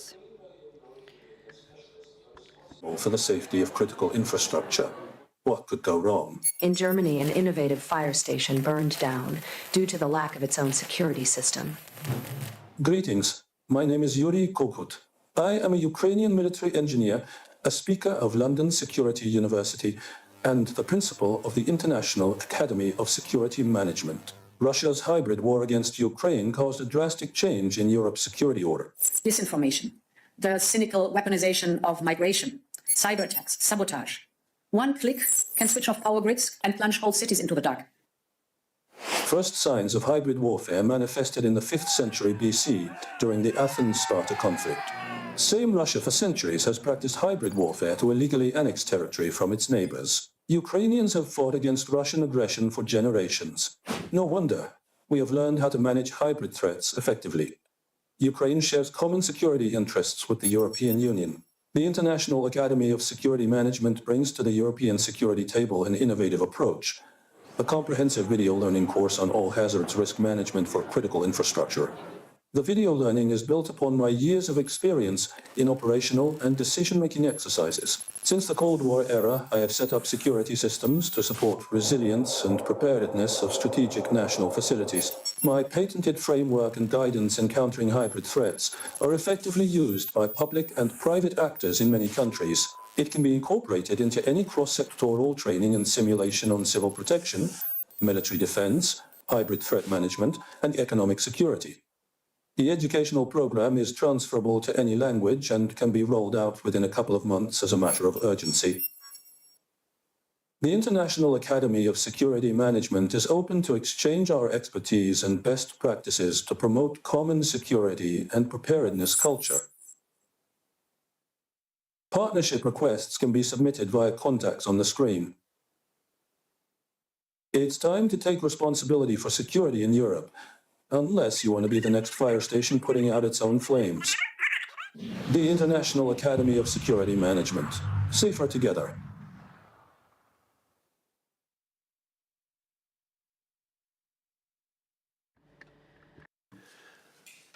Враховуючи те, що конференція проходить в стінах парламенту, я хотів би звернути увагу, на мій погляд, на ті ключові закони, які можуть і мають бути прийняті в кожному парламенті, не тільки там української держави, а й других держав. V kontextu toho, kde se zrovna nacházíme. Well, I'd like to turn your attention to some key laws which should be adopted not only in Ukraine but in any country, in any parliament. Ключовим законом, який має виконати свою роль в протидії інформаційній зброї, є закон про інформацію. Klíčovým zákonem.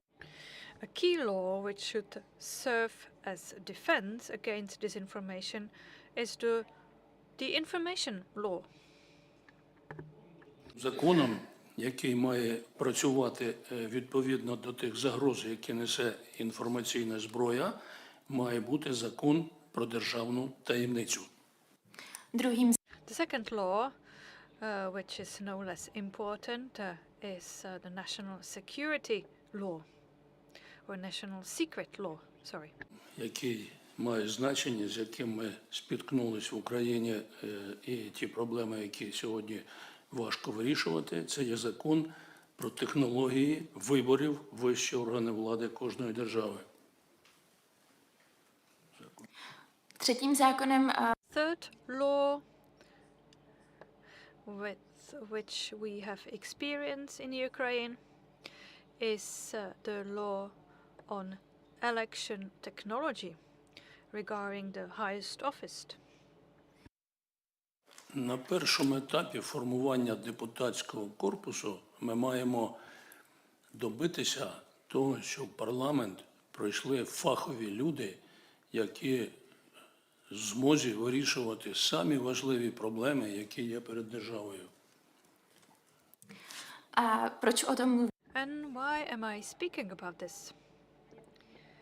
In the first stage of parliamentary elections, we want experts to become members of parliament, experts on the given topics. Щоб звернути увагу, я кажу про ті закони, які сьогодні, на мій погляд, недостатньо ефективно працюють в нашій країні, яка знаходиться в стані війни. Це закон про державну службу, закон про лобізм, він має бути, і закон про корупцію. There are many other laws that are no less important, and but I want you to focus primarily on those laws that are the most important for us as a country that is currently at war. That's law on lobbying, law on state service, and law on corruption. Ключових закони, які, на мій погляд, сьогодні корисно наповнити тим змістом, який має працювати проти інформаційної війни. Це закон про інформаційну безпеку держави і закон, є така сфера, як інформаційні фільтри. Переведи, я потім зроблю коментарі. Тобто два закони. Закон про інформаційну безпеку держави і закон про інформаційні фільтри. Existují i další dva. There are two other key laws, and the role of these should be to fight information war. One is information security law, and the other one is information filter war. Той мінімальний набір законодавчих актів, який має бути відпрацьований в кожній державі відповідно до проблем, які нам несуть інформаційні війни.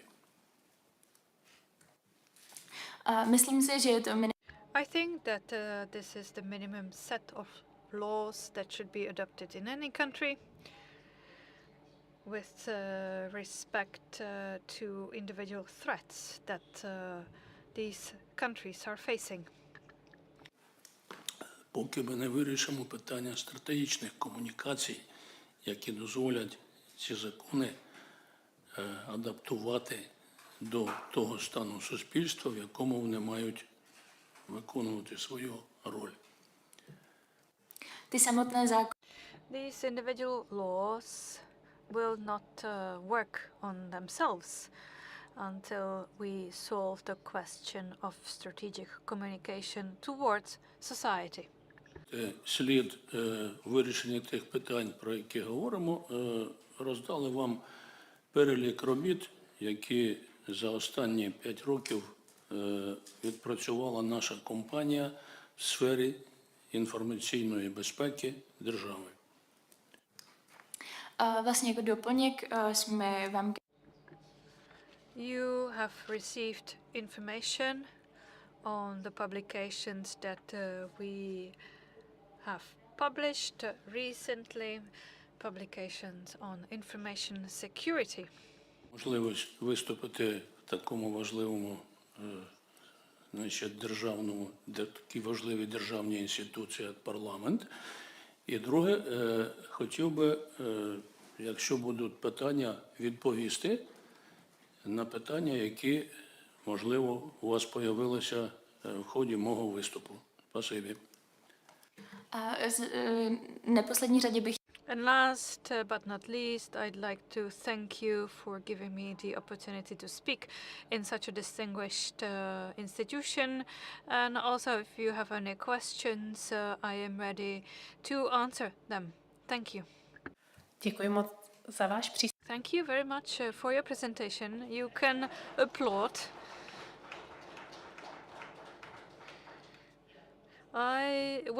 We don't have much time. Maybe we can have a discussion after all the speakers have spoken. Now I'd like to give the floor to Pavel Žáček. I think I don't have to introduce them. He is the chairman of the Committee on Security of the Parliament, and he was also the first director of the institute that studies totalitarian regimes. Could you please respond to the historical experience that we heard about today? Can you tell us what is the current situation? Thank you very much. I am replacing Mr. Jan Paťava here. He was supposed to speak on behalf of the Crisis Information Team of the Ministry of the Interior, but the representatives of the ministry decided not to speak here at this conference. So I will take his place and I will provide some complementary information and refer to some publications from 2017. At the already mentioned institution, I published documents about the cooperation between Czech intelligence services and Soviet intelligence services. We can follow up on what has been said by Jirkuš Sivoš, which operations were prioritized within disinformation actions and active measures. Just briefly, I'd like to highlight one thing which is related to this, because these documents show us how they thought and their state of mind, how they perceived the world, how they were taking their decisions about influencing the world within the context of Russian war in Ukraine or outside of it. So what is important to us and to me are the technical aspects.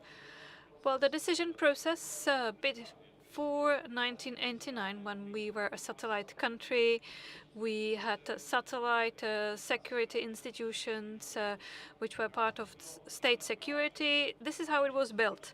The small sister Czechoslovakia, similarly to Stasi and other special institutions in the Eastern Bloc and other institutions in Vietnam or in Cuba, for example, they were incited to be inventive, to create their own disinformation, to implement their own active measures. It was prepared by headquarters, but also by residents, residenturas, as it was called. They were even assessed in their activities, how often they provided new ideas. And this was sent to the headquarters, to a specific department, which was responsible for all these detached individuals, and this headquarters collected all information, and everything was assessed in view of what was happening in the world. Some priorities were defined: focus on NATO, on the US, on KBS, on the CSCE, on the German army, on German institutions and other bodies, and this was consulted via Soviet advisors, which were present at the ministry, or it was consulted directly, and Soviet experts came to Prague, or Czech experts went to Moscow. So this model was used to modify plans. These were one-year plans or five-year plans covering high strategic negotiations, for example, between Reagan and representatives of the Soviet Union, Gorbachev, for example, and covered, for example, influencing the American delegation, but many other things. And these were also initiatives that were given to Czechoslovak intelligence service, and they were supposed to implement it, and it was managed by Czech headquarters and by these individuals spread around the world. The strategic intention was the Soviet intention, and if you think how many satellite services there were, it was really a huge number of active measures that really were influencing the whole world. And it was from the Soviet perspective, for the reason that the Soviets knew through which channels to release the information, where and how to do it. As Mr. Sivoš also hinted, they knew that if they prepare it and if they give it to the Czechoslovaks, they can make use of their agents among journalists, diplomats, etc., and they will spread it across the whole world. And that's how they were able to target the information. So they authored the information, they knew that we have better channels than the Soviets, and they released it through these proxies. And this, I think, is the method from the pre-digital era. They had to make the decision, process it in their central place and in their center simply, and they had to delegate it to the agents At that time, you had to have someone who would be able to spread it.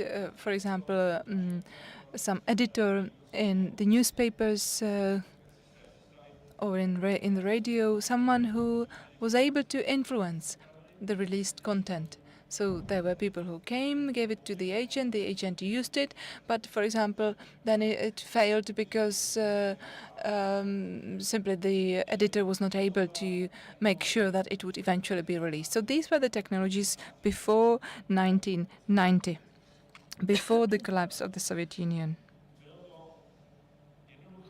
It was simple, pyramidal, it was decided on a central level, and the agent didn't even have to know what are the intentions, unless it was a clever agent.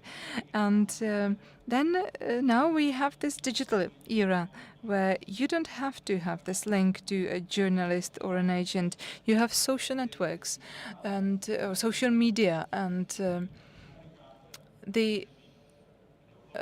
anyone can spread the message. It could be someone anonymous, or it could be even someone with an artificial face, or someone who just who doesn't mind giving his name under something.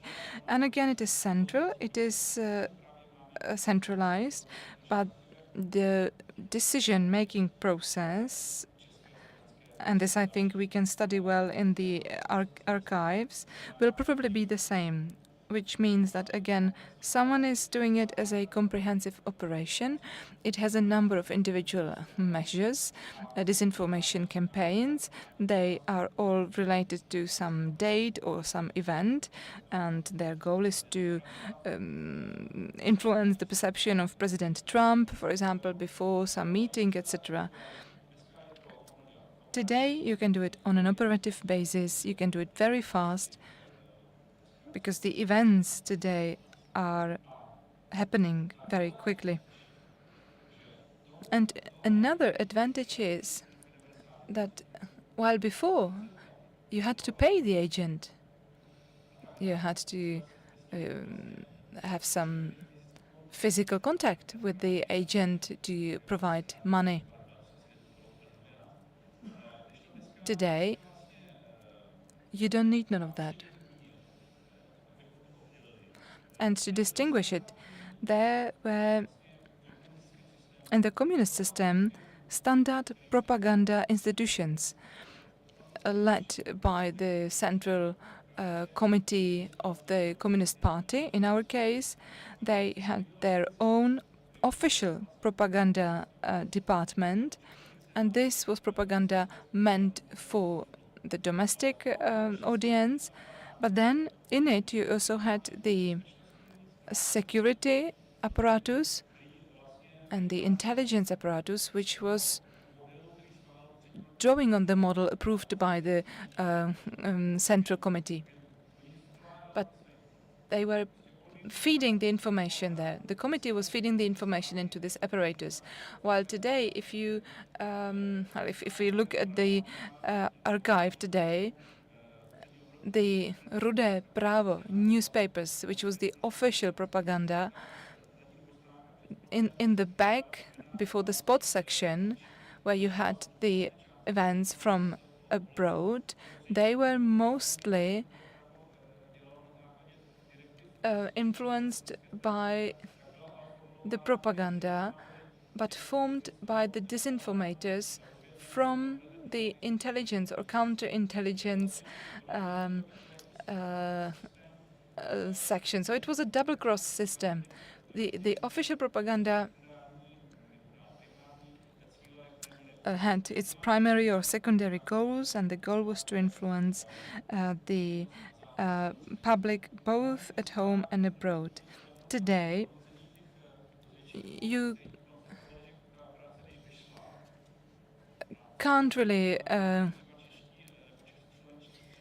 distinguish that so easily. Today, it's really hard to say whether something was successful or not when you release some information.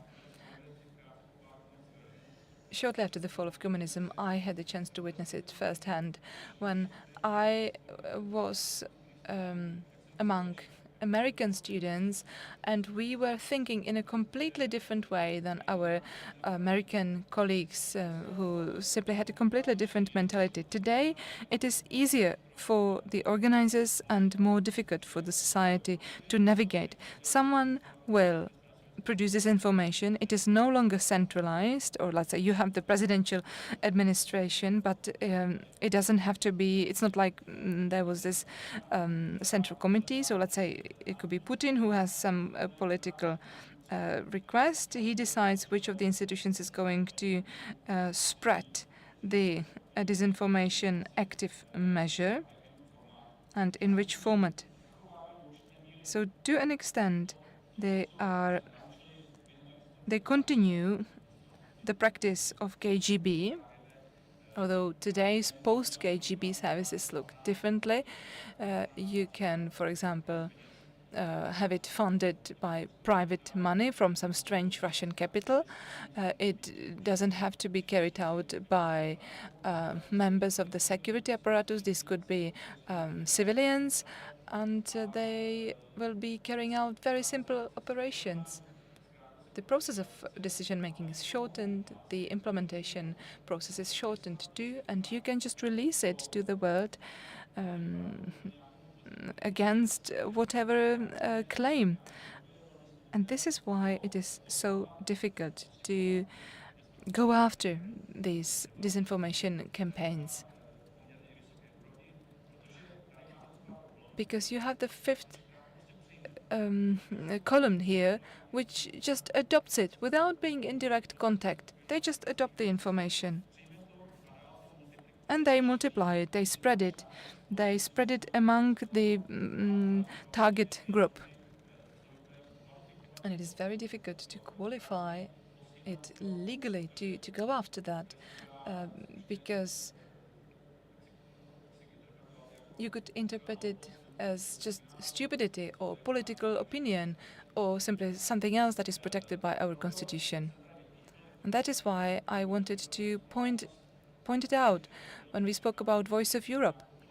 There you had a political figure of Russian, Ukrainian descent who was behind it. They took the money into some case, and physically they were giving it to people who they knew, because these were large amounts, so they must have known each other. They wouldn't just give it such large amounts of money to people that they didn't know. And today you have all the digital capabilities. Anyone can multiply the information. You can do it in many ways, and still you are not breaching the law. And it doesn't depend, it is not important whether you do this intentionally or not. So the technology is very different, and that means that it requires very different approach of the state to be able to reveal these patterns. And the goal is to undermine the democratic society, as has been said.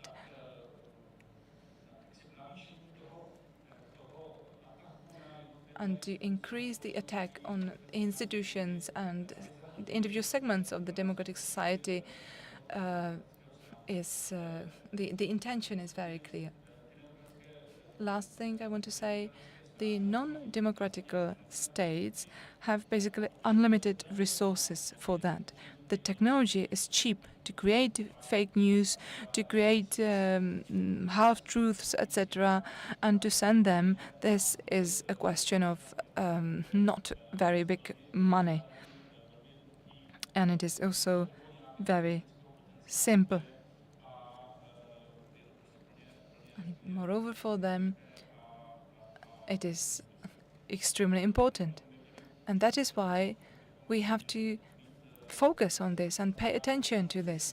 And we should have some civic reaction among the civil society, reaction from the security system of the state, and also, if necessary, the army of the Czech Republic.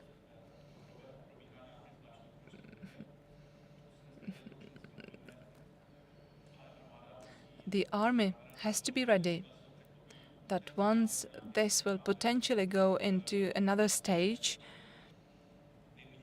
they should already know by then which tools to use to protect the society, the constitutional government,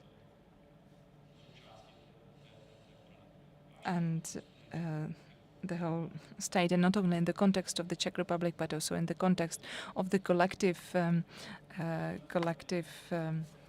defense alliance. So this is just why it is so important to be harking back in time to study the methods and how they evolved. The Moscow center and the satellites in Prague and the distribution of tasks, etc. This, I think, is very important. I don't say that each intelligence service can use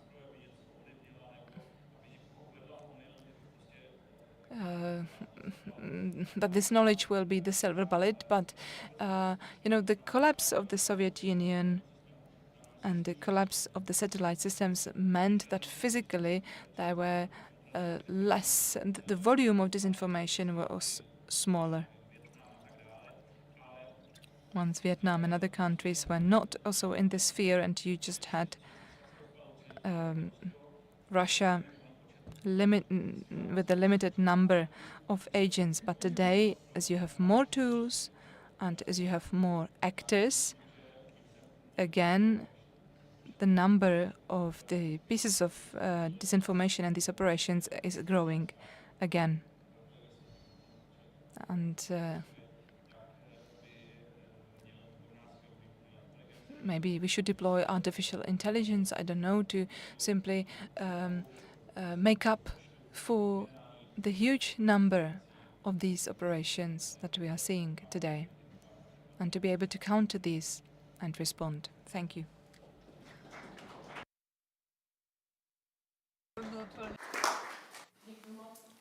Thank you for your speech, Mr. Žáček.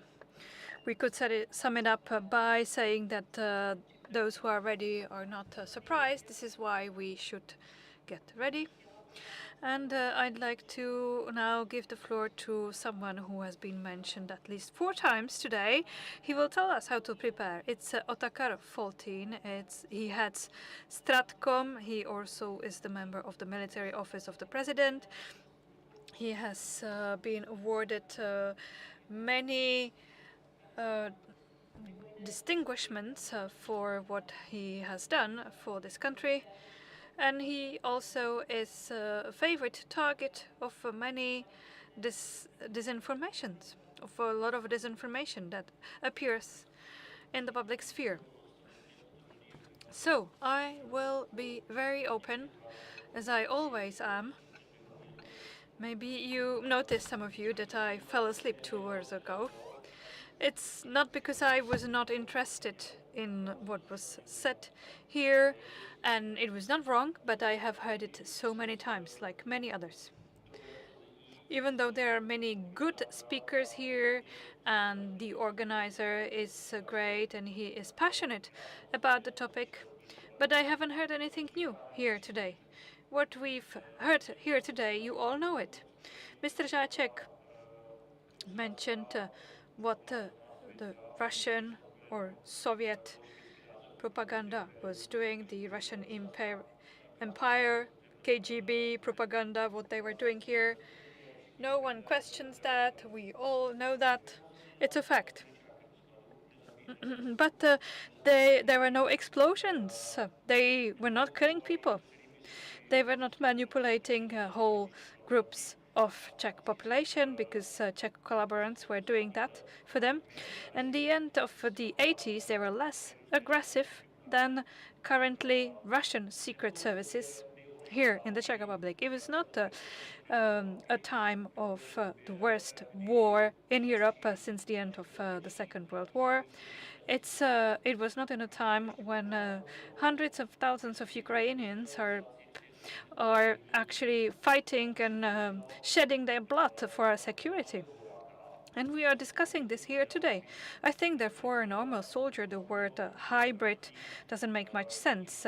My colleague here said that Kohut said that in the antique time, in the ancient time, there were first signs of hybrid threats, so it's nothing new. I am trying to find the right word for the fucked up Russian regime. Actually, it's better to use all other tools instead of military tools. I'd like to know how they translated it into English, the interpreters, but it's not advantageous for Russians, so they are not using direct military threats because they are losing all their energy in Ukraine. We can do as many conferences as we want, we can discuss this in detail, but we heard something about the voice of Europe. Our colleague Mr. Konrad described what it was used for, and the Czech intelligence service actually provided forensic quality evidence on what the voice of Europe was doing, and it's actually not within their remit. And they work with the police, and there was a Colombian criminal who set a Czech depot into fire, so they also did an excellent job there. There were some drones in Poland. You know, if this is not enough to us, we can organize as many conferences as we want. But to be honest, to be very personal, Mr. Žáček's activities are quite exceptional in this building. Even democratic MPs do not do it, and I'm not speaking about communists who will be sitting here in several weeks' time. And you all know that they will be here. And what we can do about it is that after each speech at this conference, we have to say what will be the practical impact. Our colleague Mr. Havlíček spoke about specific measures that I was supposed to present. Well, honestly, all the measures that the political representatives will have the will to implement. We can plan it, we can implement it, we can do that, but there is no political will. So we have never been given the opportunity. So if we discuss the question whether Russian TV will broadcast here, I'd like to know whether Winston Churchill in 1942 would discuss this question as well, whether Russian magazine can be published in London. I think it's the same thing. It's not free speech, it's disgusting fascist propaganda which has no place here. And still, there are many politicians who will be in this building in a few weeks' time, and they will say, okay, it's okay for Russian TV to broadcast here. And do you know why? Because not that many people speak Russian here, and then not many people will watch it. And actually, that magazine in London would not have been read that much. And some fascists, maybe, who were in prison at the same time. But that was in a time when democratic countries were defending their sovereignty by locking fascists up in prison. And to conclude, on a positive note, I will tell you very explicitly what I think about where we're headed. And I will avoid all vulgar things, actually, because usually I'm very vulgar. And this would be all.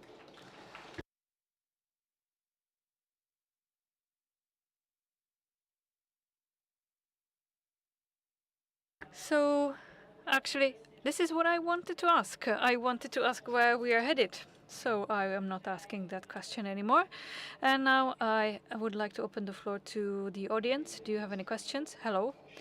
My name is Aleš Špitla. I am from the Severo University.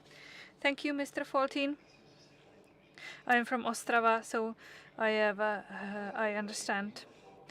We are very vulgar there. And I wrote an article about that for CZ Defense, and I will speak about it tomorrow. I am from a generation who had civil defense exercises in elementary school.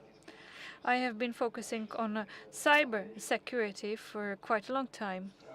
And I've concluded that the right level of cybersecurity within society, and there are also American studies confirming it, acts as a preventive measure against war, because the questions of cyber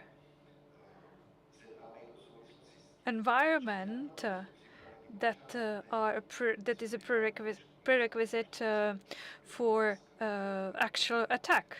So our citizens must be ready. At the time, we used to run around the school dressed in plastic bags, and we were running towards the epicenter of a nuclear explosion. So in a similar fashion, we must educate children in the issues of cybersecurity, because often networks that they have at home are used to spread disinformation. I agree with Mr. Foltin that during these conferences, the informed inform the informed. So we should set up the right system, and the cyberspace of the Czech Republic will be as resilient, or that resilient, that it will not facilitate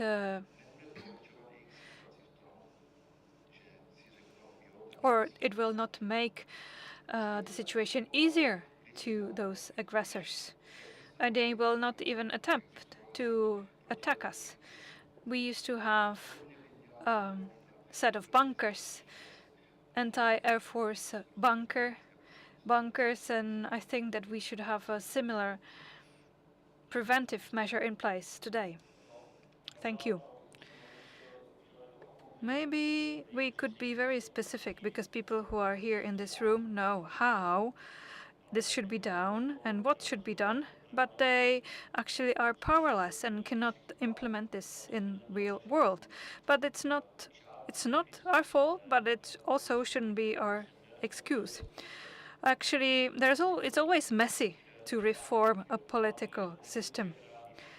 If something messy, a virtual mess must happen, or an actual mess must happen for reform to happen. So this virtual mess must happen first before the real mess.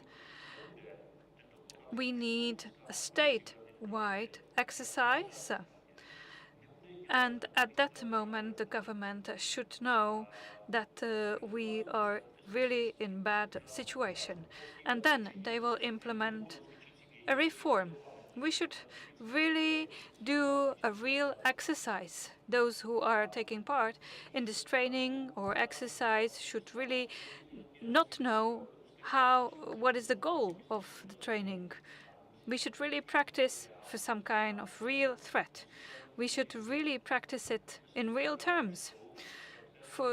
Up until today, we have acted like in a school. We were giving or distributing the solution to the participants, but that's not a test. That's not a test. You know, this will just show you whether it works, because they have the result in advance. But we really need a real training, a real exercise, using a virtual mess, and that will really make us do something about that. And if we are not ready for that, then a real disaster will happen and will not be ready.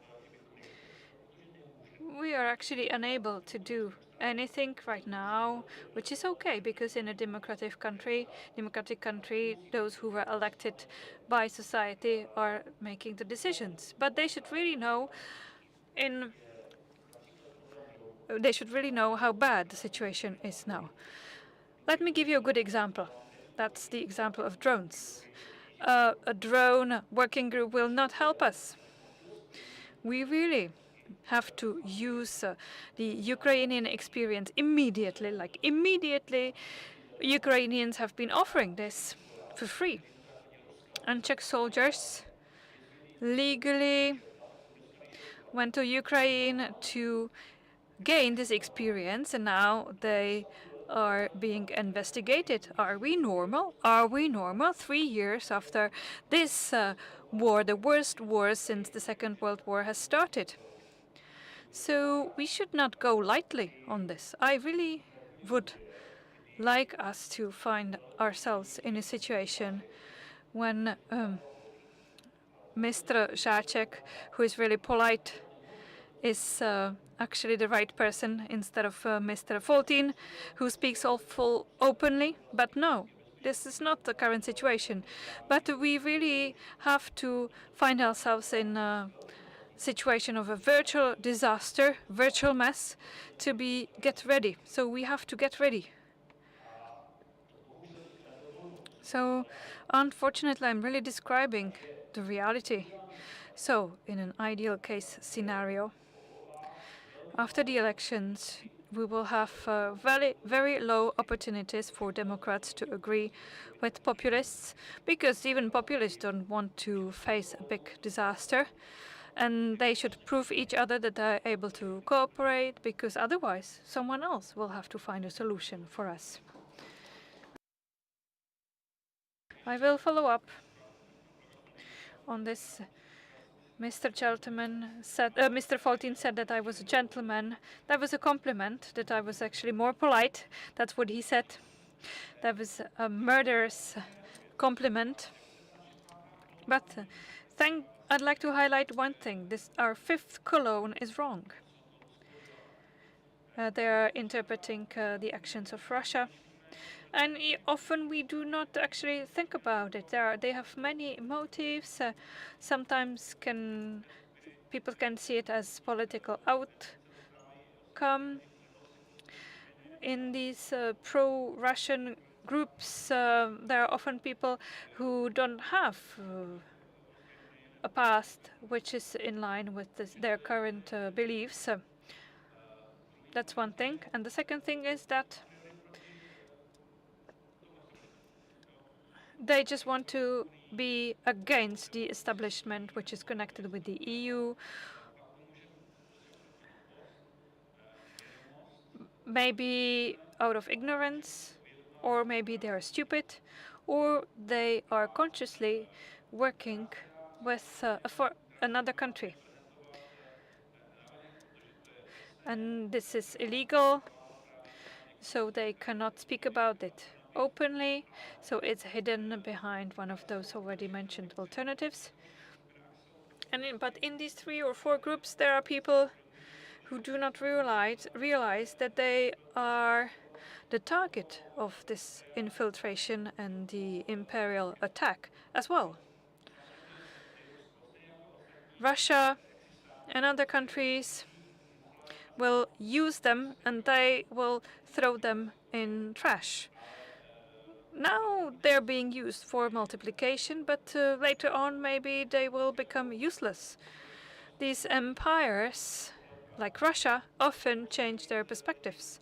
So they need to infiltrate main political currents, but also extremist currents with which they work. So this is a historical experience regarding people who will definitely not agree, but they are trying to show an alternative to the EU, to the Czech government, but they see it differently. Russia doesn't have friends abroad who will be rewarded for their loyalty and for the multiplication of all the various war operations. They can be also destroyed during what's happening. Však uvažuje, z čeho ta pátá kolona vychází, o co se... So it is really strange if you think about the fifth column and what they are drawing on.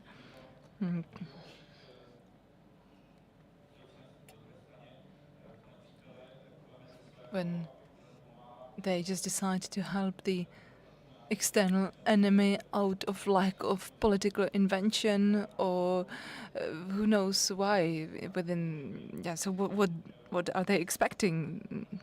I think this is really nothing good, but that's just a political contemplation based on what I have said, that indeed today the tools are of such character that you can really just do it all too easily. And once you, and then you have also people who will legitimize it and say that this is a legitimate alternative opinion.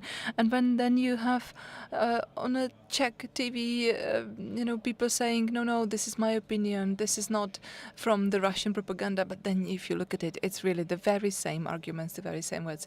Thank you.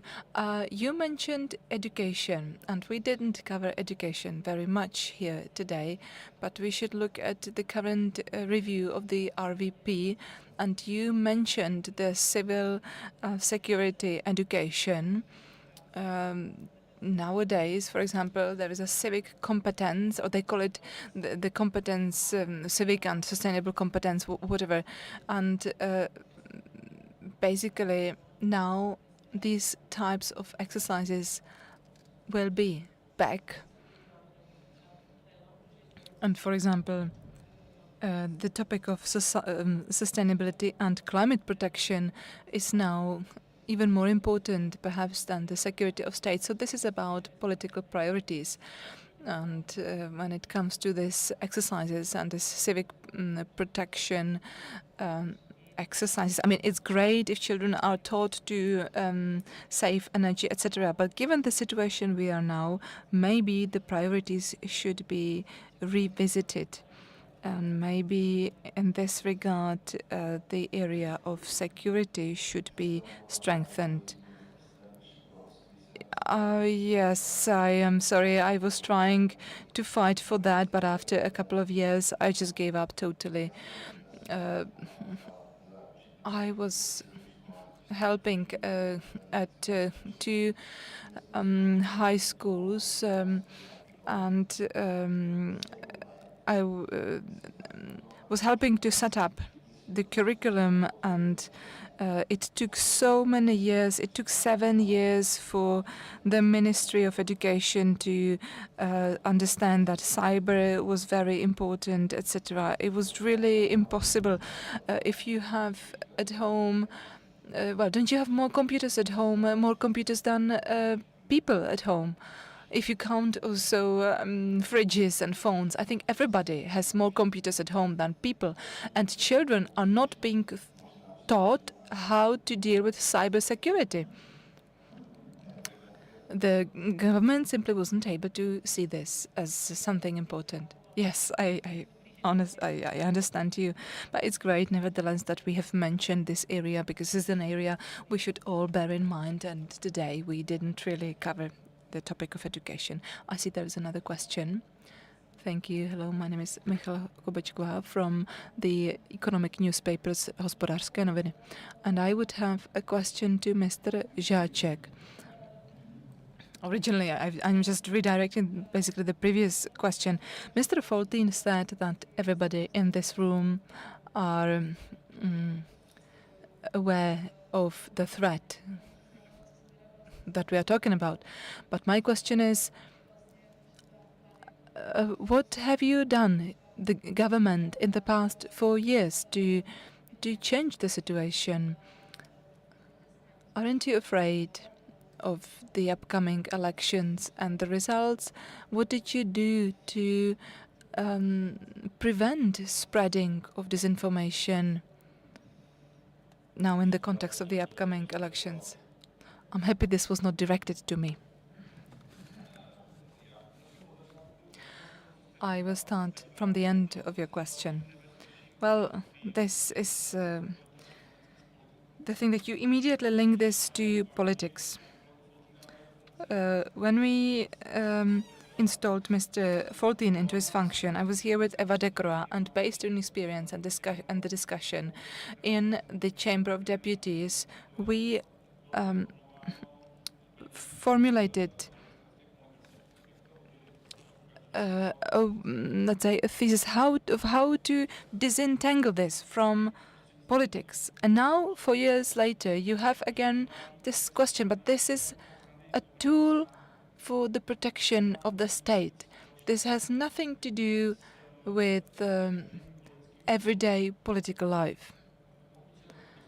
And if we, because by the way, some colleagues do not understand this, or they intentionally make a link there. But if we don't understand this, and if we make the link there, then you have a very dangerous mix. And it simply wouldn't be right. And again, I must reiterate, politicians are humans too, and there are some of them who are not ready for that. They want it, but they don't know what is it about, and what exactly they should pursue. So sometimes even some stupid, quick measures could be wrong. The discussion took really long. Some things have been implemented only last year. And then the political competition, which will now be translated into the elections, is something else. Because we are not doing this to win elections. We are doing this because we care about the protection of the state, and it's really complex. It's really difficult. If you look at the composition of forces in the parliament, we are not talking about some constitutional majority. And today the political life is like you say something, it's the best of truths, but you will always have someone who will say in the parliament, well, that's not true. And that's just enough. Today's media, by the way, they don't care about the truth. They are interested in the conflict. I was taught back at school that you need to have 3 sources, and then you choose the one that you think is truth. But today, some people will always tell you that the disinformation is truth. And that's not only in the Czech Republic. The phenomenon we are talking about is not trivial. It's not simple.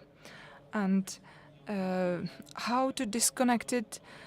Well, you should disentangle this, or disconnect it, detach it if you want from the political life.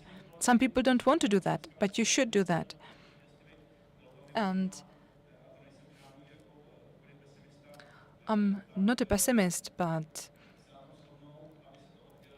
we really need to agree on that. We really should find a common understanding that this is not to be mixed with politics, and we should find an agreement on which tools to use, and then be brave like Mr. Foltin is and tell the uncomfortable truth. Mr. Foltin is very dedicated, but simply the time is not mature, perhaps, to prepare a clear mandate for the team. I'm a skeptic, careful optimist. I'm for all competition.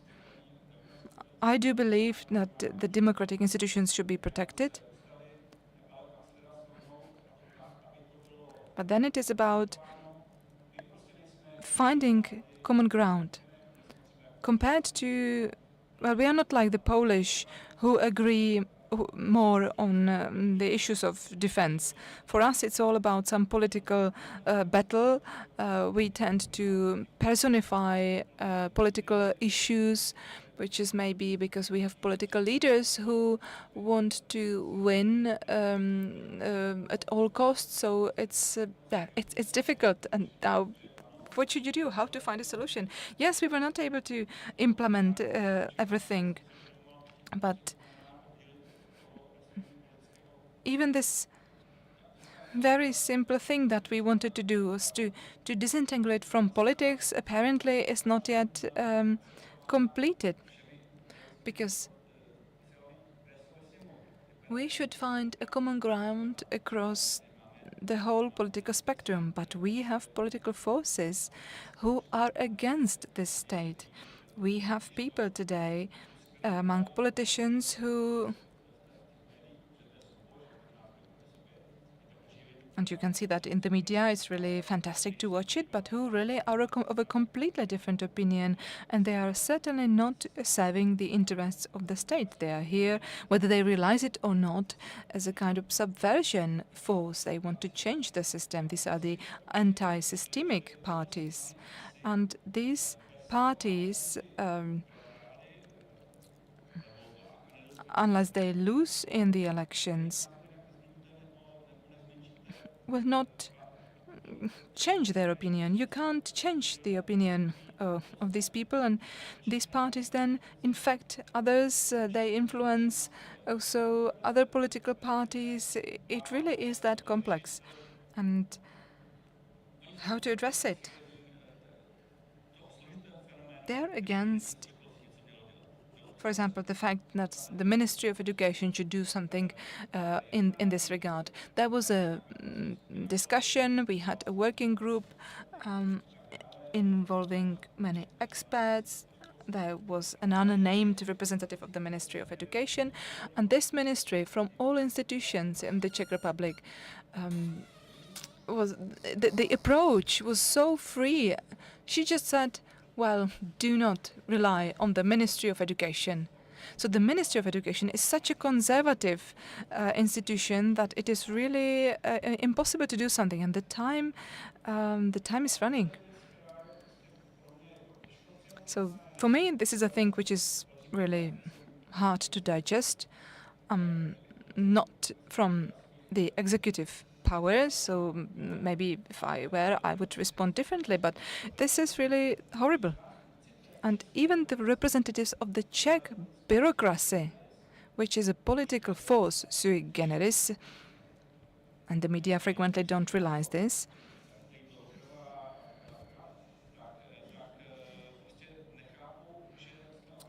and they don't understand that we are all endangered, even the bureaucrats themselves. So you have the representative of the ministry who says, well, don't include the Ministry of Education at all. And you have these people there for years. And this is not the best position to win. Thank you very much. One last question, and then we will have to wrap it up because our time is up. My name is Michal Klima. I don't have a question. I just wanted to follow up on a question that was asked by our colleague here. I think she must be confused by the answer, because he says that strategic communication should be separate from politics, but at the same time he says that there are some politicians who are not supporting the state, and they are supported because we do not fight disinformation enough, because they use Russian propaganda, disinformation to gain support, and they gain support from the part of population which is under the influence of propaganda. And since we are unable to face propaganda, it's getting stronger. So we can separate this by saying that fighting disinformation cannot be used for political fight between political parties, but we cannot separate this when disinformation support those politicians who do not support this country. Thank you. Just a short response. The way I see it, this is my second mandate, so I still feel like a young politician or MP who I still don't know. I still can't find my way around the Parliament building. Maybe I will be able to discover all the various rooms here during my third mandate. So we've had many conferences before, and you can watch the recordings. But our enemy, Russian Federation, shares things openly. They are not secretive about it. They sent a package to their partners here, And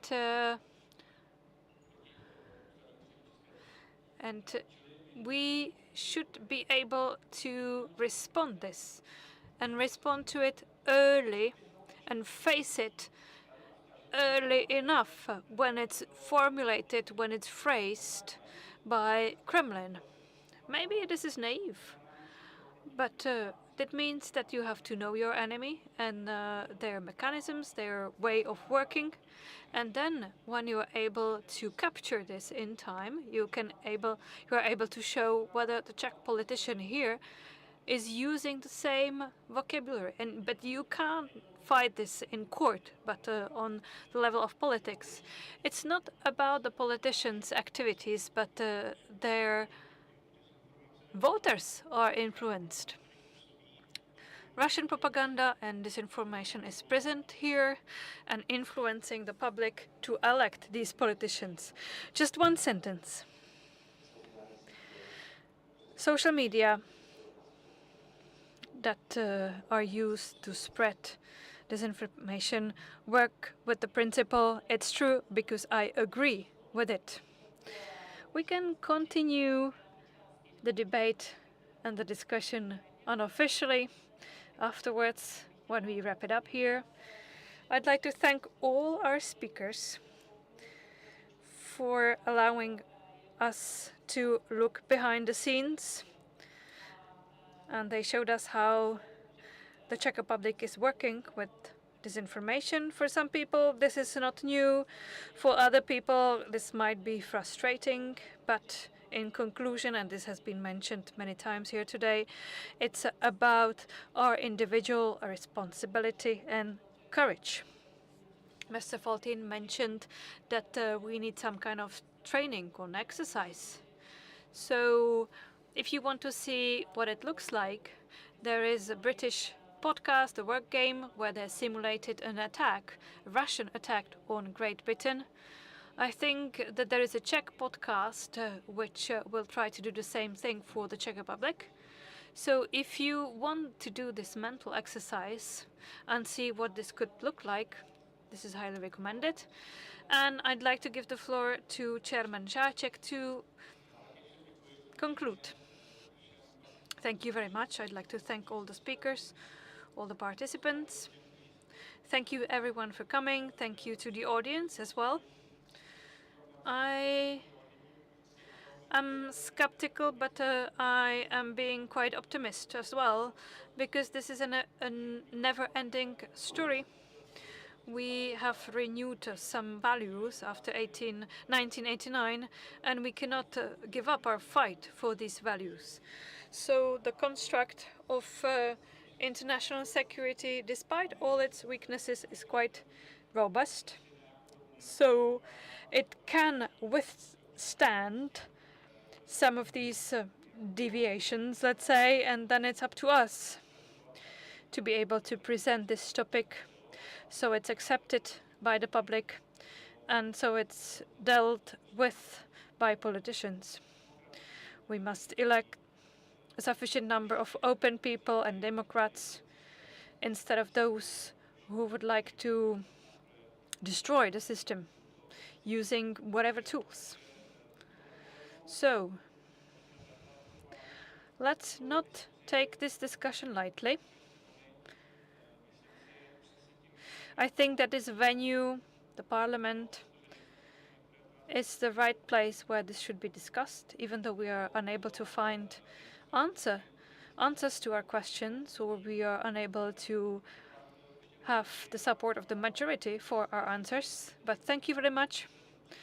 But obviously, this final discussion was important, but first we had to listen to our panelists.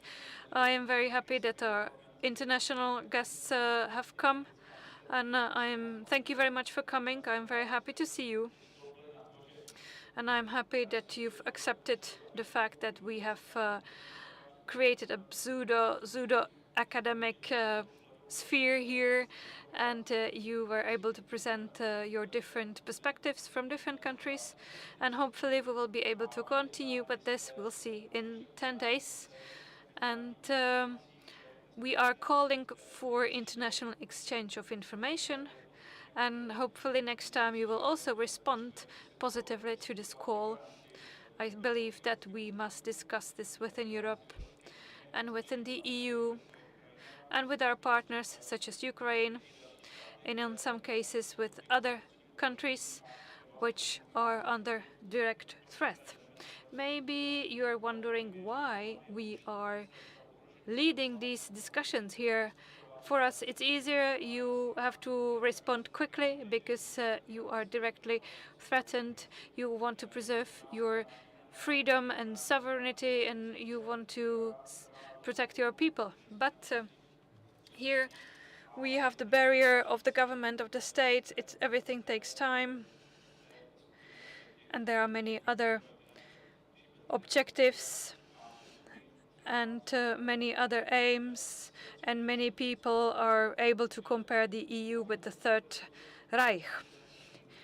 And I think that the topic of today's conference was very important. Thank you very much. Looking forward to seeing you again. And those who haven't had enough today can come tomorrow. Tomorrow we have the second day of today's conference. This is the first conference that takes place over 2 days. I'd like to mention the Czech Technical University, which is one of our strong partners. And tomorrow we have the session. We have session 4, Prologue to the Present, Serving Freedom of Speech, and session 5, Effective Defense, New Technologies in the Context of National Security. Thanks to the Czech Technical University, we will look at these topics from a different perspective, and the venue is the Czech Technical University. Tomorrow it starts at 9 a.m. And it's at the rector's office of the Czech Technical University. Jugoslávských partizánů is the address. Thank you very much and enjoy your evening.